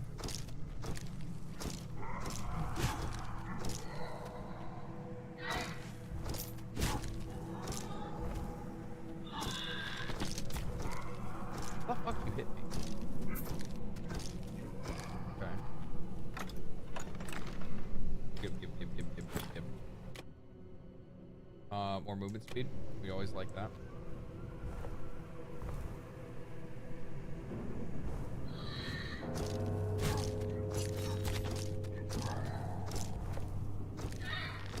Holy shit. Okay.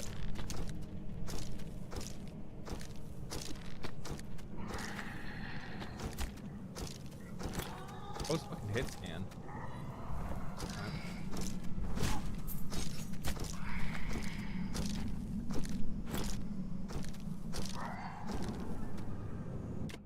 What else we got? Okay, fetish. Okay. Oh, raider right around the corner. Watch out for that. Fool me once, shame on me. Fool me twice, not gonna happen.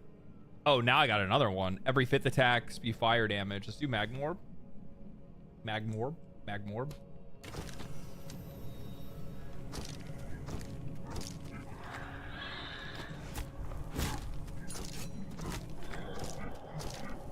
Okay, I see how that works. I like that.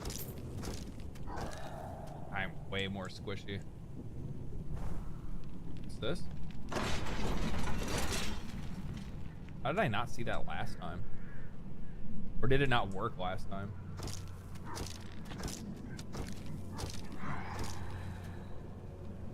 Magmorb is kind of strong, man. Kind of strong. Dodge chance? Ooh, okay. Must be automatic.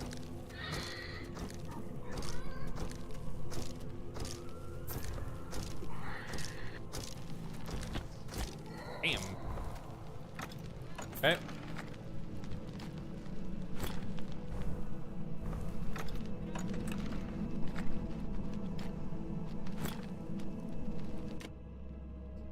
Good. We want that. Movement speed or dodge chance. We're gonna keep movement speed. Stop gazing at me with those eyes. Heavens, could it be? Did you just open that door? I forgot what freedom tastes like. Thank you. If it was up to me, I would have shot the lock from 100 feet away, no problems. But I can't really use my marksmanship in here. You don't want to know how I got into this cage, but I'll tell you one thing. Nobody is locking me up ever again. All I can remember was the faces of those children, the pain and the anguish in their eyes. I almost lost my voice from shouting help, but there was no one around except those mindless husks. At one point, I began to feel sorry for them, almost like I was becoming one of them. But here I am still. And here you are, my savior. So I dedicate my marksmanship skills to your endeavor. Okay, so it looks like we got a ranger. Cool. Another character unlocked.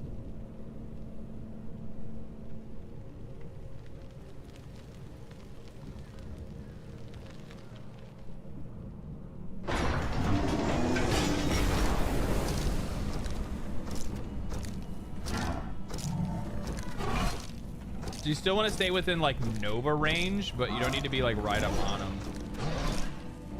Another fire damage went out there. Magma doing big damage. I think he's enraged. Ooh, that hurt a lot. Note to self, don't get hit. Getting hit hurts. Uh-oh, I'm fucked. Holy shit, dude.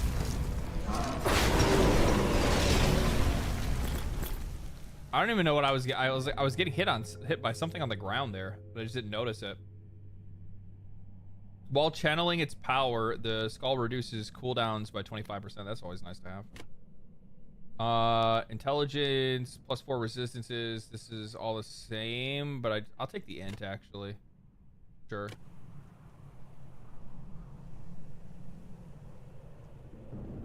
I channel it and it reduces my cooldown. Okay. What is this?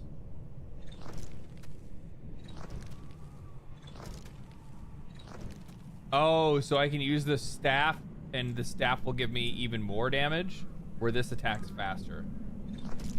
Interesting. Okay.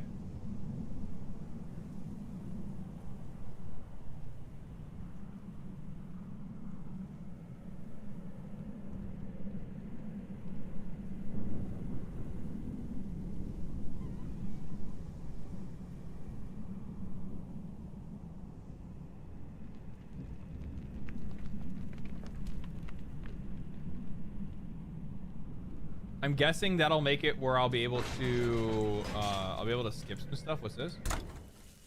Oh.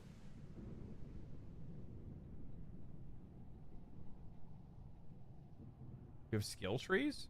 Oh, that's kind of weird looking. That's cool. 1 of 3 allocated. Okay. Cooldown reduction. Movement speed. Quantity of items found. Increases rarity of items found, all resistances, and proc chance. I'm gonna take movement speed.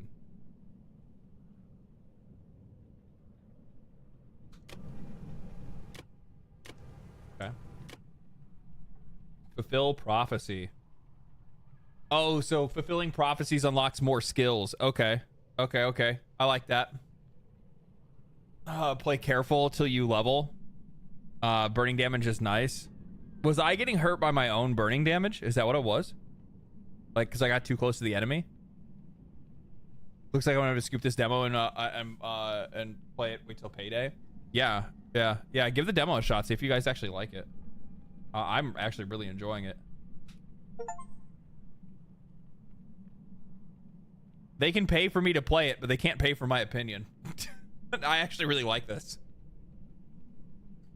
These are kind of the the games that ended up sucking up a lot of my time for whatever reason. It's just how I am. Like I just love indie games way too much, man. I really do. Enchants. Oh, plus XP for enemies slain. Plus projectile damage. Okay, so this is you can enchant your gear to get other stuff. Plus projectile damage. I only have 20. How much gold do I have? 32 gold. Elixir of attack speed gives you plus 5% attack speed. Get a random skill. Get Ember Trail. A wave of fire seeks one of the enemies, burning the ground in its path. Enemies caught in the burn have their fire resistance lowered and take fire damage over time. That's also really nice. I would really like to be able to get something that could actually help me get some health back, but it doesn't look like I'm seeing anything that's going to be able to do that. I'm really not going to buy any gear. Let's take out. Yeah, let's try this. We'll take the Ember Trail. Who's got to play very responsibly. You've returned, not by choice or coincidence, but by fate.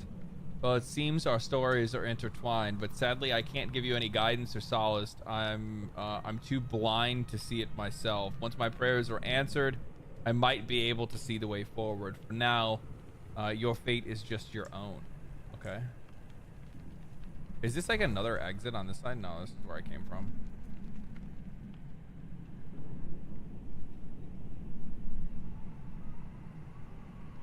Give LD an indie ARPG and you have a chunk of his soul. Yeah, I have a problem. I really do.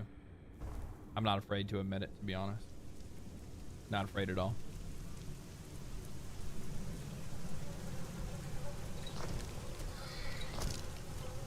Okay, that trail thing is actually kind of fucking good, man.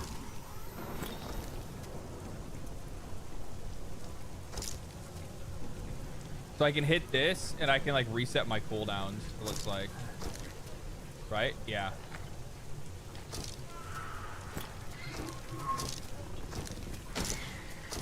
So I can channel the skull to reset, to like quickly reset cooldown. That's actually really strong.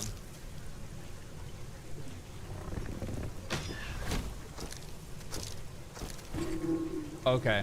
Okay, I'm kind of starting to figure some shit out here. Ember Trail, what is this? Duration Yeah, because we can already like trigger this like as fast as we want now.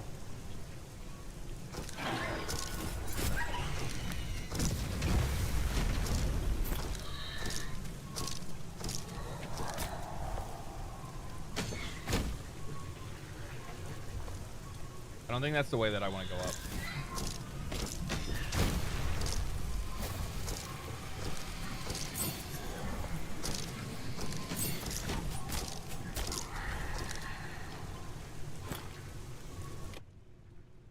Pale staff, very slow. We'll just keep the one we have. That's fine. Attack speed. Yeah, I think I'm gonna take those actually. No. Decay attack. Skill damage.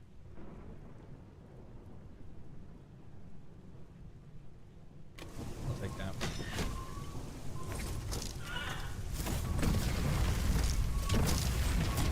Ah!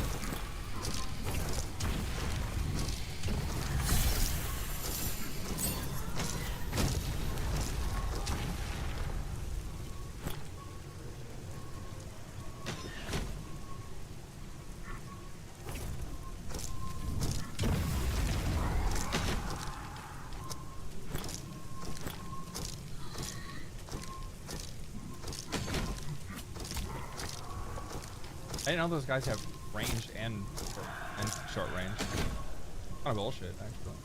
Kind of fucked up. Magma orb all day. We'll take the fire path again here in a minute. Fine boots, dodge chance, way better armor, more movement speed. Yeah, innate movement speed. Yeah, we'll take that. Pale then I will stick with this still. I will stick with this, so that's fine. Sage's robe. Movement speed included. Better arm, yeah. Better. And a cape. Okay. Oh, you actually wear the gear too. I like that. I didn't notice that last time.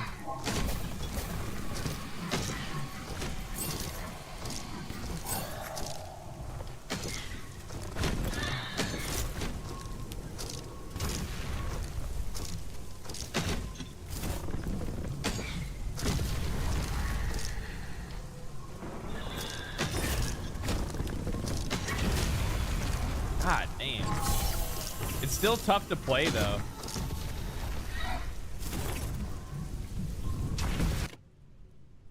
We'll take the trail. Okay, that doesn't really do anything for me. No. I need to get a better wand, dude. Fast attack speed. Increased magic damage. What does it do? Oh, sure. Oh, it's just arcane. Can't see.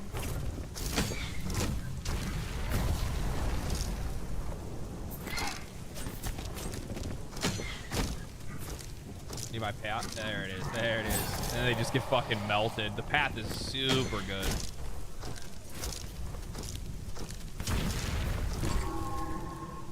I need to play way more carefully than I am. I'm putting myself in way more danger than I need to. Oh, I didn't even see him.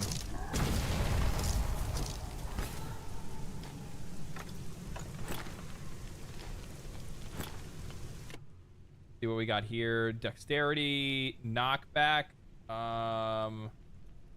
It's an upgrade on the base stats, which is really nice. Vitality, lightning resistance. Yeah, those are better. Just better. I guess I'll just take this because the other one doesn't really give me anything at all. We'll keep the one that we have.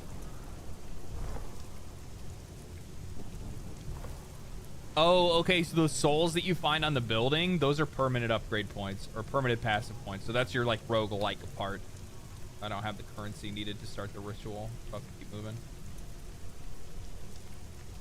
His meteors stayed on the ground. Oh, his meteors stay on the ground. You got hit touching them. Okay, I didn't notice that. Mage versus mage. Let's do this, homie. Ow, that hurt a lot. That really hurt.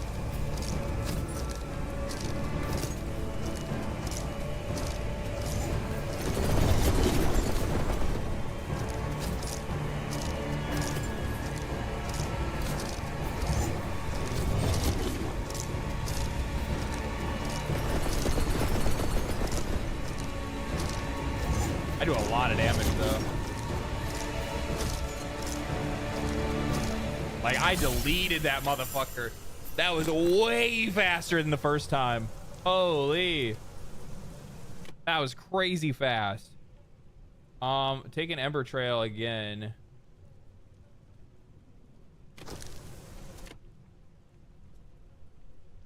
Magic Helmet Cloth Armor, 13. Big movement. I'll take it.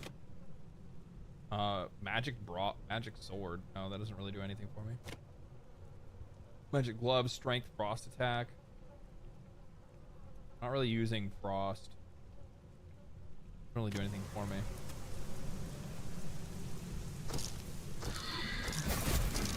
Oh, I'm hurt. I'm stuck on the wall. I didn't notice where I was. Totally almost got myself killed there.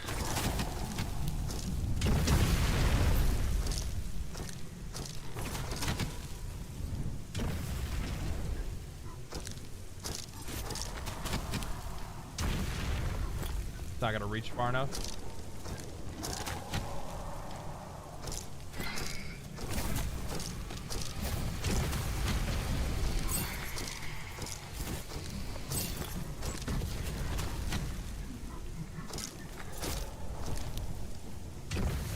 That'll reach. No, it's going to the wrong enemy.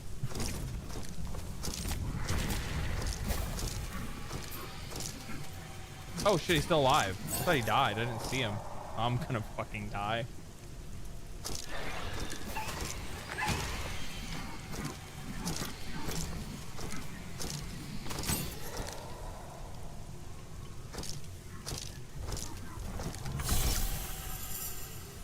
Saved by the bell there. Holy shit. Saved by the bell.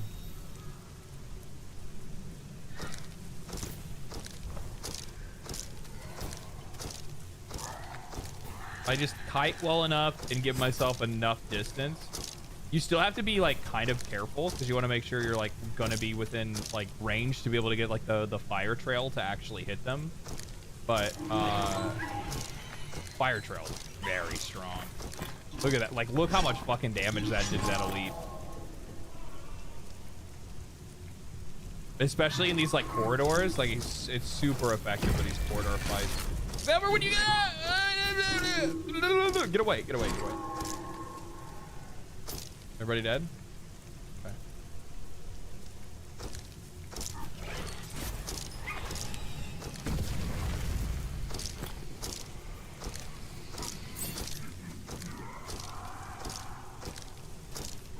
Yeah, like I'm farming on these like these corridors here.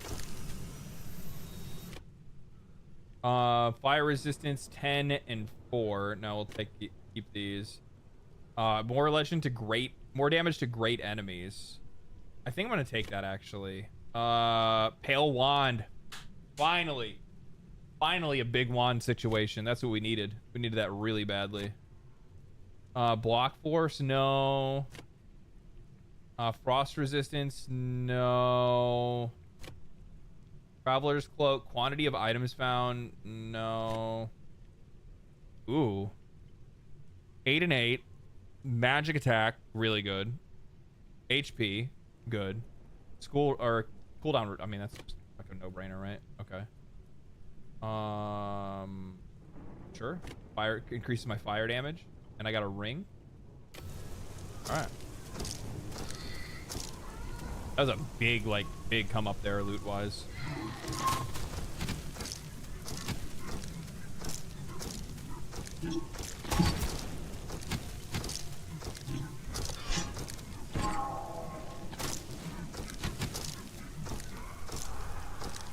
Okay.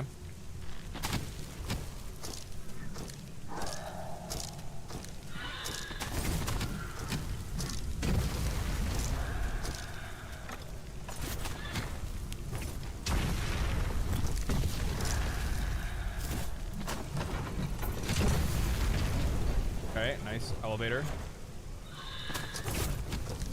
Uh-oh. I didn't mean to pull. I didn't mean to pull two packs. Kind of fucked up there.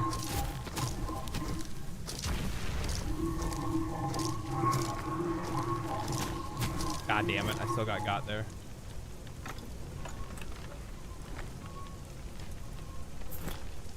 What do we got here? Staff, sure. Fire attack, we want that. No. Okay, increased proc chance, lightning vitality. No. Keep the old. Another ring. Okay, +1 to all skills. Holy shit, that's really strong.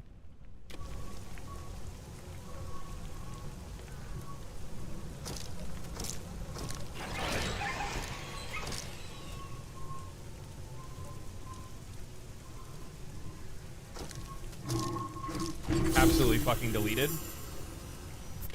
Ember, yeah.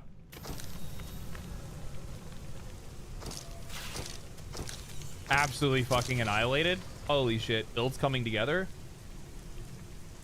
Is this poison? Whoa!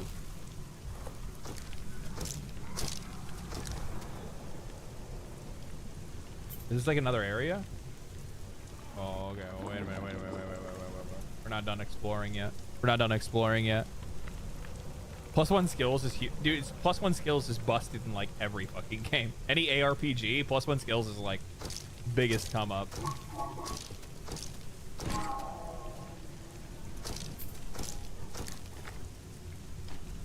Nothing better. Nothing. Can't hit him from here. He can somehow hit me, which is bullshit. I want to say that. Just a little bullshit. Fire trail and he's smoked. He's literally on fire. He's feeling the burn.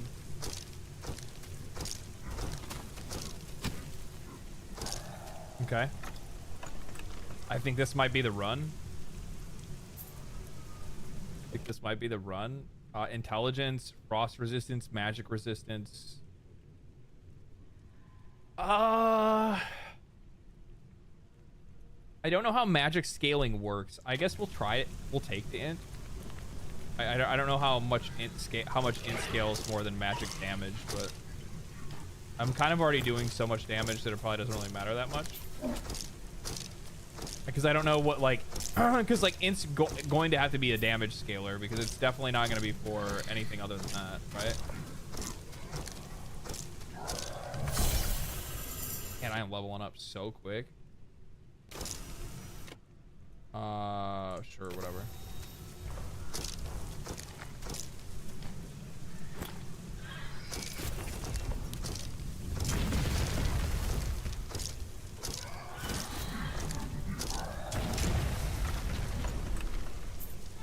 I think I fucked up there because I'm pretty sure that staff I had fire damage on it. Increased damage taken, increased damage dealt. I mean, this is kind of like, I'm just gonna take it. I like to, you know, we're gambling right now. We're gambling.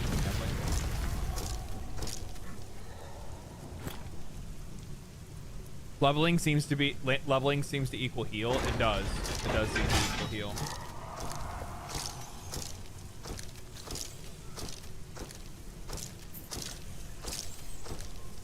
Yeah, I'm gonna be honest with you guys. The only thing right now that is like, that I'm like, oh man, I wish they would change this is the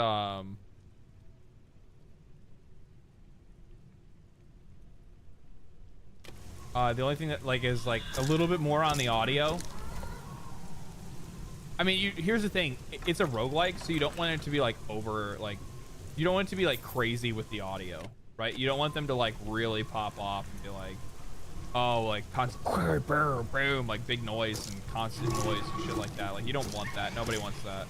Holy shit. These guys actually got their fucking, they had their rights read to them.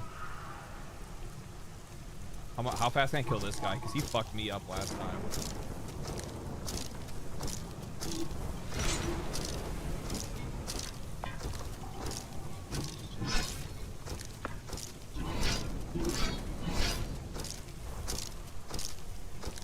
Big damage there.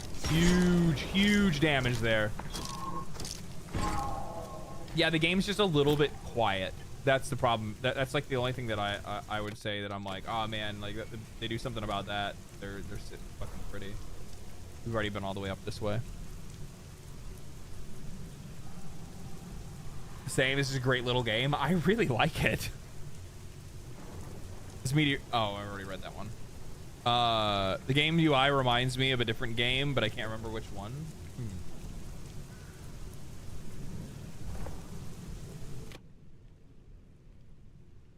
What's this? Vit skill damage, proc, fire resist. I mean, this is pretty much better across the board.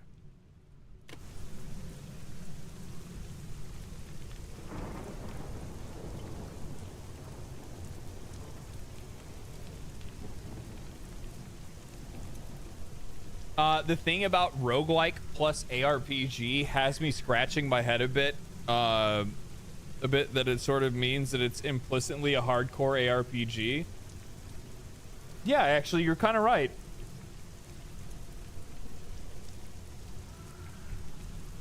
Yeah, you got a good point. Yeah, it's like playing like PoE or something like that on hardcore, but like a little bit faster pace, right?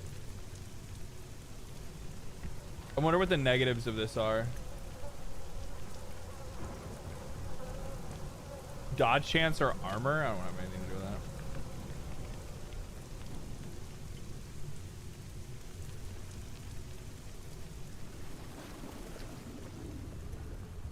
Hello again, friend. That's a word I thought I'd never utter again. I see you've managed to send those cursed rats back to hell where they truly belong. I am grateful for that. But my goal lies deeper in the gutters, and my injuries persist. But thanks to you, so do I. If you could do me a favor, one last favor, I'd be very thankful. These corridors hide hide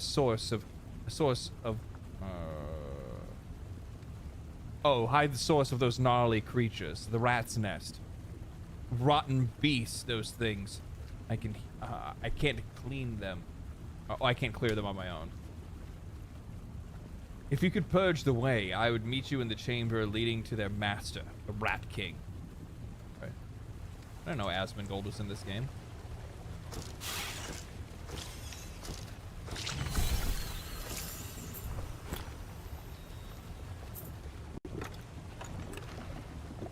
Give me the money.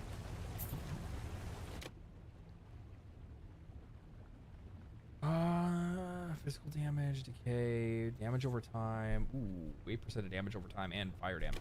Ooh, yeah. Oh, God.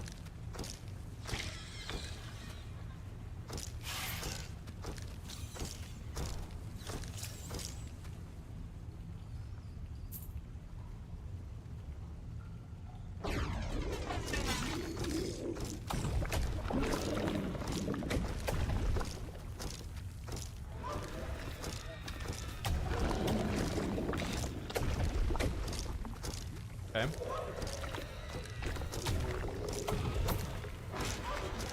Looking really fucking good right now. Damage is looking really good. Looks like there's like a secret behind one of these walls. I see some movement back there. I don't know what that is. Critical strike damage, dexterity, frost attack. I guess we'll take this because it gives us innate fire damage increase.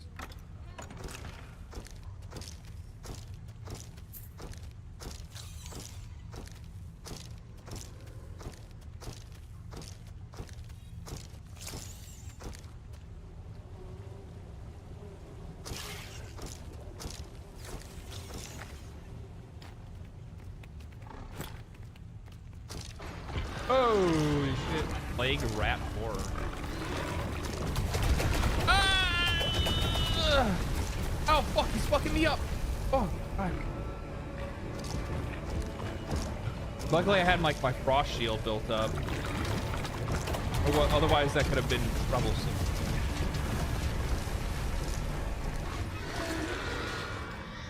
Yeah, I thought you thought you were gonna be dramatic, huh? You thought you were coming in here doing some fucking bullshit. You got me fucked up. Like fucked up. We'll keep our original one. We want the extra fire damage. Cryomancer skills, which we don't have. Oh my God, I can actually get plus to skills again. Oh man. Oh man. Asmon watches your vids a lot, homie. Yeah, I mean sometimes he does. I think he kind of goes through phases with some people. Like sometimes he like really wants to watch somebody and then he kind of maybe starts to like hear himself echo that person a little bit too much, then you know goes to do something else entirely.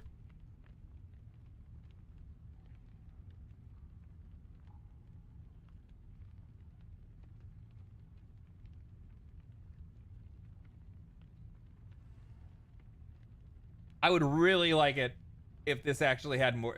I mean, I'm still gonna take it because it's kind of a no-brainer, right? It's just like it's a flat increase to everything else. But if that had fucking pyromancer skills on it, we'd be fucking cooking.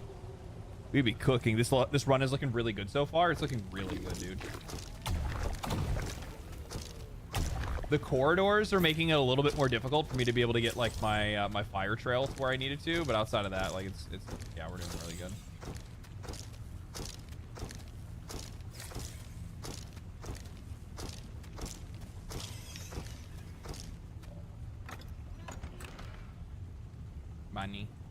Money.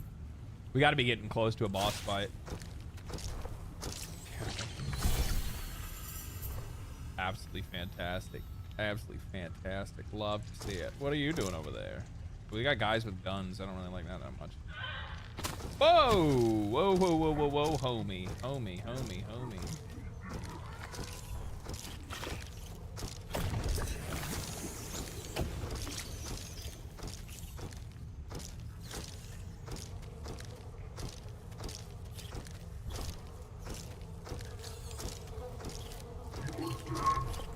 God dead, he says, the Inquisitor.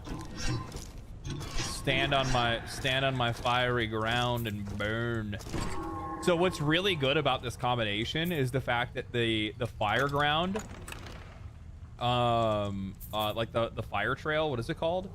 Ember trail will reduce their fire resistance. So I end up getting they end up taking more damage from my meteor or whatever it's called if they step onto it, and they also take more from the fire damage of just stepping on the thing. Magma orb will deal more damage, and they also take more damage from the fire trail.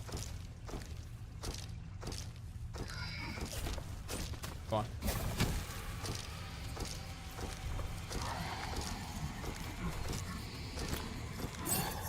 Looking good.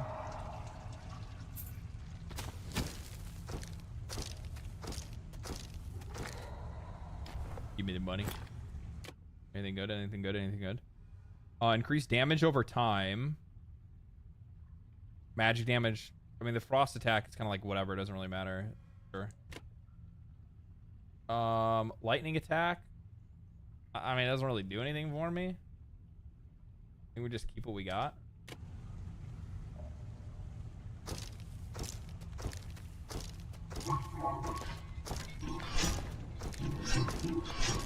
Trail?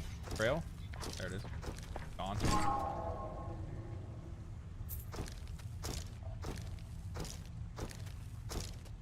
It'd be kind of nice if it actually would do the fire trail on that thing, but I guess it doesn't consider it an enemy.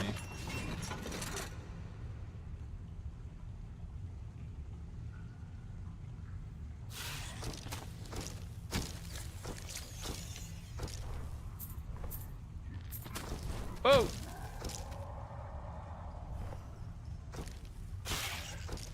Dude, that fucking trail is cooking, bro. I'm really interested to see what some of the other classes are like too. So we already know we picked up a ranger as well, right? Lightning attack, frost resistance. Again, not really anything. We need some more fire damage.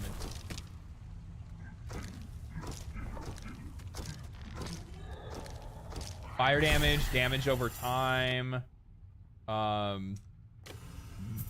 What else?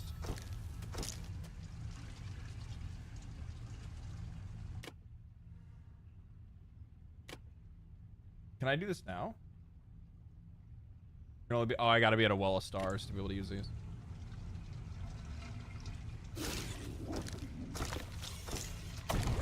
Ow.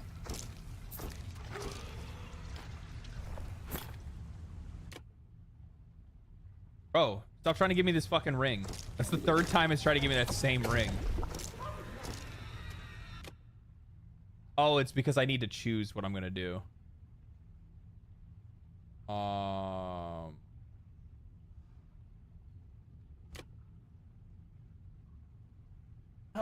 Let's see here. Windseeker. I didn't even see there was oh, his Windseeker must be Windseeker must be what? Probably lightning, maybe. Oh my god. So good. So good. Hey. Be in.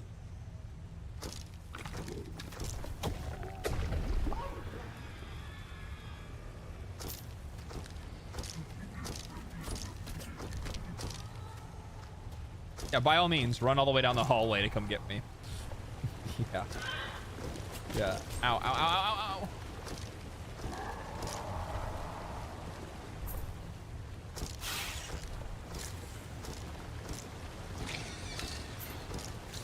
Okay, we're doing good.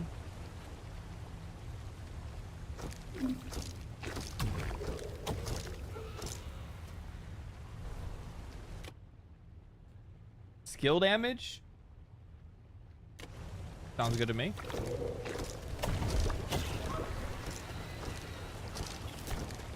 Ow.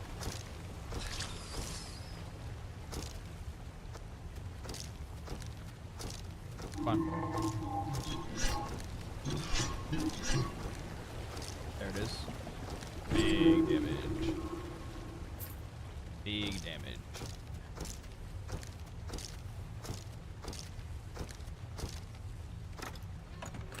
What you got? Ooh, 2 items. This opens that. Okay. What do we get? Fire resistance, increased decay damage. Sure. We'll swap those. Intelligence, frost attack, elemental damage. We'll keep the elemental damage. Better just to keep stacking that kind of stuff. You're handling it pretty well, though. I really like that the game is WASD. I'll tell you that right now. That helps. That helps a lot. I mean, I think it also helps the fact that I've been playing a lot of Path of Exile, so you're already in like the min-max mood of like knowing how to like, you know, try to balance stats and put things in a way that's gonna, you know, make you super strong. Like stat prioritization and stuff like that, so it's much easier to kind of figure this stuff out. Plus, I play a lot of roguelikes, man. I play a lot of them. I mean, it's probably they're in my top 5 genre, and it's not even fucking close. What does this give me? More attack speed or increase to damage dealt. Negative blessings can be cleansed by defeating great enemies. I mean, it'll tell me. So, man, damage dealt or attack speed. I'm gonna say damage dealt. Choose a price to pay. Lose 40 hit points. Lose 60% cooldown reduction for 30 kills. I'll just take the health loss. Whatever. Fuck, are you kidding me? That was a huge fucking increase there. Increase the damage over time. Frost attack. I'm gonna say this. No, it's not better. It's not better. The flat increase to elemental is way better. I found out what UI reminds me of. Battle Right. Is it made by the same guy?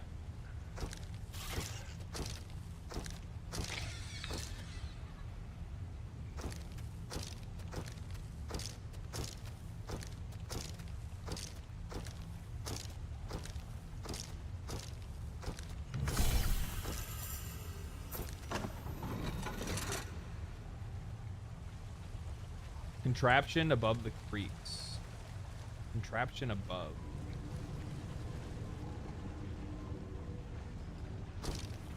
Probably the boss room here. This looks like a very bossy room. There it is, the Rat King.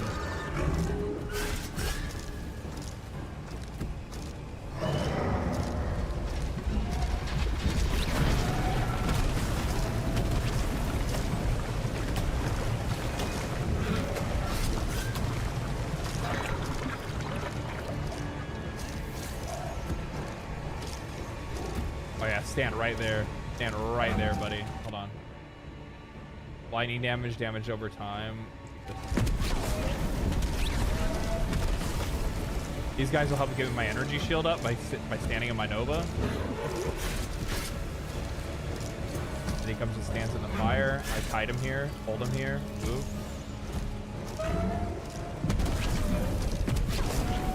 Ow, that hurt a lot. Gotta watch out for that. His attacks hit.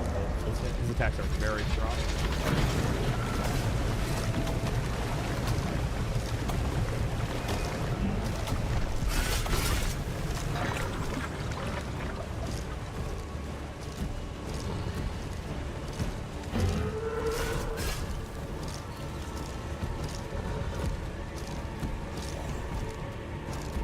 Man, those persist for a long time.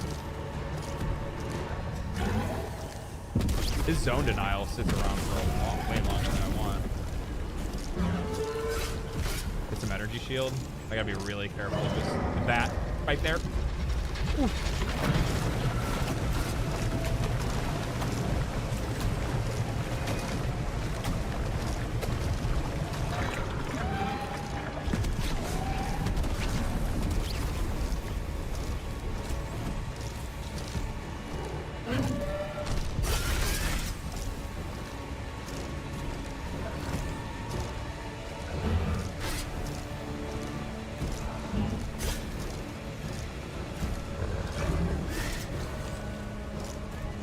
We got this. We got this.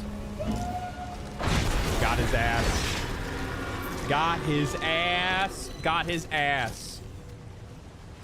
Easy, baby. Where's the loot?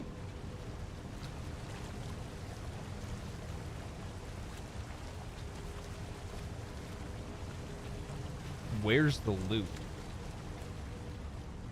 That's disappointing.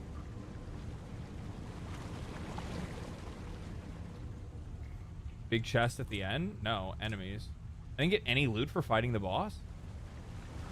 What the fuck?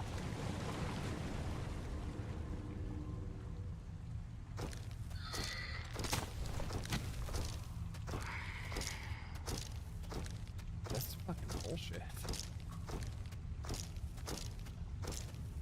Oh man, I feel kind of offended. It is just like Path of Exile.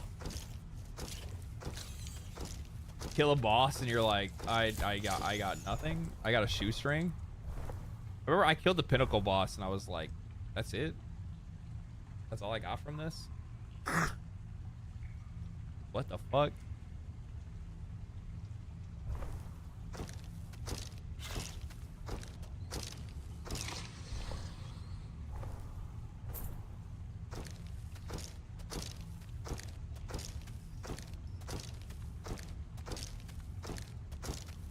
Your reward is not death. Ah!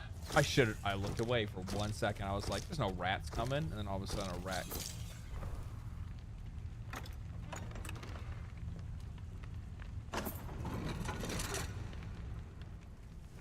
Oh, this is the place I was at already. Oh, that's interesting. Wow, it is like fucking, holy shit, dude.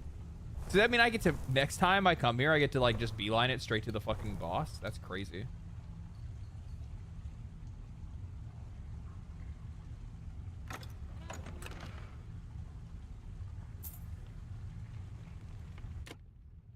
Okay, we got a lot of gold to spend. Boots. Quantity of items found. We got any wands? Rare wand. Fire damage. Easy. This. Fire attack. Easy. Fire resistance. Increased to proc chance. Dodge, Vit. This is all the same. Same. It's the same item. It's the same item. What the fuck? Oh no, it's the same item, but I can add. This is enchant. What am I talking about? Increased items found. Projectile. Projectile, sure. Remove a skill. Why would I want to remove a skill? I only like that's all I have. Heretical heal, see it? Oh, heal 30% max HP. Okay. Give me more intelligence, give me more elemental damage. Plus 2 XP for 25 enemy kill for 25 enemies. I think we're good.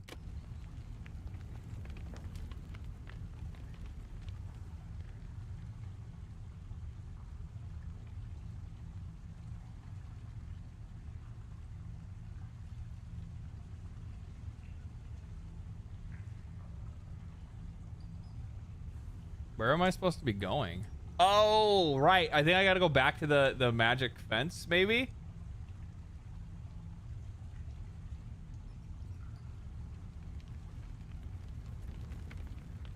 Where's Homeboy, actually? Where's that spot? Where's this over here? I haven't been over there. This is the boss room.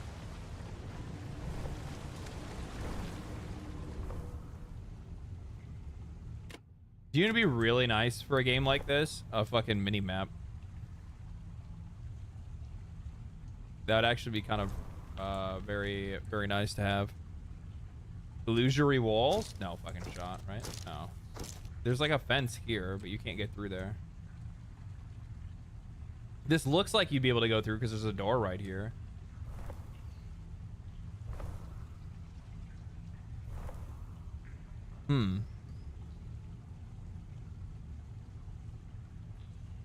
Open the chest? I already did open the chest.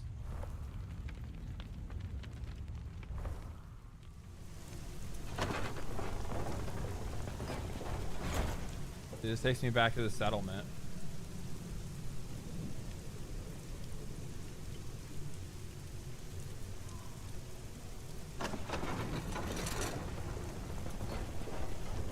Wait, whatever happened to Homeboy? The knight that I helped out. Is he over here? Oh, he's gone now.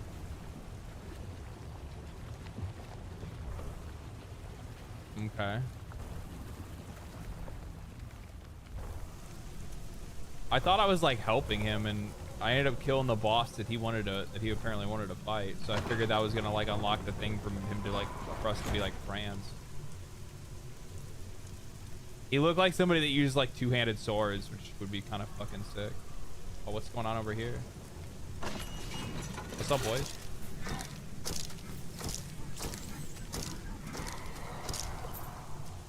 Remember when you guys used to pick on me?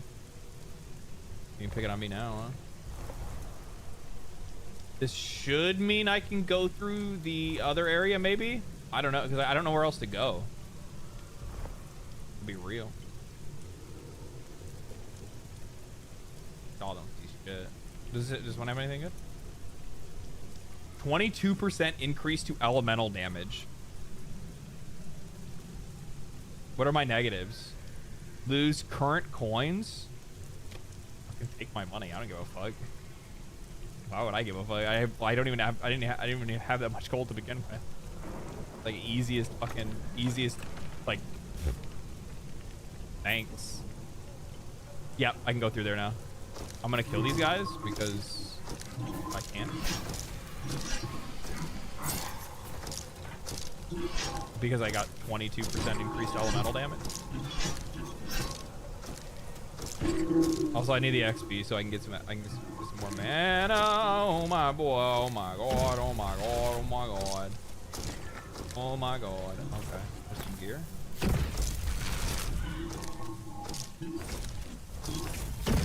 Oh! Okay, we're good.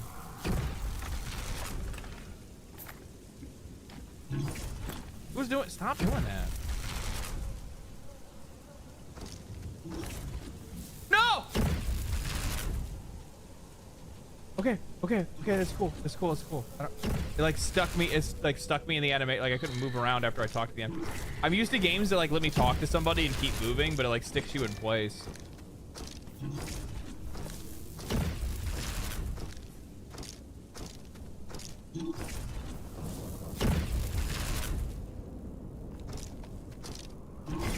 Ooh, I just jumped right into that. Oh my god, these guys hit so hard.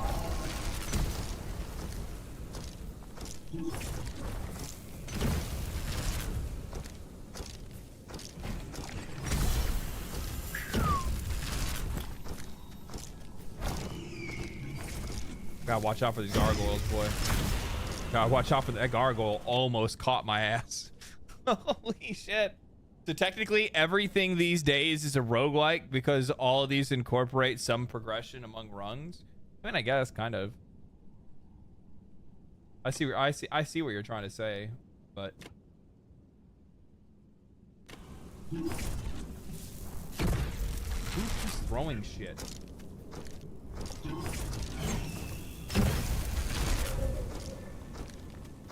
I think it's the doofus up top.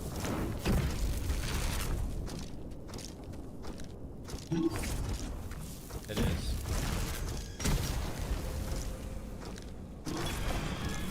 I need to go kill this guy. Well, I'll loot this stuff, but I need to go kill him.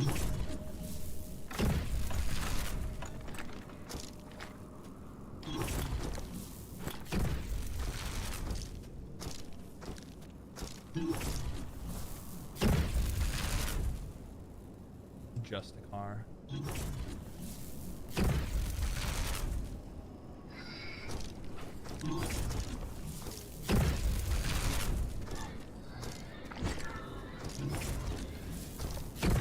These motherfuckers have magic hammer. They have magic hammers flying around them. That's kind of cheap. To be real. Kind of cheap. Kind of some bullshit.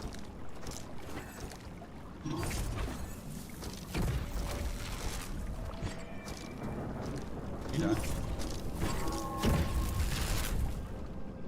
He goes. Oh, nope.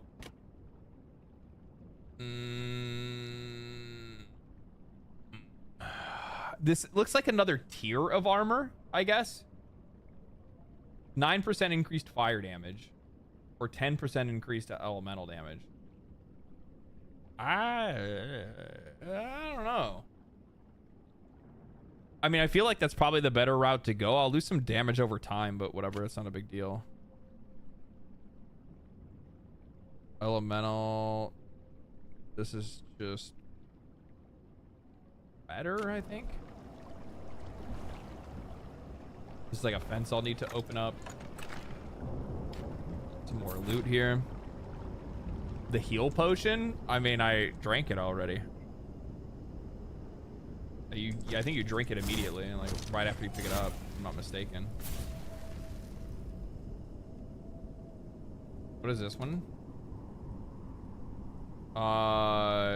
20 damage to great enemies take increased damage. Critical strike chance. See, I would take the critical strike chance if I knew that if I knew like if dots could crit. What is this one? Choose a price, lose coins, take extra damage. Negative blessing can be cleansed after after defeating a great enemy. Yeah, we'll lose some gold. That's fine. I know I take more damage, but increased damage is better than not increased damage.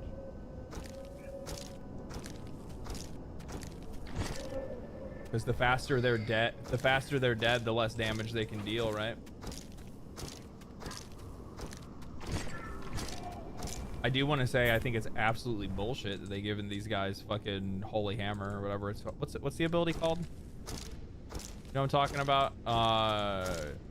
It's in Diablo 3. It's the it's like hammered in, you know what I mean? There you go. There's some fire for you to stand on. That's what you needed.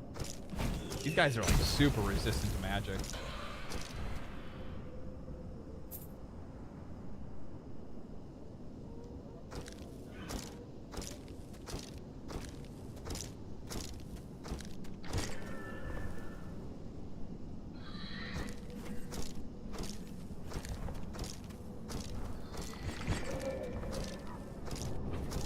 I wonder if there's like evolutions of the spells that you get.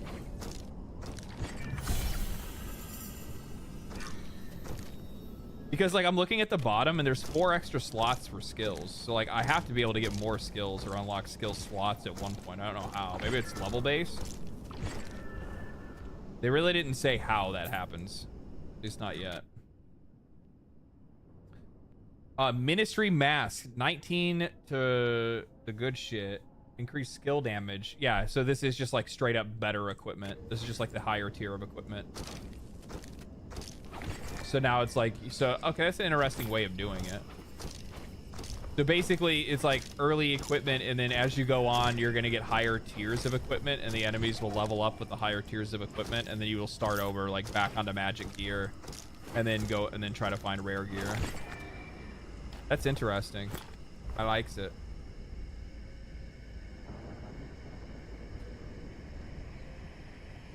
I likes that.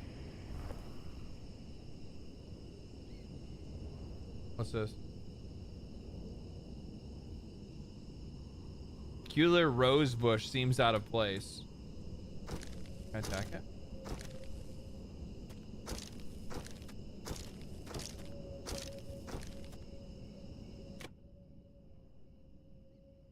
All resistances, fire damage increase, 14.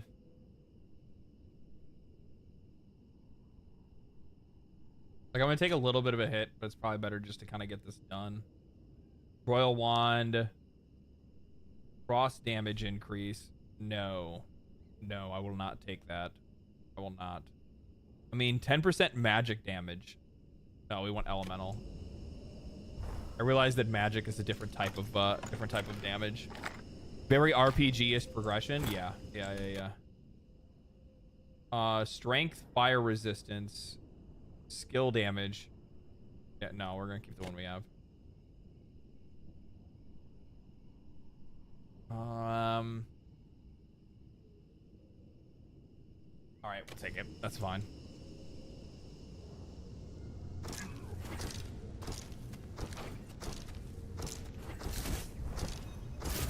A lot of this is just kind of defensive upgrading.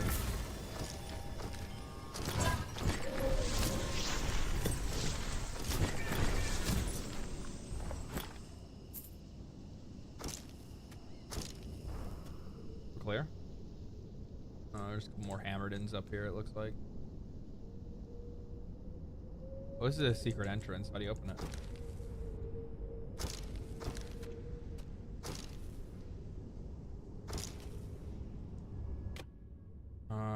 Common staff now.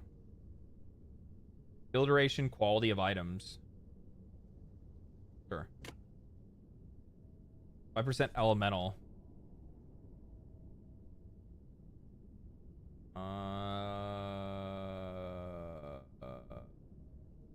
No, we need fire damage, dude. We're getting absolutely handled.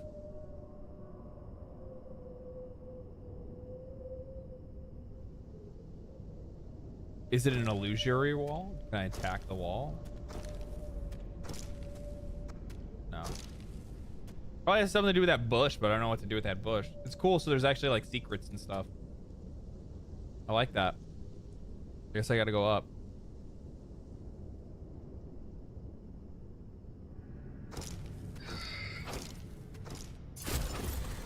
Oh no. Oh no. Oh no, no, no, no, no, no, no, no, no, no, no, no, no, no, no, no, no. Sorry. I didn't mean it. We're all friends, all right? We're all just chilling. We're just doing our thing. You guys just can just walk on my fiery paths. Wait for me to get a level up so I can get my health back. Stop being so aggressive and just hang out for a little bit. There you go. Just like that. Trickster skills. I don't even know what that is. 12 to all resist. Sure. No. Lightning damage. Nope.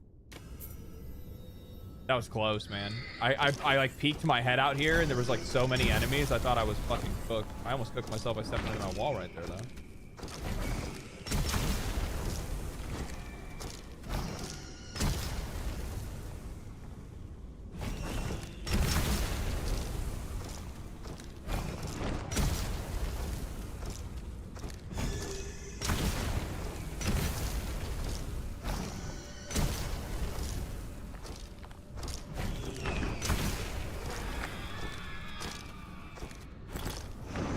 So I think like the purple stuff on them must mean that they have like magic resist or something.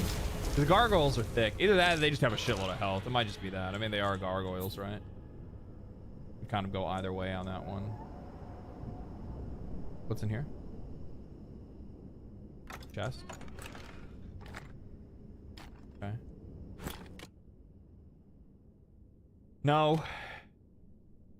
Staff with critical strike chance. Sure. Hit points.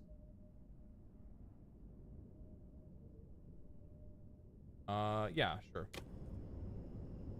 Probably making myself a little bit more tanky and taking some of this other gear is probably gonna be good. Is there anything up here? Oh, I was trying to explore. Hold on a second. You would think if I can go up here, there'd be something worthwhile. A switch, something. Nothing?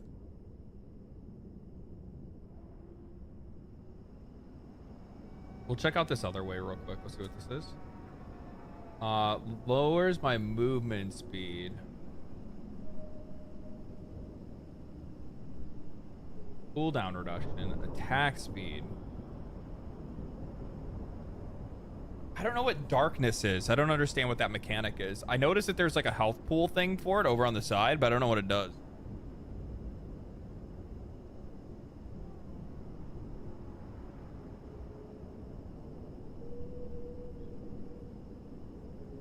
I don't know. I don't know what it does. Sure. Lose coins? Sure. The movement speed will come back after I kill a great enemy, which I think is probably just a boss.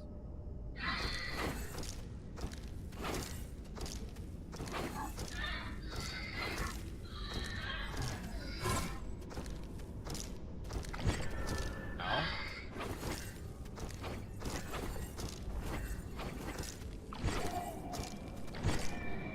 Where are you going?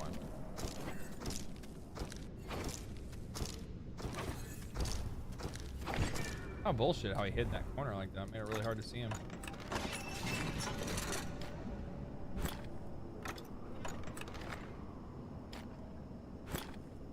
Which way do you guys think I should go? Should I go low or should I go high? Should I go around the corner over on this side, or should I go down here?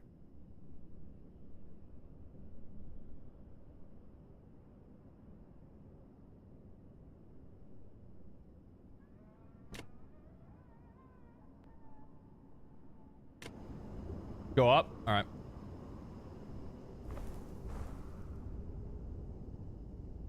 You get another level up. I need to play it safe. What's this? Nothing.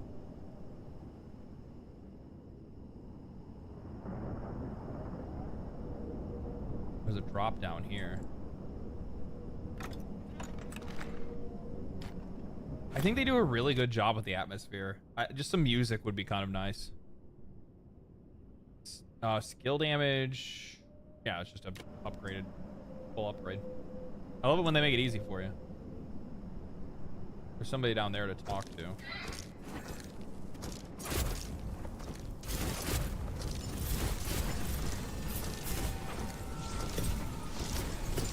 ow, ow, ow, ow, ow, ow, ow, ow, ow, ow, ow, ow. God damn. Oh, oh, God, those guys suck. Those guys really suck.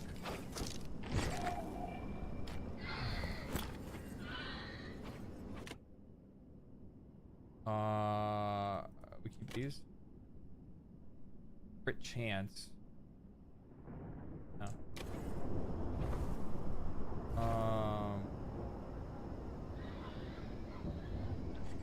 All according to plan. No idea what that did. Oh no!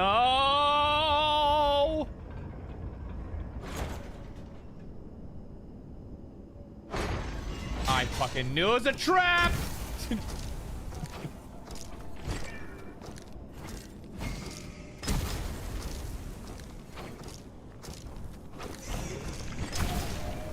Fucking knew it. Stay away.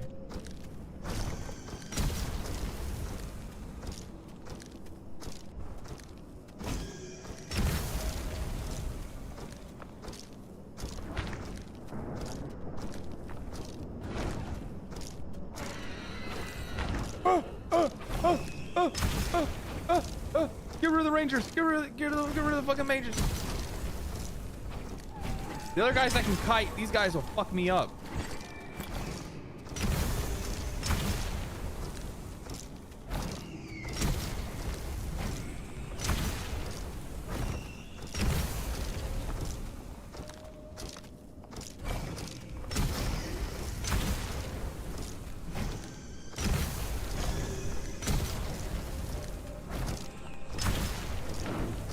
It'd be really nice if I could get a fucking fire wand with all my like added fire damage and shit that I have. Like that'd be really. There's more.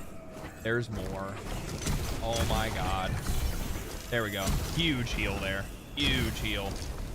Let's try to make sure that these fucking gargoyles don't like kill my heal.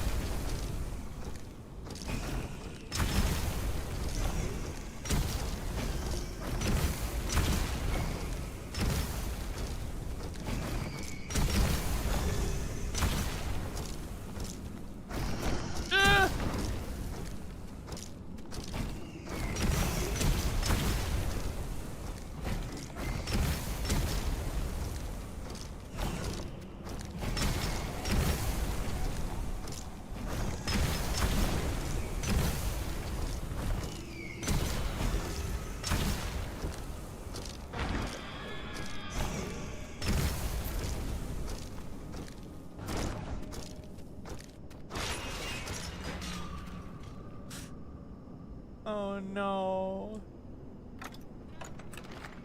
Oh no. No.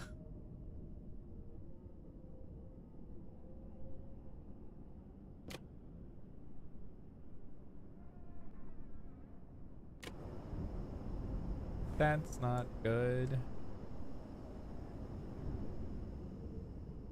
Hi. Oh.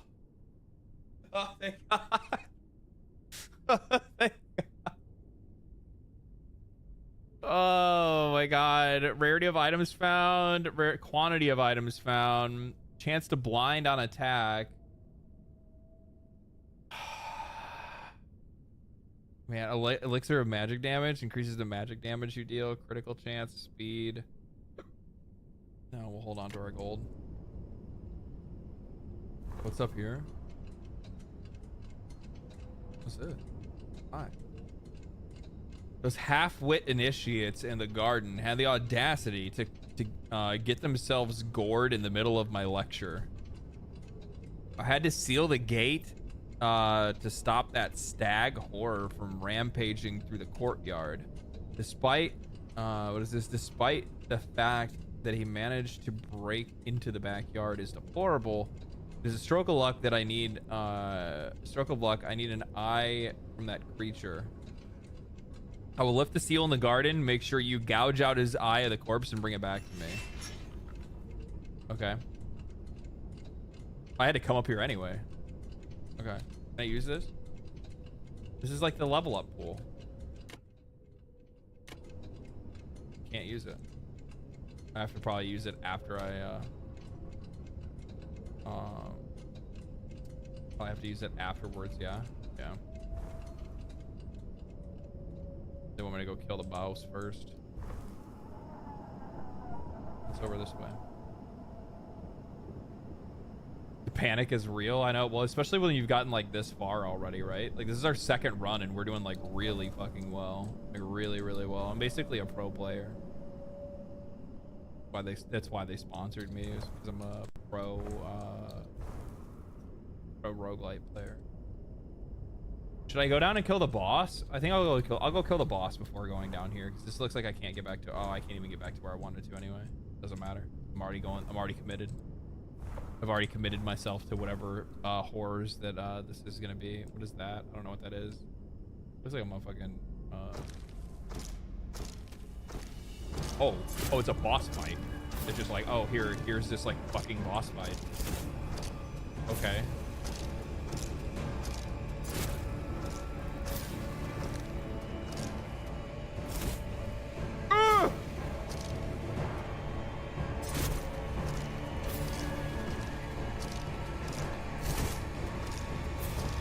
Wraith is down. Wraith is down? Wraith is down. Okay. Onto the mage. He summoned another wraith. He's kind of an asshole.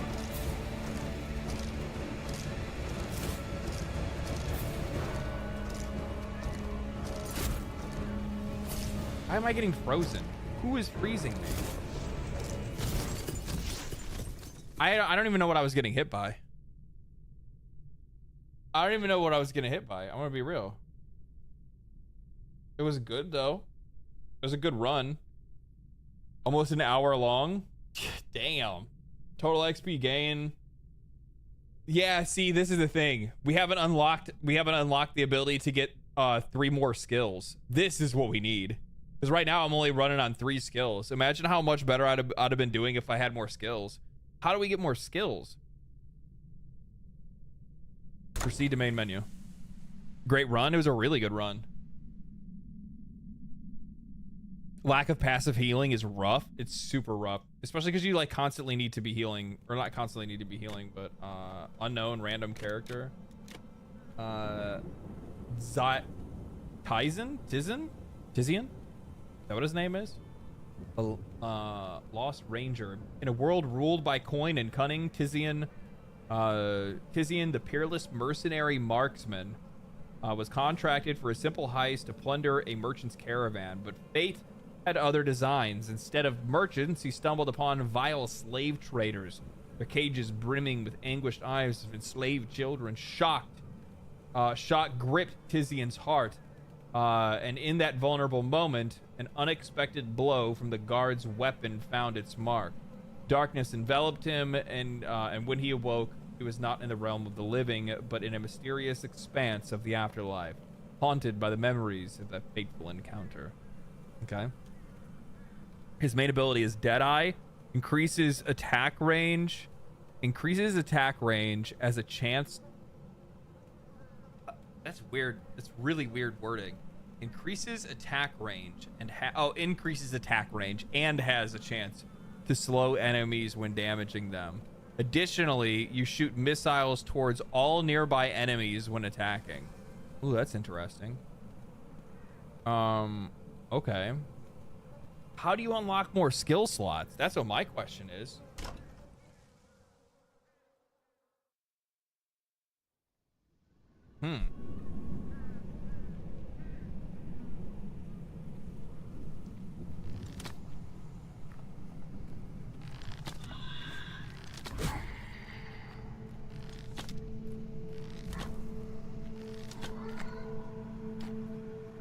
Even 1% leech, 1% leech would be huge.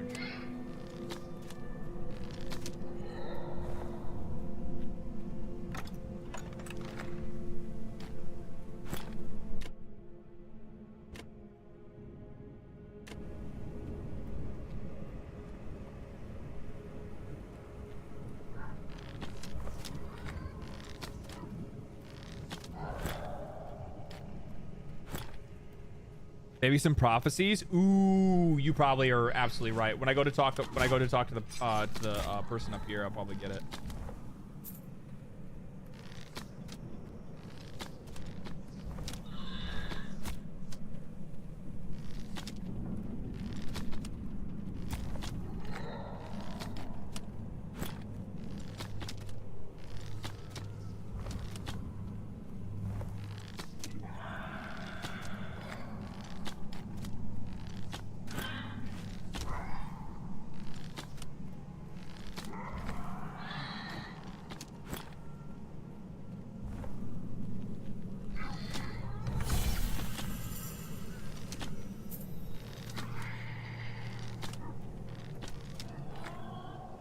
Okay, what kind of skills does this guy get?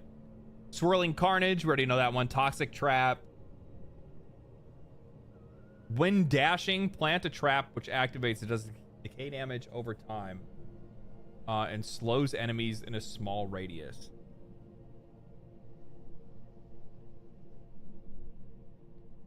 Let's try this one out.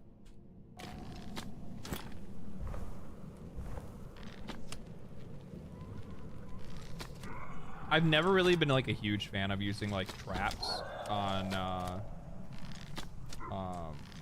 I've never been a fan of using like traps to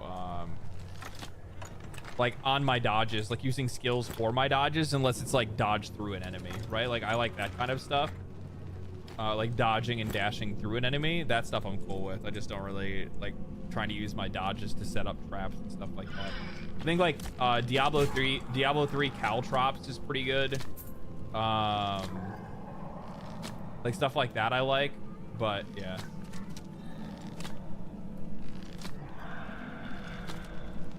Okay, this skill doesn't work the way that I thought it would. I thought it was gonna be like a magma wave like in front of me.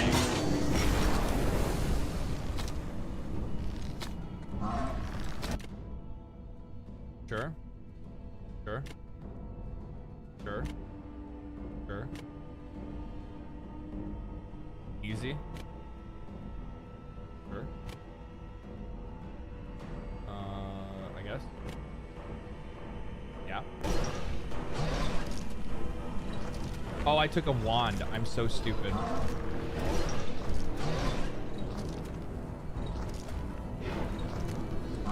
I took a bow. I thought it was a bow, and I picked it. It was a staff. That's okay. We're gonna make it, I guess. Hopefully. Maybe. God damn. Oh my god. Can I get another bow, please? Can I get a bow? Please? Nope, no bow. Oh man, that's not good. That's that. Let's hope the guy up here has a bow for like $1. I took the wrong weapon. I didn't realize. Can I use this yet? No.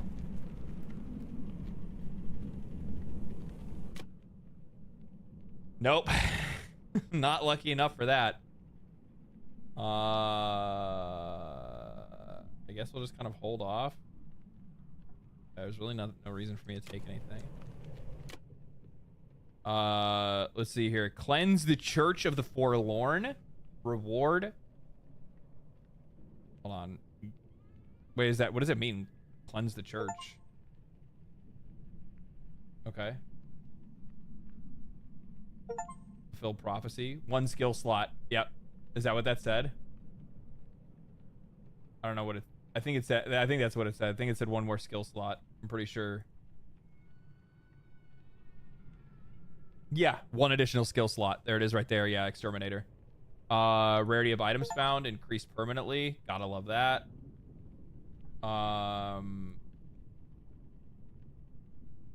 What is this?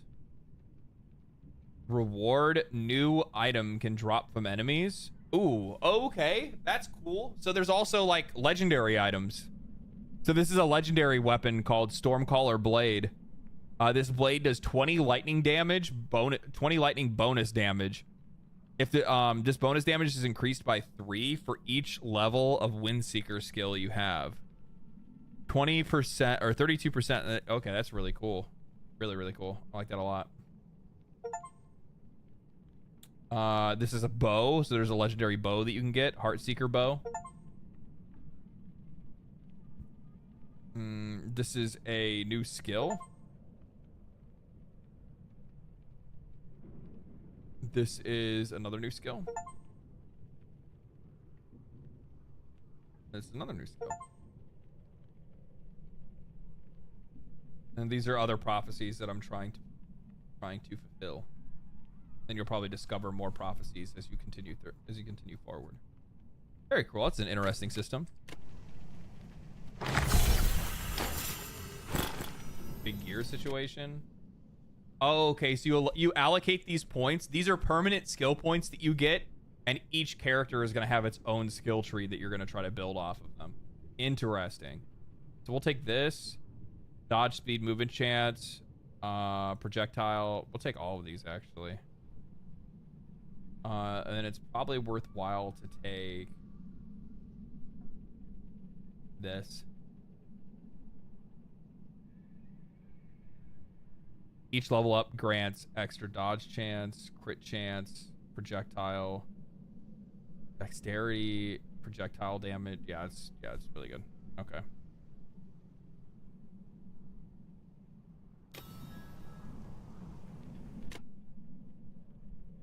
I know passive healing is big, but if you have passive healing, it can be very easy to just out heal everything rather than engaging with the mechanics, and I understand why it might be limited. Yeah. I'd max out the healing maybe. I don't think there's an option. I'll take a look. I'll look at it in a second here.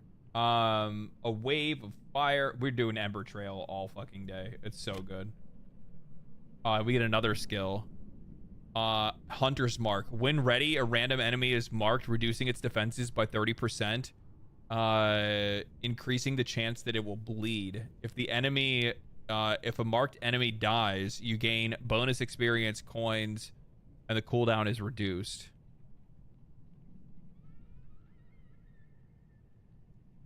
Sure.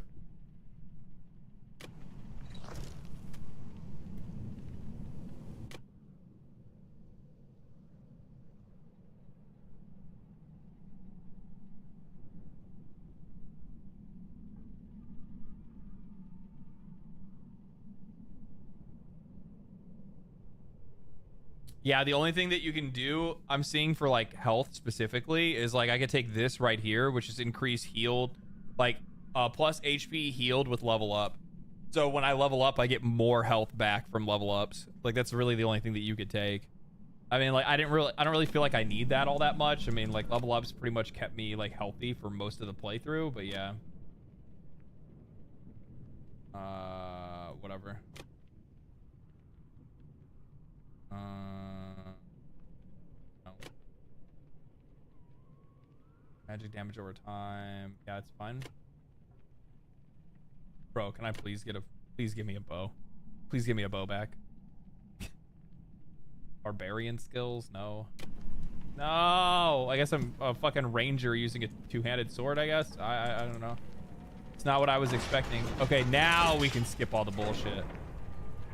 Nice.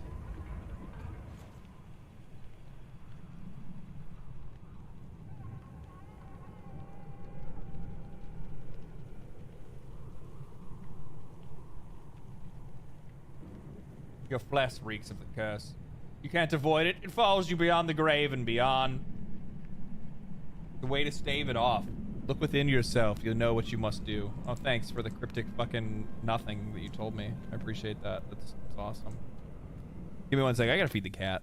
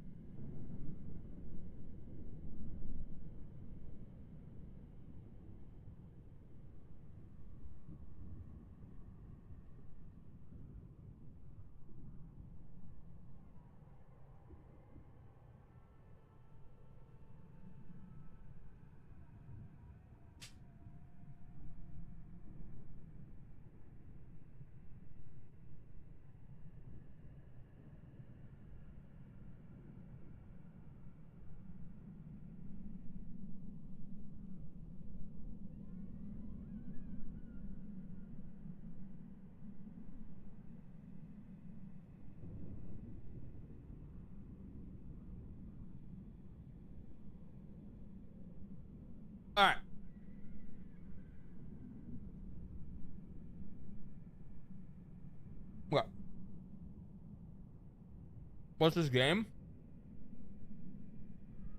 Called Heretical. It is a action RPG slash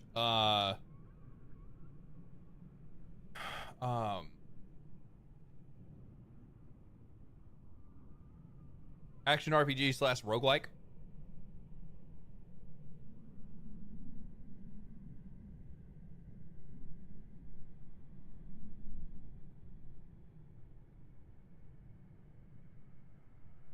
Okay.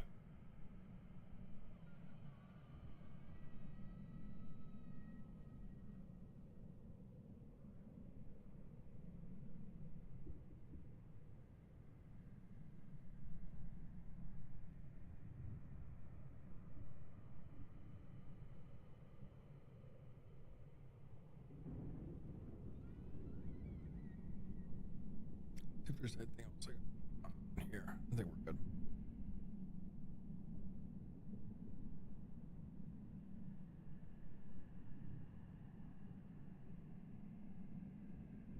I feel dumb reading the title now. You're fine. All right. I don't know how this is gonna work out. I'm not using the weapon this class is supposed to use. I mean, you can use any weapon, I guess.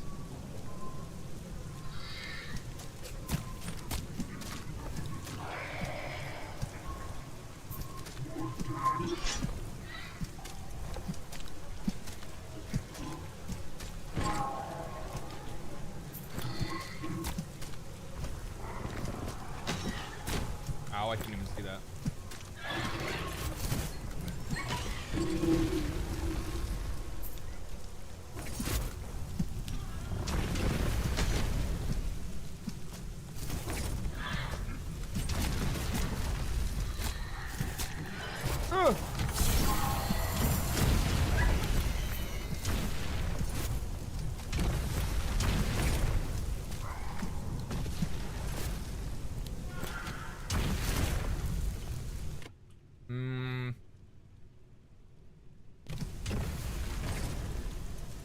If I can get a bow, we're gonna be looking really good. So I'll be able to actually like target specifically like which one of these I want to take down first, right? But right now, like I don't have anything for range.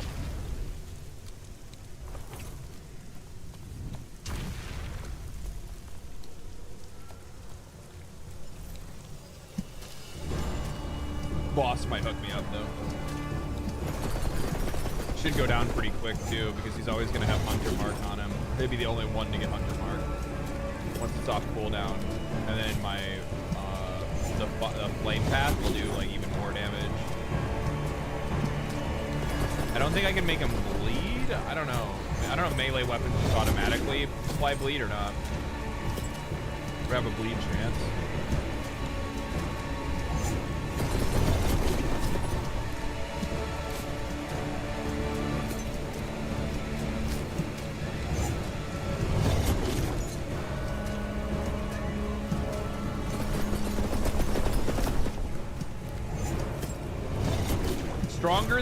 I'm stronger than I was as the farmer or as the like the warrior, but not nearly as strong as I was as the mage.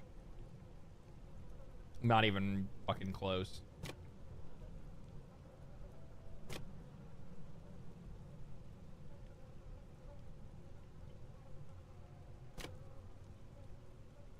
I guess. Thank you.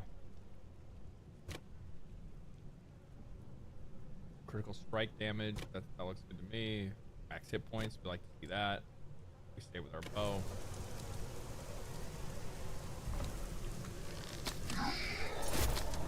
I do need to get rid of this like fire breath thing. I don't think it's very good. It'd be good if you were like trying to play melee, but that's not what we're trying to do, right?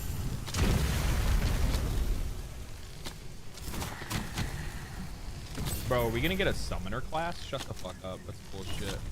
I think that's what that guy is. Ah! Ow! You wanna be friends? Silva, you survived, and you carried Freddy's name tag this whole time. Can't imagine the horrors you must have been through and what it looked to separate you two. You're now together, reunited. That's the most important. Wounds will heal with scars as reminders of what took place here.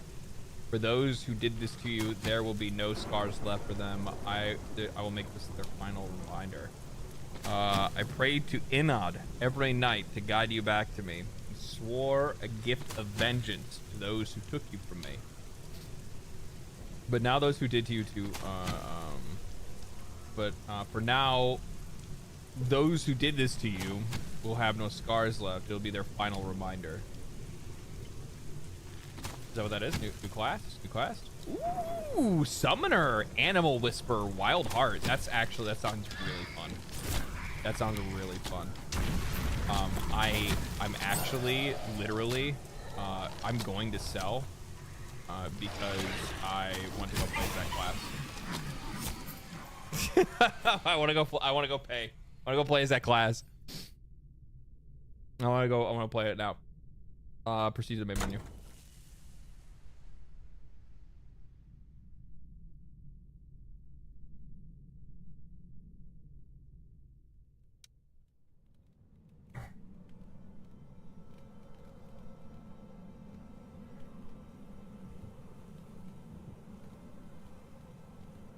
Okay, what is this one? Wild Heart. In the heart of the ageless forest, shrouded in whispered secrets of ancient druids, stand the Wild Heart, born beneath the emerald canopies. His life is a covenant with nature. What is this? A sacred bond shared with the wild, cloaked in the living tapestry of the forest. His presence is as elusive as the morning mist. Wild Heart, guardian of the verdant realms, speaks the language of the beast. His soul is intertwined with the forest's eternal essence. Vertil, his sentient acorn amulet, a playful yet cryptic guide, imbues him with the ancient tree's might, a beacon of strength in the darkest hours. Stoic and serene, Wild Heart's resolve is as unbreakable as the ancient woods he protects. A steadfast defender of all thrives whispering with the leaves. So ancient amulet is his main thing. The amulet Vertil grants you animalistic boons every few levels, greatly boosting your fighting capabilities. Interesting.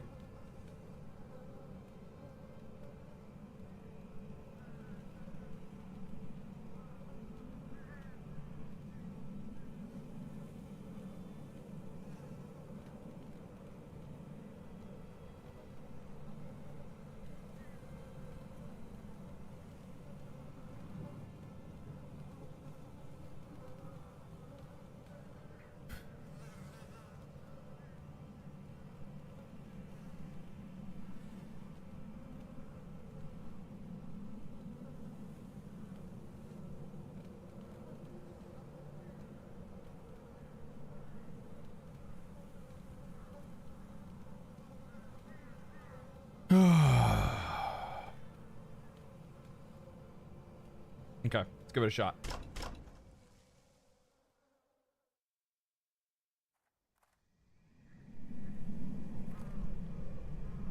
I have like zombie dogs, it looks like.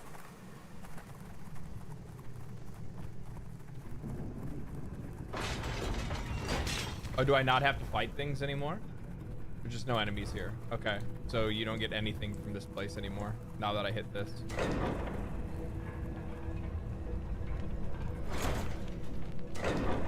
Okay.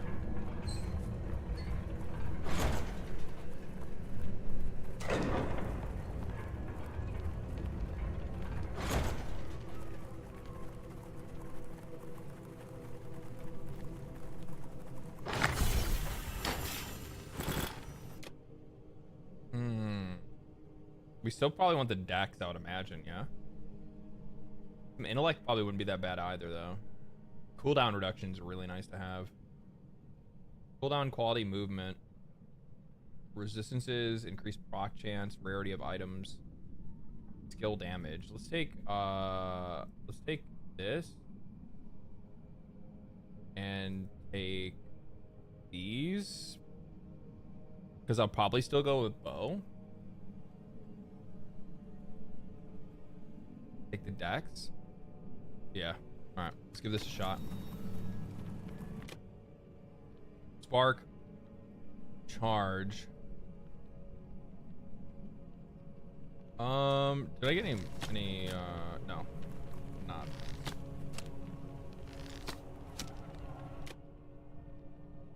Let's try out Spark.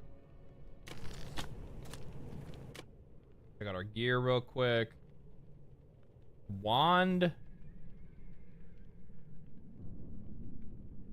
Sure. Sure.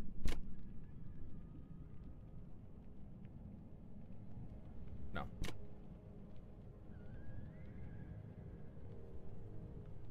Yeah, because we want to go bows. Medium armor, magic, padded, easy. Stick with this. Nothing we want here. We don't even have any money.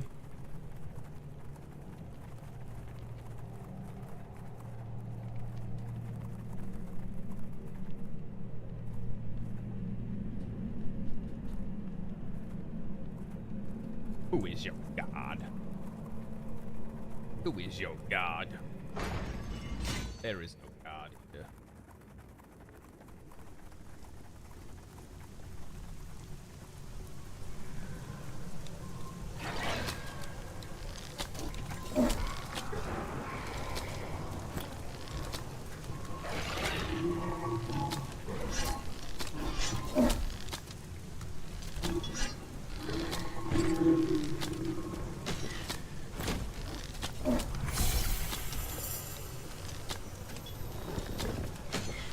Looks like the dogs have limited life as well. I don't know what happens. They probably just like resurrect after a short time, maybe.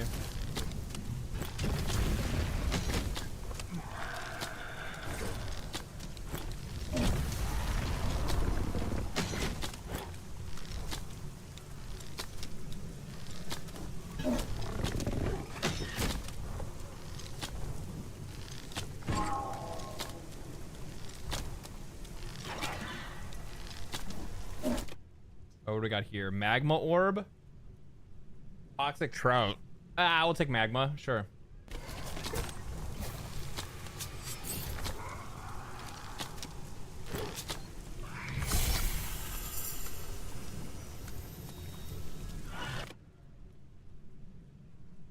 Ember trail.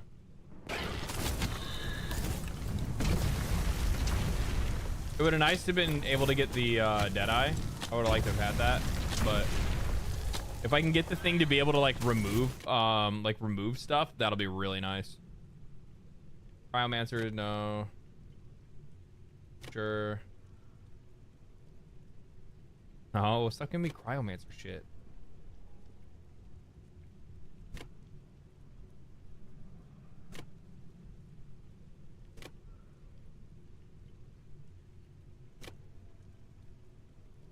-2 movement speed. Oh, negative because it's heavy armor. I think we're heavy. Okay.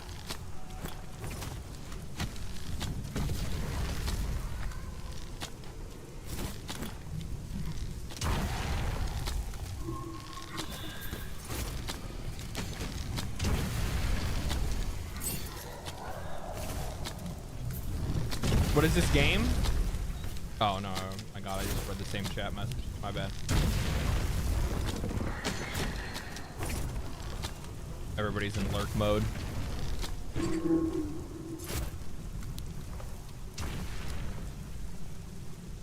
don't have the currency for this.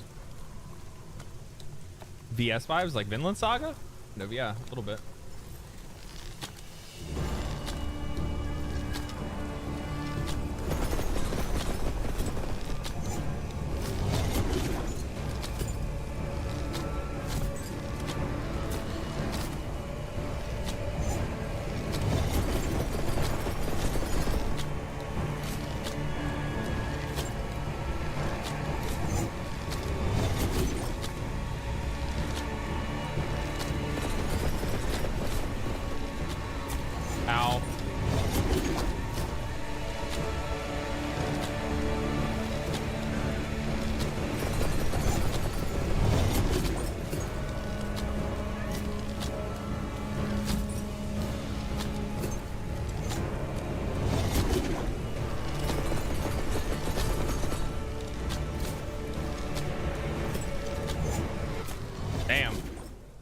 This is not this. Okay, this one maybe I don't know. I think I gotta like fiddle around with this guy a little bit more than that. A little bit more than that.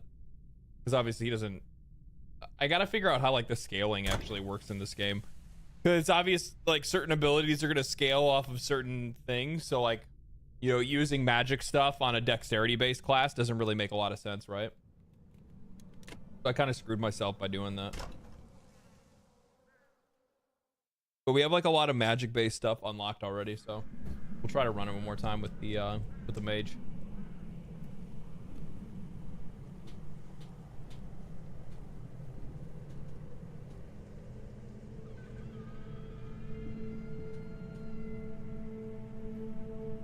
Is that a new character unlock?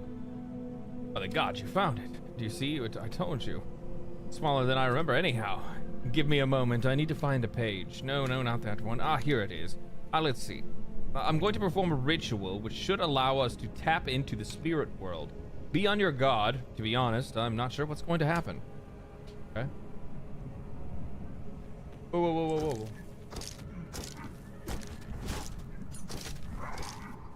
What the fuck is going on? That's crazy. So I just started a run and it like gave me a quest, like a special event. I have to like protect this guy while he like does whatever the fuck he's doing. Maybe he's trying to like make me a summoner. I don't know.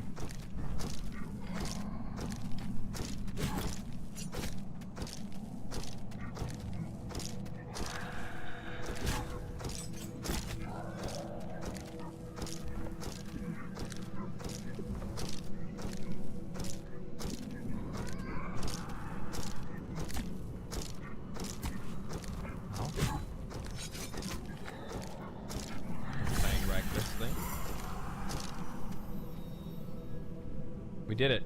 Wait, not now. That wasn't too bad, right? Although I'm not sure if that did anything here. I mean, well, only one way to find out. Let me join you in bringing the fight to Abadan. That'll give me plenty of opportunities to explore the effects of this experiment and maybe even find a solution to this mess. So that was another class. Yeah, another playable character unlocked. We'll take Magma Orb again.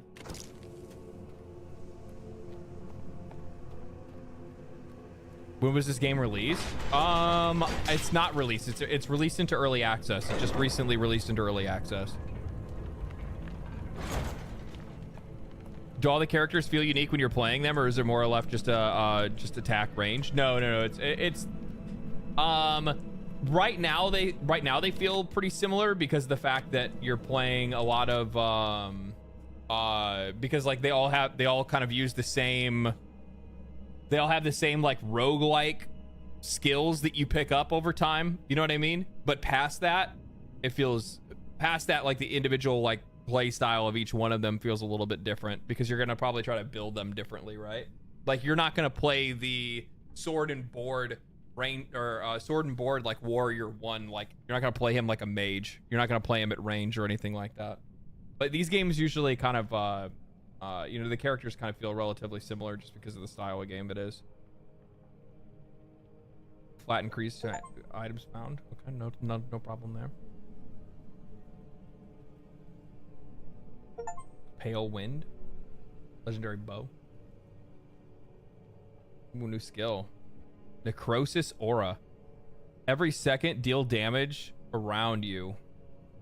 Damage alternates between poison and dark, it looks like, maybe, with every tick. Okay. Cool.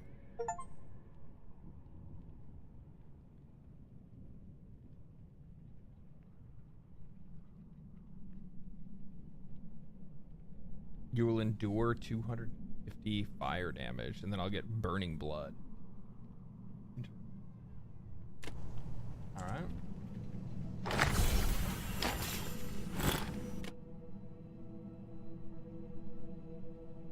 See, now we get to really go in. Come here, kitty. Say hi. Skill damage for sure.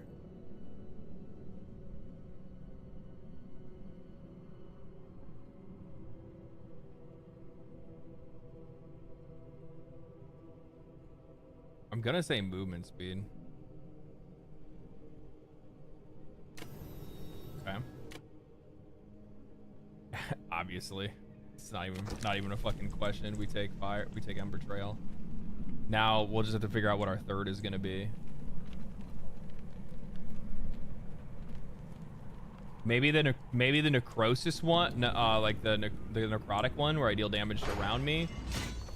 Hunter's Mark would be really nice too. Lightning, honestly, anything would be fucking good.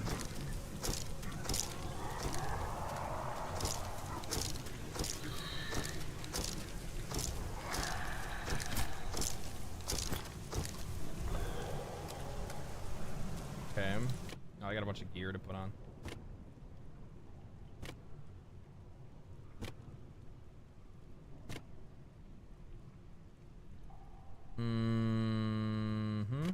Same thing.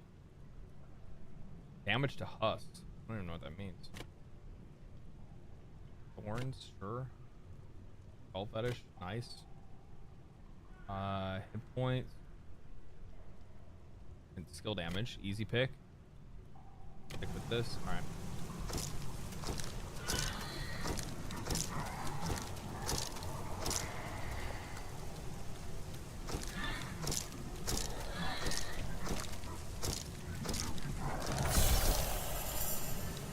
What do we got?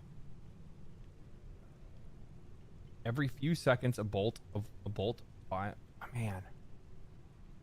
Slowing enemies would be really nice with Frost Spear. Every 4 seconds, and you slow enemies. But 10 to 17 lightning damage. No. I think I should go. Part of me wants to go Mark. I don't know. I think I'll wait for that AoE necrotic spell maybe. Nah, we'll go full range. Fuck it. Get some lightning.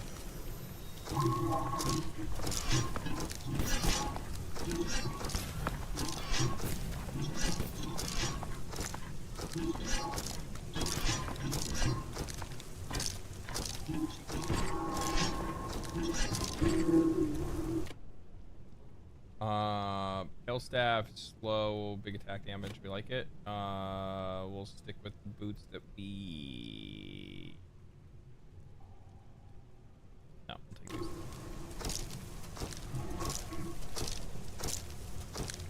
I should have waited to fight him, to be honest. I should have waited until I had a little bit more damage so it wouldn't take as long. But it's all good. It's all good.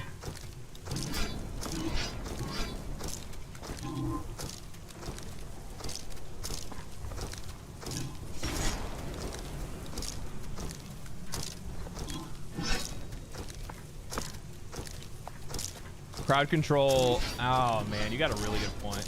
CC is always really nice later in a game.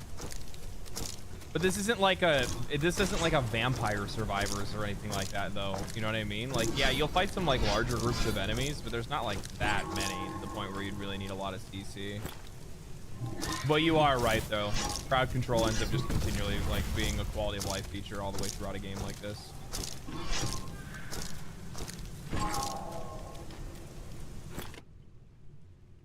Bludgeoned. No. Sure.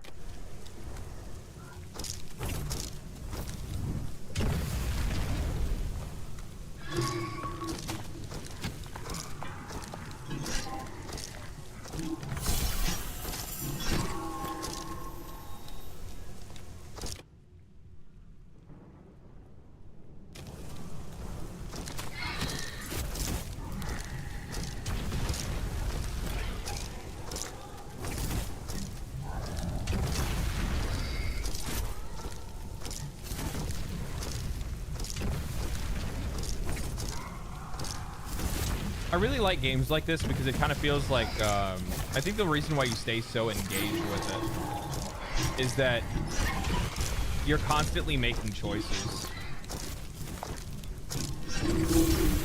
That like, while they might seem minor, end up being like relatively impactful in the end.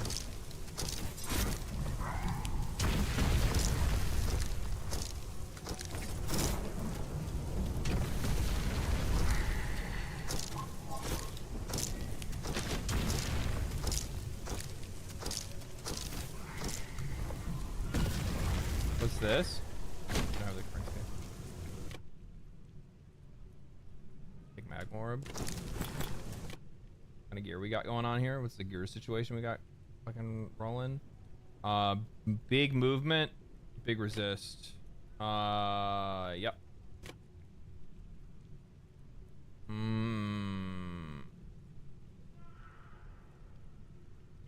I feel like that's probably a better way to go. Sure, that's fine.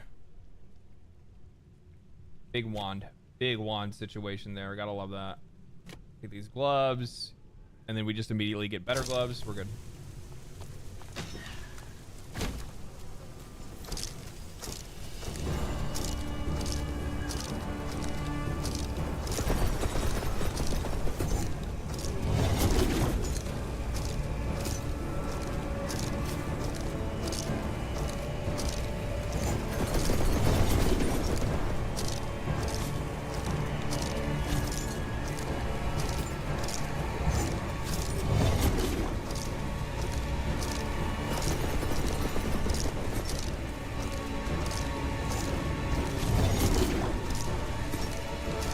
Motherfucker got styled on.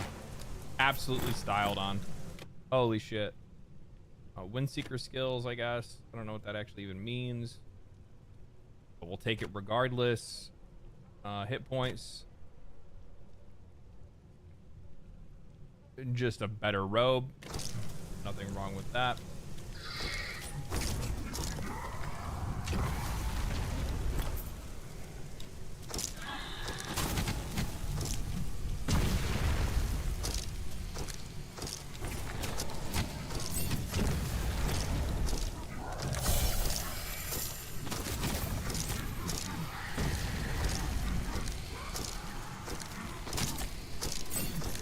Kind of sucks. You're just gonna fucking take damage here because like it's such a garbage place to fight enemies. The elevation differences.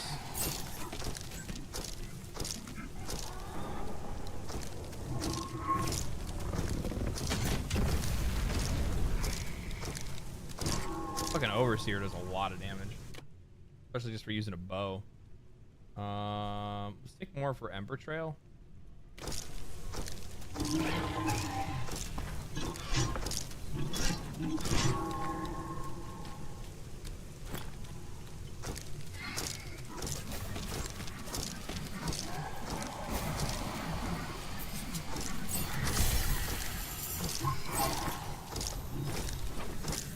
This class, I think what it is, what you're trying to do is you're trying to make sure that like your last couple of hits that you get in when your fucking aura goes off like that, like the flash of my aura where I Nova, you want to make sure you Nova around enemies, which will keep a fucking magic shield up. Because if you see, like I have a magic shield, it'll take like at least 2 hits. Which is pretty fucking useful.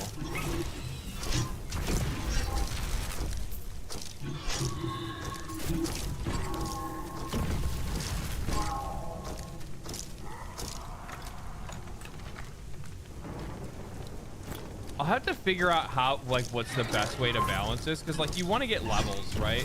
But you're also like trying to progress further into the game, so you don't want to take the like long way and like fight everything all over again. You want to probably try to like min-max it a little bit, because I can now go and take like that shortcut. Here he is again, the bane of all barrels. You already forgotten that poor Mauler. Yeah. You can spare 100 coins. I'll pay you back. Sure, here you go. That's the spirit. I remember when these kegs. Okay. Good for you. Okay, got it. That's really nice. Increase to fire damage is huge. Huge. I don't really want to lose the increase to fire damage. Like the int's nice, but the rest of the shit's completely useless. Thorns, Windseeker. This is gonna stay. This just stays, I guess. Attack speed, all elemental damage. Yeah. Pale staff, magic, lightning damage. Sure.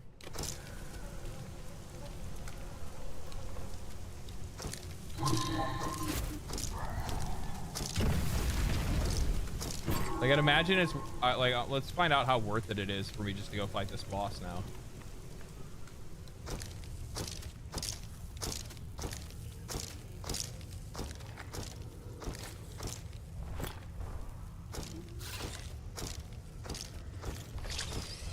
I mean, you're considerably stronger because of the fact that like you can pick up more passives.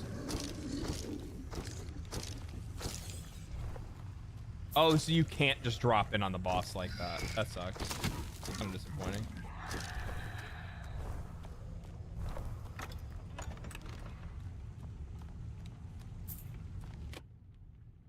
Kind of disappointing.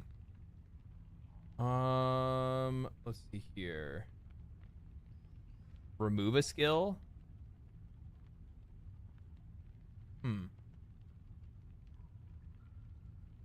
Yeah. Let's get rid of Spark. We'll get something else. Critical strike damage, a lightning attack. I'll just what we got. Bro, you gotta play Infinity Nikki. That is not what I was expecting to look over and read. I'm gonna be real with you.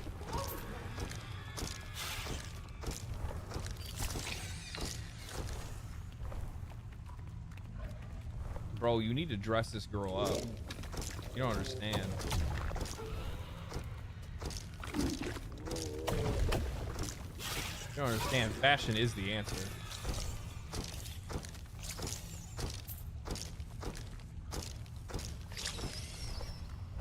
Fashion is the answer.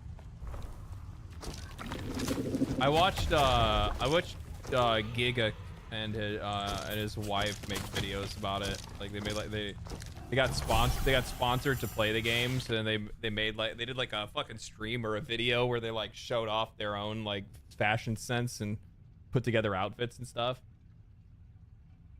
Every second deal damage to an enemy, and it switches between the two types. That sounds really good. So the closer they are to me, the more damage they take. Okay. I don't know what the area of effect on that is though, but like 1 damage every second is pretty fucking strong. So we can scale that pretty quickly.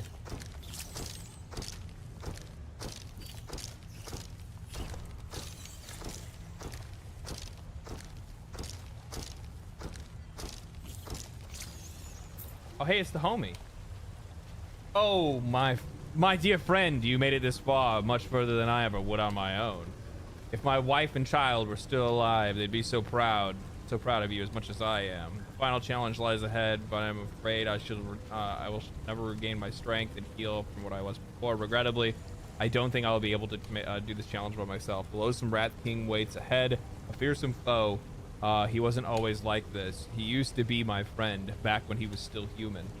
But those wretched scholars turned him into a monstrosity while trying to contain the plague. His anger turned against them, maddened him, and he claimed the gutters as his domain.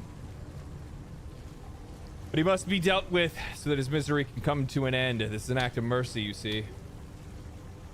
Okay. No problem, Doc.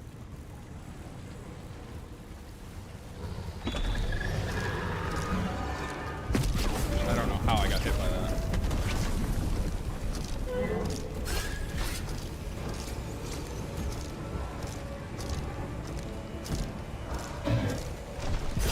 I wonder if they're gonna have variants. That'd be really cool. I like when you can get like variant skills in games like this. Just 3 attacks like that. Right, good to know.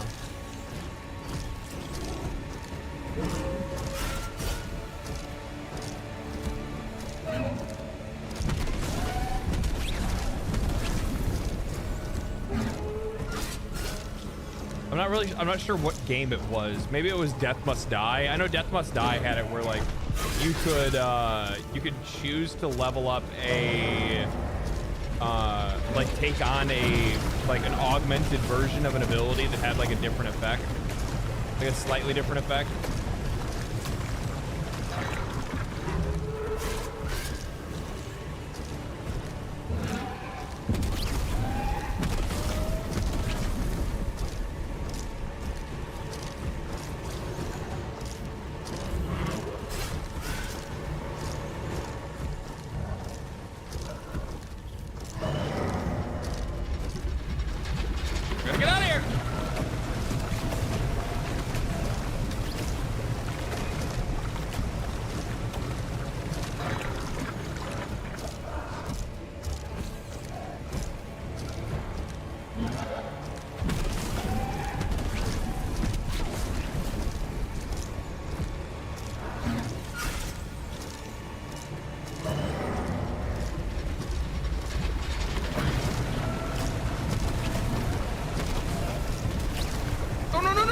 I'm stuck, I'm stuck. Oh god, that was so close.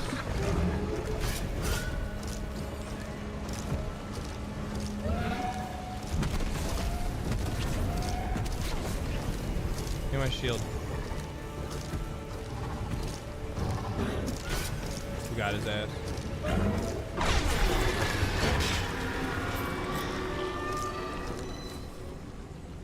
Got his ass.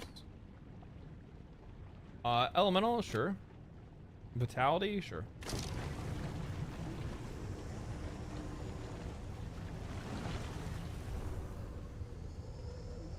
LD needs to play Kingdom Come Deliverance 2 and prepare for Monster Hunter because that IP is going wildly viral at the moment and needs addressing. What do you mean? Oh, I need to prepare for Monster Hunter Wild because that IP is going wildly viral. It's gonna be, I don't think people understand, like, Monster Hunter Wild is going to fucking sweep the goddamn world. It's gonna be crazy. Like, the only thing preventing it from doing like super well is the performance of the game itself, and obviously that's gonna be like something we're gonna have to, that's a bridge we're gonna have to cross. But I think that I think Monster Hunter Wild is going to Monster Hunter World was a massive game, like massive. There's a lot of people that probably didn't get into it because, like, for whatever reason, they just, you know, everybody else played it first, so they just stayed away from it or whatever. And then as time, now this is their chance to get in when everybody else gets in, and you're just gonna have a lot of people that are gonna, like, it's gonna be their game, man. And with how Capcom supports Monster Hunter specifically, like, it's gonna retain players like it never has before. It's just gonna do really fucking well. And I think overall there's just been a general hunger for a game like that. In a way, I actually think that like Helldivers is a really good reflection of that as well. That I think there's been a general hunger for a game that is a general hunger for a game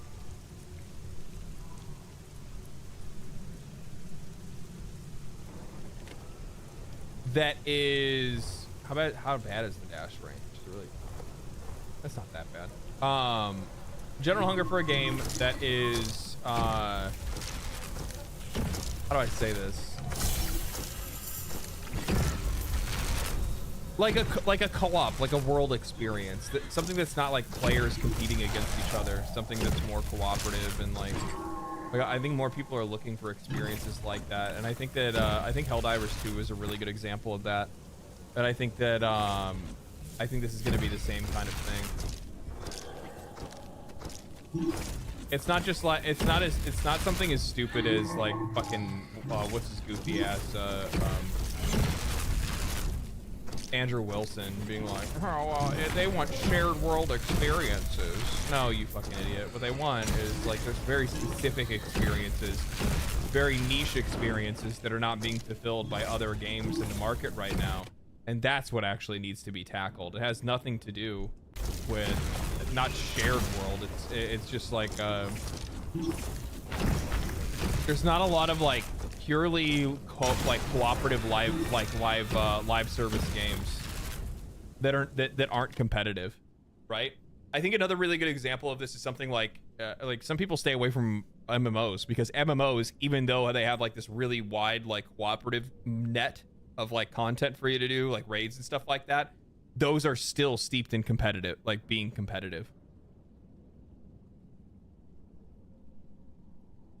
Everyone is searching for that peak world gaming experience that Pokemon Go gave us. Yeah, kind of. I just think Monster Hunter is a cool IP that haven't been cross-platform before, and is coming with excitement of Worlds and Return to World campaign. It has a lot of momentum. It has a lot of fucking momentum. It has a lot of momentum. Yeah. I mean, I'm sorry, but like even just looking at the sales of Monster Hunter Rise, Like that's not a like mainline Monster Hunter game. It did not receive the same amount of marketing. It didn't receive the same amount of support from Capcom. Like we all know that like the second studio comes out with is not like the Monster Hunter. Like people buy it and people play it and people have fun with it, but it's not the game that they're looking for. It's the one to get them over until the next, right? And I think that I think that you're just gonna see a lot of people come in and adopt this game. I think it's gonna go fucking crazy. I mean, I think Return to World was a really good example of like how much hunger there's been for more Monster Hunter. And the funny thing is the game was already there. People just wanted more people to play with. And that's the reason why people went back to Monster Hunter. They didn't go back because they don't like, they didn't go back. Like, I think the funny thing is I'd be really interested to know like what the new install numbers were for the people that came back during Return to World, because I would guarantee that there was probably way more new installs. Like a lot of new installs. Just play Warframe. Warframe's just a very, very, like, very distinct experience that I think is an acquired taste that not a lot of people have. That's just the better way to say it. It's just a very distinct experience that not a lot of people can get into. If you can, it's a game that you're really going to like. If you can't, it's a game that you're not going to like at all and you're just not even going to understand. Infinity Nikki will take the world by storm. Dude, girls love Infinity Nikki.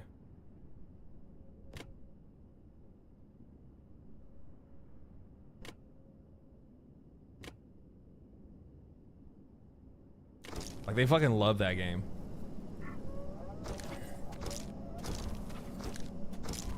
They love that game, and then they love that fucking, that like, hey, the fucking... that Korean male gacha game slash like fucking like clitlet like fucking simulator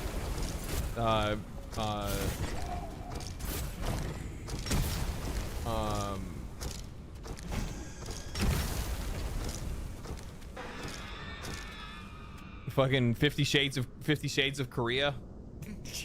I forgot what the fuck it's called. I see posts about it all over the fucking place.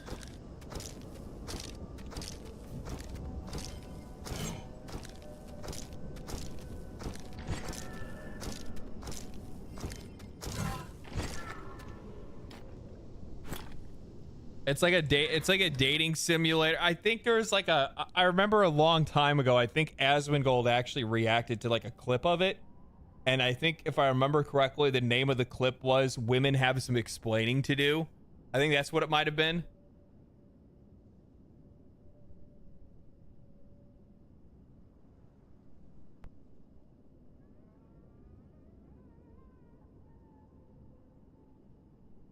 Love in Deep Space. Yes, I think that's what it is. Love in Deep Space.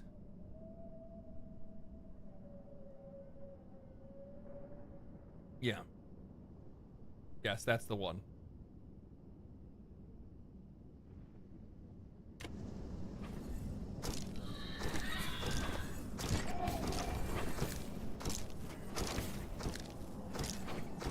It's a game like that Love in Deep Space game. When I see it and I see like clips of it pop up on the internet, the only thing I can think of is like, this is the kind of game that girls sit back and watch and something happens and they're just like, like, I can't believe he's doing that. He's saying that. It's made over $60 million in January. What?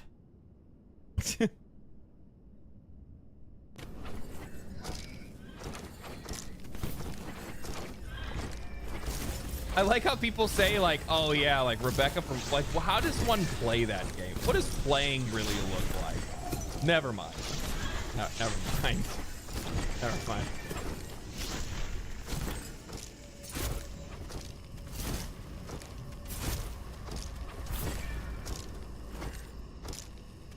I take that back. I know what it looks like.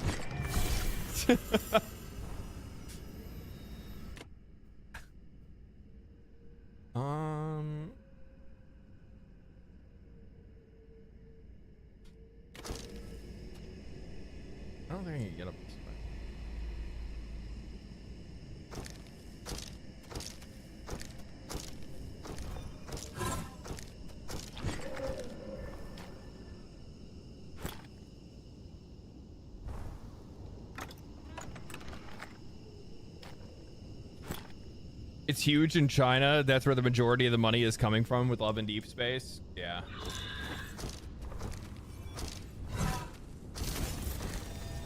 But don't worry, it's getting its money out of American women too.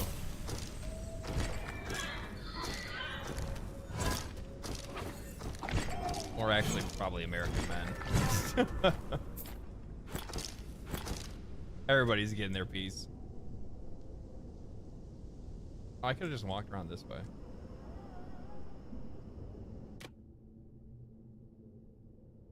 Keep.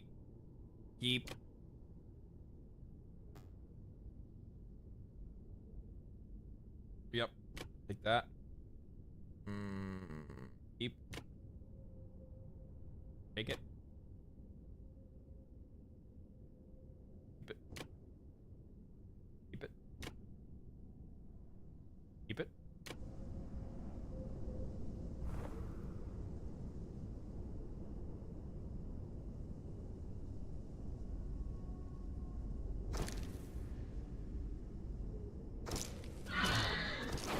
Why do you think I would hate it? You know, I play like Final Fantasy 14 and shit, right? I spend like hours like figuring out an outfit for my fucking cat girl. Like, fucking who do you think I am? Think I'm like some fucking like the pinnacle of masculinity?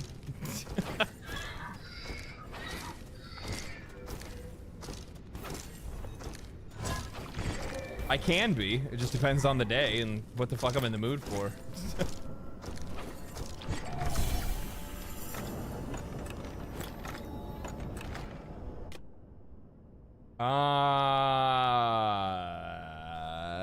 Ember Trail. Monetization is horrible. Of course it is. The fucking Gacha game. Doesn't mean I won't play him though.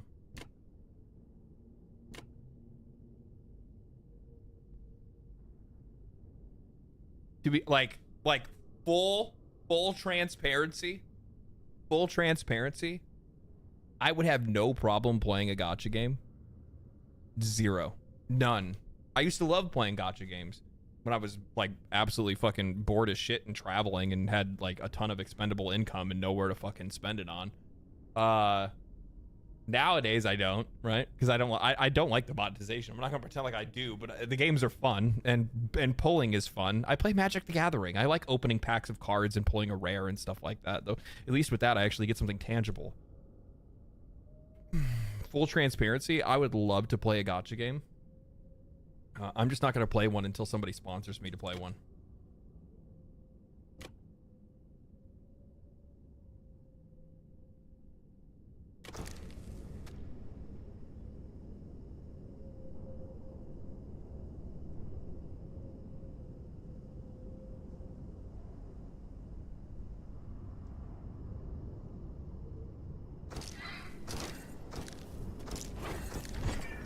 Until the rotation hits. Well, I mean, you get what I'm saying. Like, I have the card, right? Like when it comes to like Gacha and stuff like that, like I love random chance and shit like that. Gamba is fun. Everybody likes Gamba. Everybody, you know, we want to pretend like we don't, but there's something in our fucking soul. There's something built into us that makes us want to do it. Want to rip. We want the chance to prove that we're the lucky one, right? But I mean, at least with Magic, I still have the card. Like, yeah, they might rotate it out. They might fucking put it on a ban list. Lord knows. Imagine my excitement when I finally pulled like a fucking Jeweled Lotus, and quite literally, no bullshit, the day after they ban it in fucking Commander. And I'm like, it's the only place you can use it. Like, what the fuck? Why? Like, it's a good card, but it's not that good. I mean, it is, but it's not. Like, +2 to mana. Ooh. Price to pay. Lose dash range for a little bit, or suffer some hit points. Yeah, lose dash range. That's fine. All right.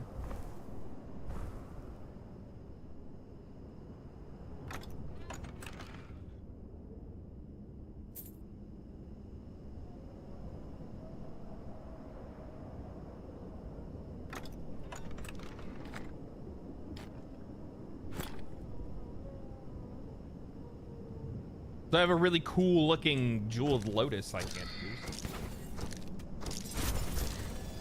Some people are like holding them. Like, what's really fucking cringe about the Magic community? Oh no. What's really cringe about the Magic community is like how many of them treat like cards like stocks. Have you guys? I don't know if any of you guys actually play Magic. You guys notice that shit? It's so fucking weird.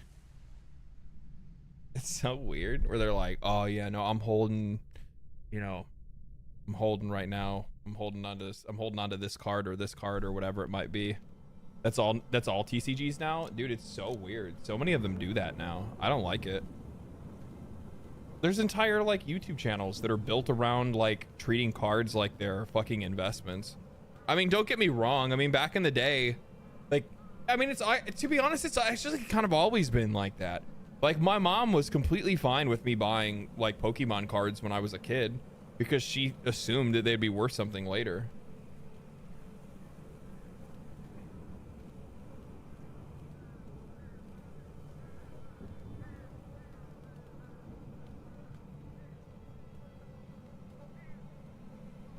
Collector's items, yeah.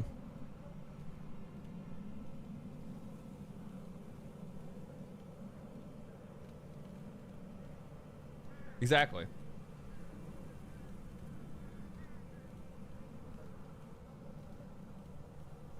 So what's the word? Good game? I like it. I actually really do.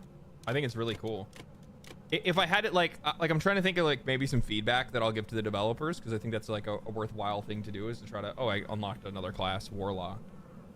Warlock comes with Relentless Spirit. Whenever an enemy dies, a spectral skull follows you around. When in combat, all skulls will seek the nearest enemies and deal magic damage and decay damage over time on contact. Every 5 enemies killed increases the damage over time. That's really cool. I have to see how that actually works. I actually really like this. I think it's a really cool idea. I like the premise. It's an interesting way of doing something like this, because you're constantly returning to like this almost like Dark Souls-esque world that you've already adventured around in, and you've already opened up shortcuts, right? And you can then progress even faster the next time around. Like, once you actually get in and you have like a strong understanding of like what you're trying to do, or what you like, how you want to like build your character and shit, like, then you can like skip straight to bosses, like the first few bosses, you know, stay in what areas you want to stay in, and then kind of go from there. I think it's a really cool idea. It's different. That's all I can ask for. I am burning through some Steam indies with a friend. You'll like it. You'll like this. For real. Give it a shot. It's like $12. It's on sale. 20% off right now. $15 normally, $12 right now. 100% worth it. It's a fun game. You're gonna get a lot of replay value out of it. They gave me a let me look at the brief that I got, because the brief ended up having some like extra information that I can give you guys, so you can know exactly like what's all on this, right? Oh fuck, I have giveaway keys.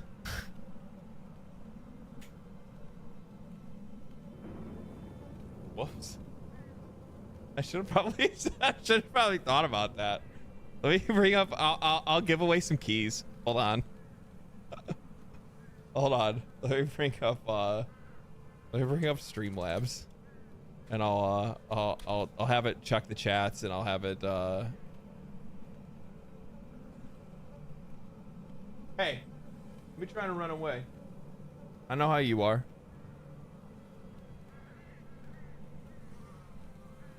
I can have Streamlabs actually pick people within it, and I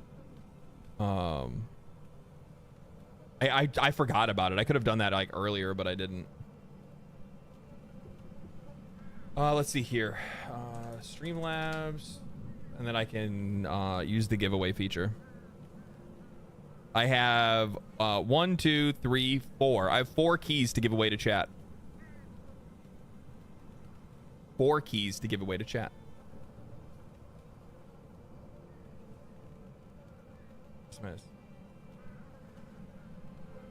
Oh, I just need to later.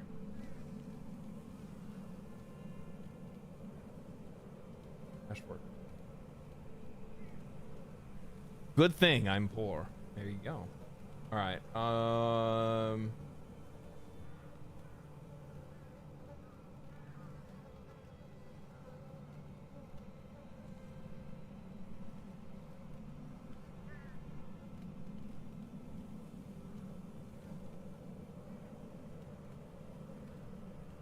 Add giveaway, custom, name,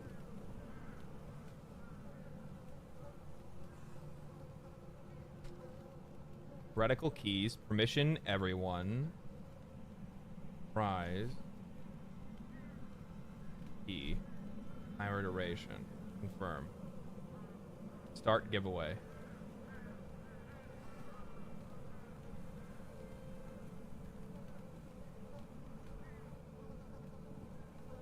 There you go.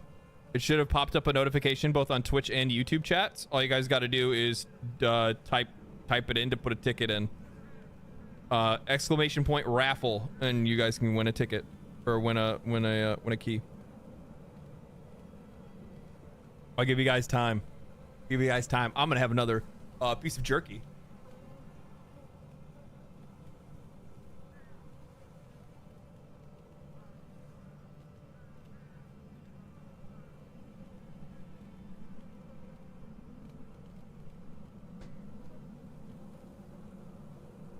Okay. Give you guys plenty of time to put your names in.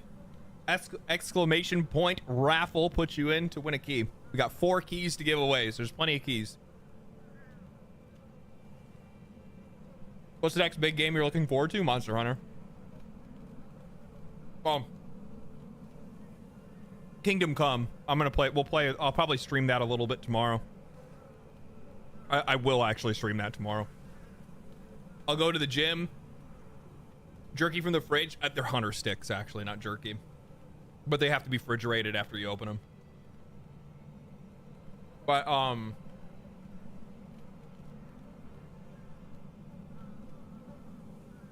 what was I gonna say? Yeah, I'll go to the gym tomorrow. I'll come back from the gym. I'll shower up, and then I'll hop on, and I will we'll play some Kingdom Come. I'll at least do like the, you know, the prologue or whatever. It'll be like a relatively short stream, but it'll be mostly gaming. I'll just like hop on, chat for a little bit, and then we'll hop right into the game.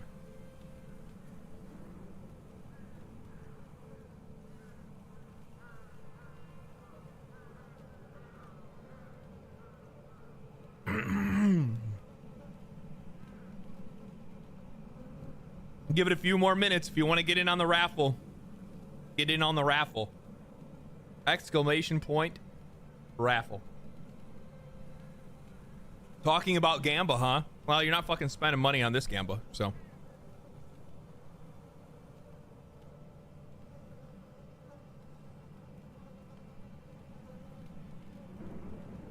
Let me see here.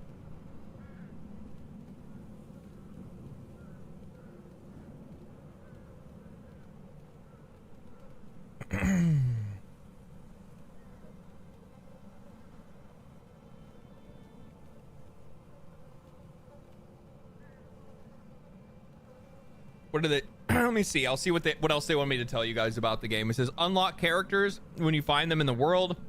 Open up new prophecies or quests. That let you unlock skills, unique items, permanent bonuses, etc. You mainly focus on running around. Mainly focus your run around 1 or 2 skills that will carry you, and tend to find gear which then supports those skills. For example, if you're running around with a build. This is funny that I ended up picking this on accident. I didn't even read this. If you're running a fire build with magma orb and ember trail, you want to get as much fire damage boosting gear as you can. Cooldown reduction, skill damage, and damage over time boosting gear. The game has currently about 50% of the planned content around for its early access. The price will increase from $15 to $25 once it's fully out. Once it's completed. They say it's made by a small team which has played tons of roguelites and ARPGs, inspired by Diablo, Hades, Path of Exile, and Dark Souls. The game is unforgiving and you will die, but each run will unlock new things, so subsequent runs get easier and better. It's playable on Steam Deck and it's scheduled to release on all platforms down the road. Heretical has an active Discord community to discuss builds, prophecies, and more. So if you guys want to get involved in their Discord, you guys can. You can give them feedback over there after playing it or checking it out. It was featured on Pixel Pitch episode 3, where Asmongold, Tips Out, and Jane highly praised the game. That's where I remembered it from. I was like, man, I've seen this somewhere. I just couldn't remember where I saw it before.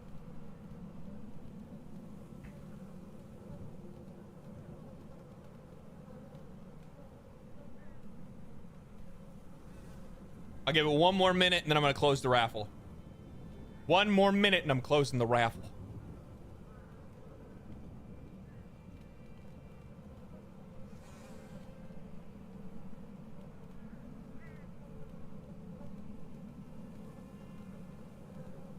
It's a PC raffle? Yeah, it's PC only. Sorry, Steam, these are Steam keys, not for anything else, just for Steam.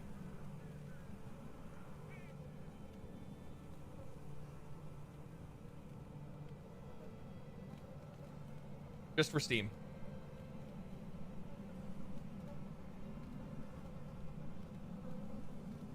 If you win the raffle, what I want you to do, I'm gonna give very specific instructions here. If you win the raffle, come into the make sure you are in the Discord, and then message a mod and take like a fucking, you know, screenshot of like your username and stuff like that on Twitch or on YouTube. We could also whisper. We could also whisper on. I can actually just whisper you the key on Twitch if you went on Twitch. Kind of like Halls of Torment. It's like Halls of Torment meets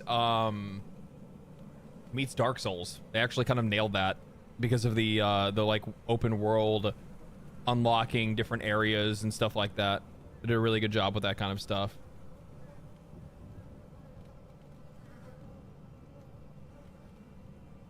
Yeah. All right, is everybody in? You did not type raffle. You're fucked. You got 5 seconds. 5, 4, 3, 2, 1, 0.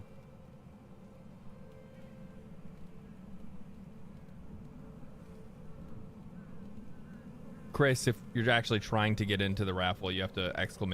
raffle, not just type raffle.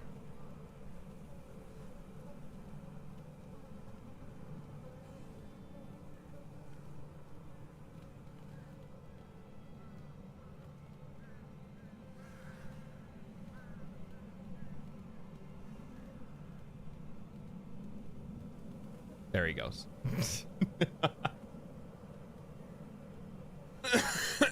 All right. Everybody's in. Close. Entries are now closed. Raffle is closed. Picking winner. First winner is Brandon on YouTube. Brandon, you have won a key. If you hop in the Discord, hop in the community Discord. Somebody link the Discord in both chats if you can, please.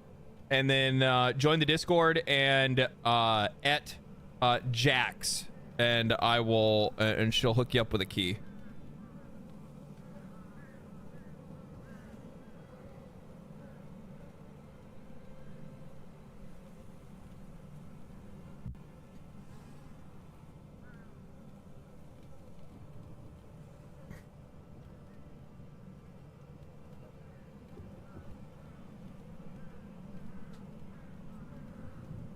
Okay. All right, picking the next winner. Mazu. Mazu has won a key.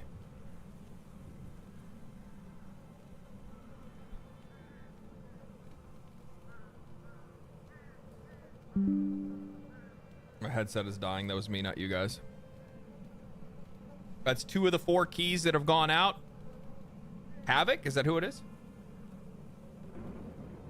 Oh, no. Okay, I got you. Mazu. Just join the Discord and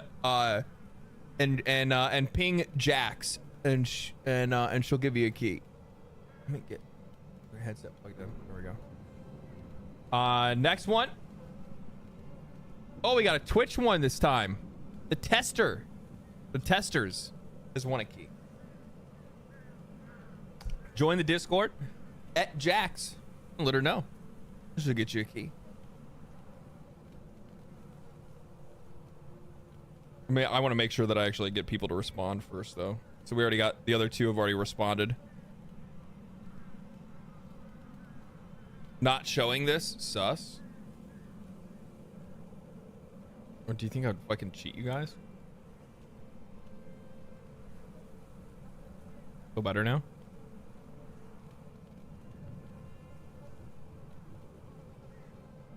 It's all automated. It's off of Streamlabs.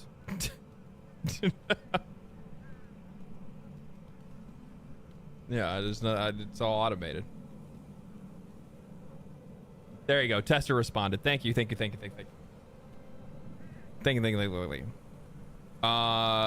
So again, just join the Discord and message at Jax, and she'll send you a key. And for the final winner, drum roll, please. You're good. Don't worry about it. We're chilling. Bad Luck Stucky. Bad Lucky Stucky. Bad Lucky Stucky. I like how that worked out. It got 2 on Twitch and 2 on YouTube. How about that? I'll split it right down the fucking middle, man. Congrats to the winners. Congrats. Join the Discord at Jax. Let her know what your name is, and she'll hook you up. Thank you guys for participating, and thank you guys for watching, and thank you guys, and thanks thanks for the devs for sending me the game. I've had a lot of fun with it. I hope you guys have a lot of fun with it too. The studio's name is 3 Sword Studio. I think this might be their first game. Yep, sure is. Yeah, it's their first game. It's a pretty damn good job for your first try. Pretty damn good job for your first time.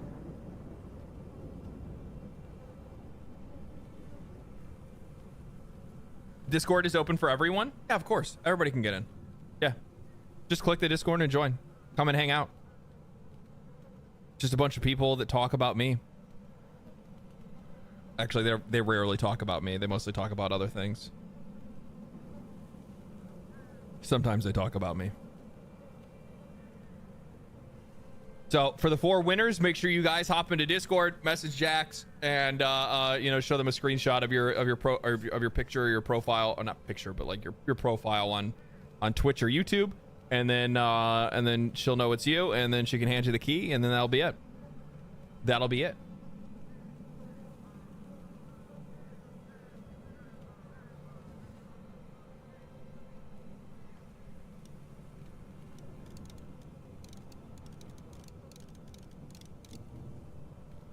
I like that sound.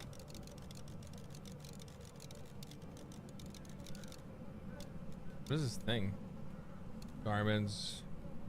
Use relics without penalty. Use shields without penalty. Use that without penalty.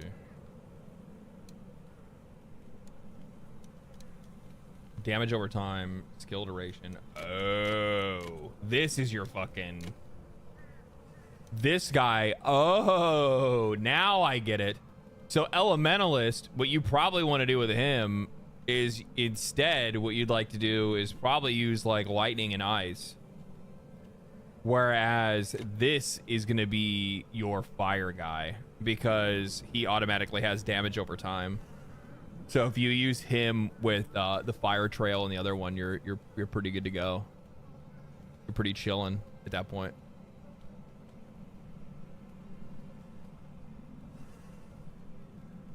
all I've done in Discord is steal memes. That's what everybody does. That's what everybody does. But anyway, ladies and gentlemen, boys and girls, that is it for the stream today. I had fun. It was good. I had a bit of brain fog earlier, so it was kind of hard to break through that. But outside of that, good stream, good hanging out. I have a I'm gonna stream tomorrow. So I'm gonna get up tomorrow. I'm gonna hit the gym. I'm gonna come back, and then we're gonna play some Kingdom Come Deliverance. Maybe I go over a couple things or look at some news. If you guys have anything you want me to react to that I haven't talked about recently or whatever it is, throw it in the Discord, throw it in the React channel. I'll bring it up and we'll talk about it on we'll talk about it tomorrow for a little bit, and then we'll play some Kingdom Come Deliverance 2, and we'll chill. We'll do our whole thing.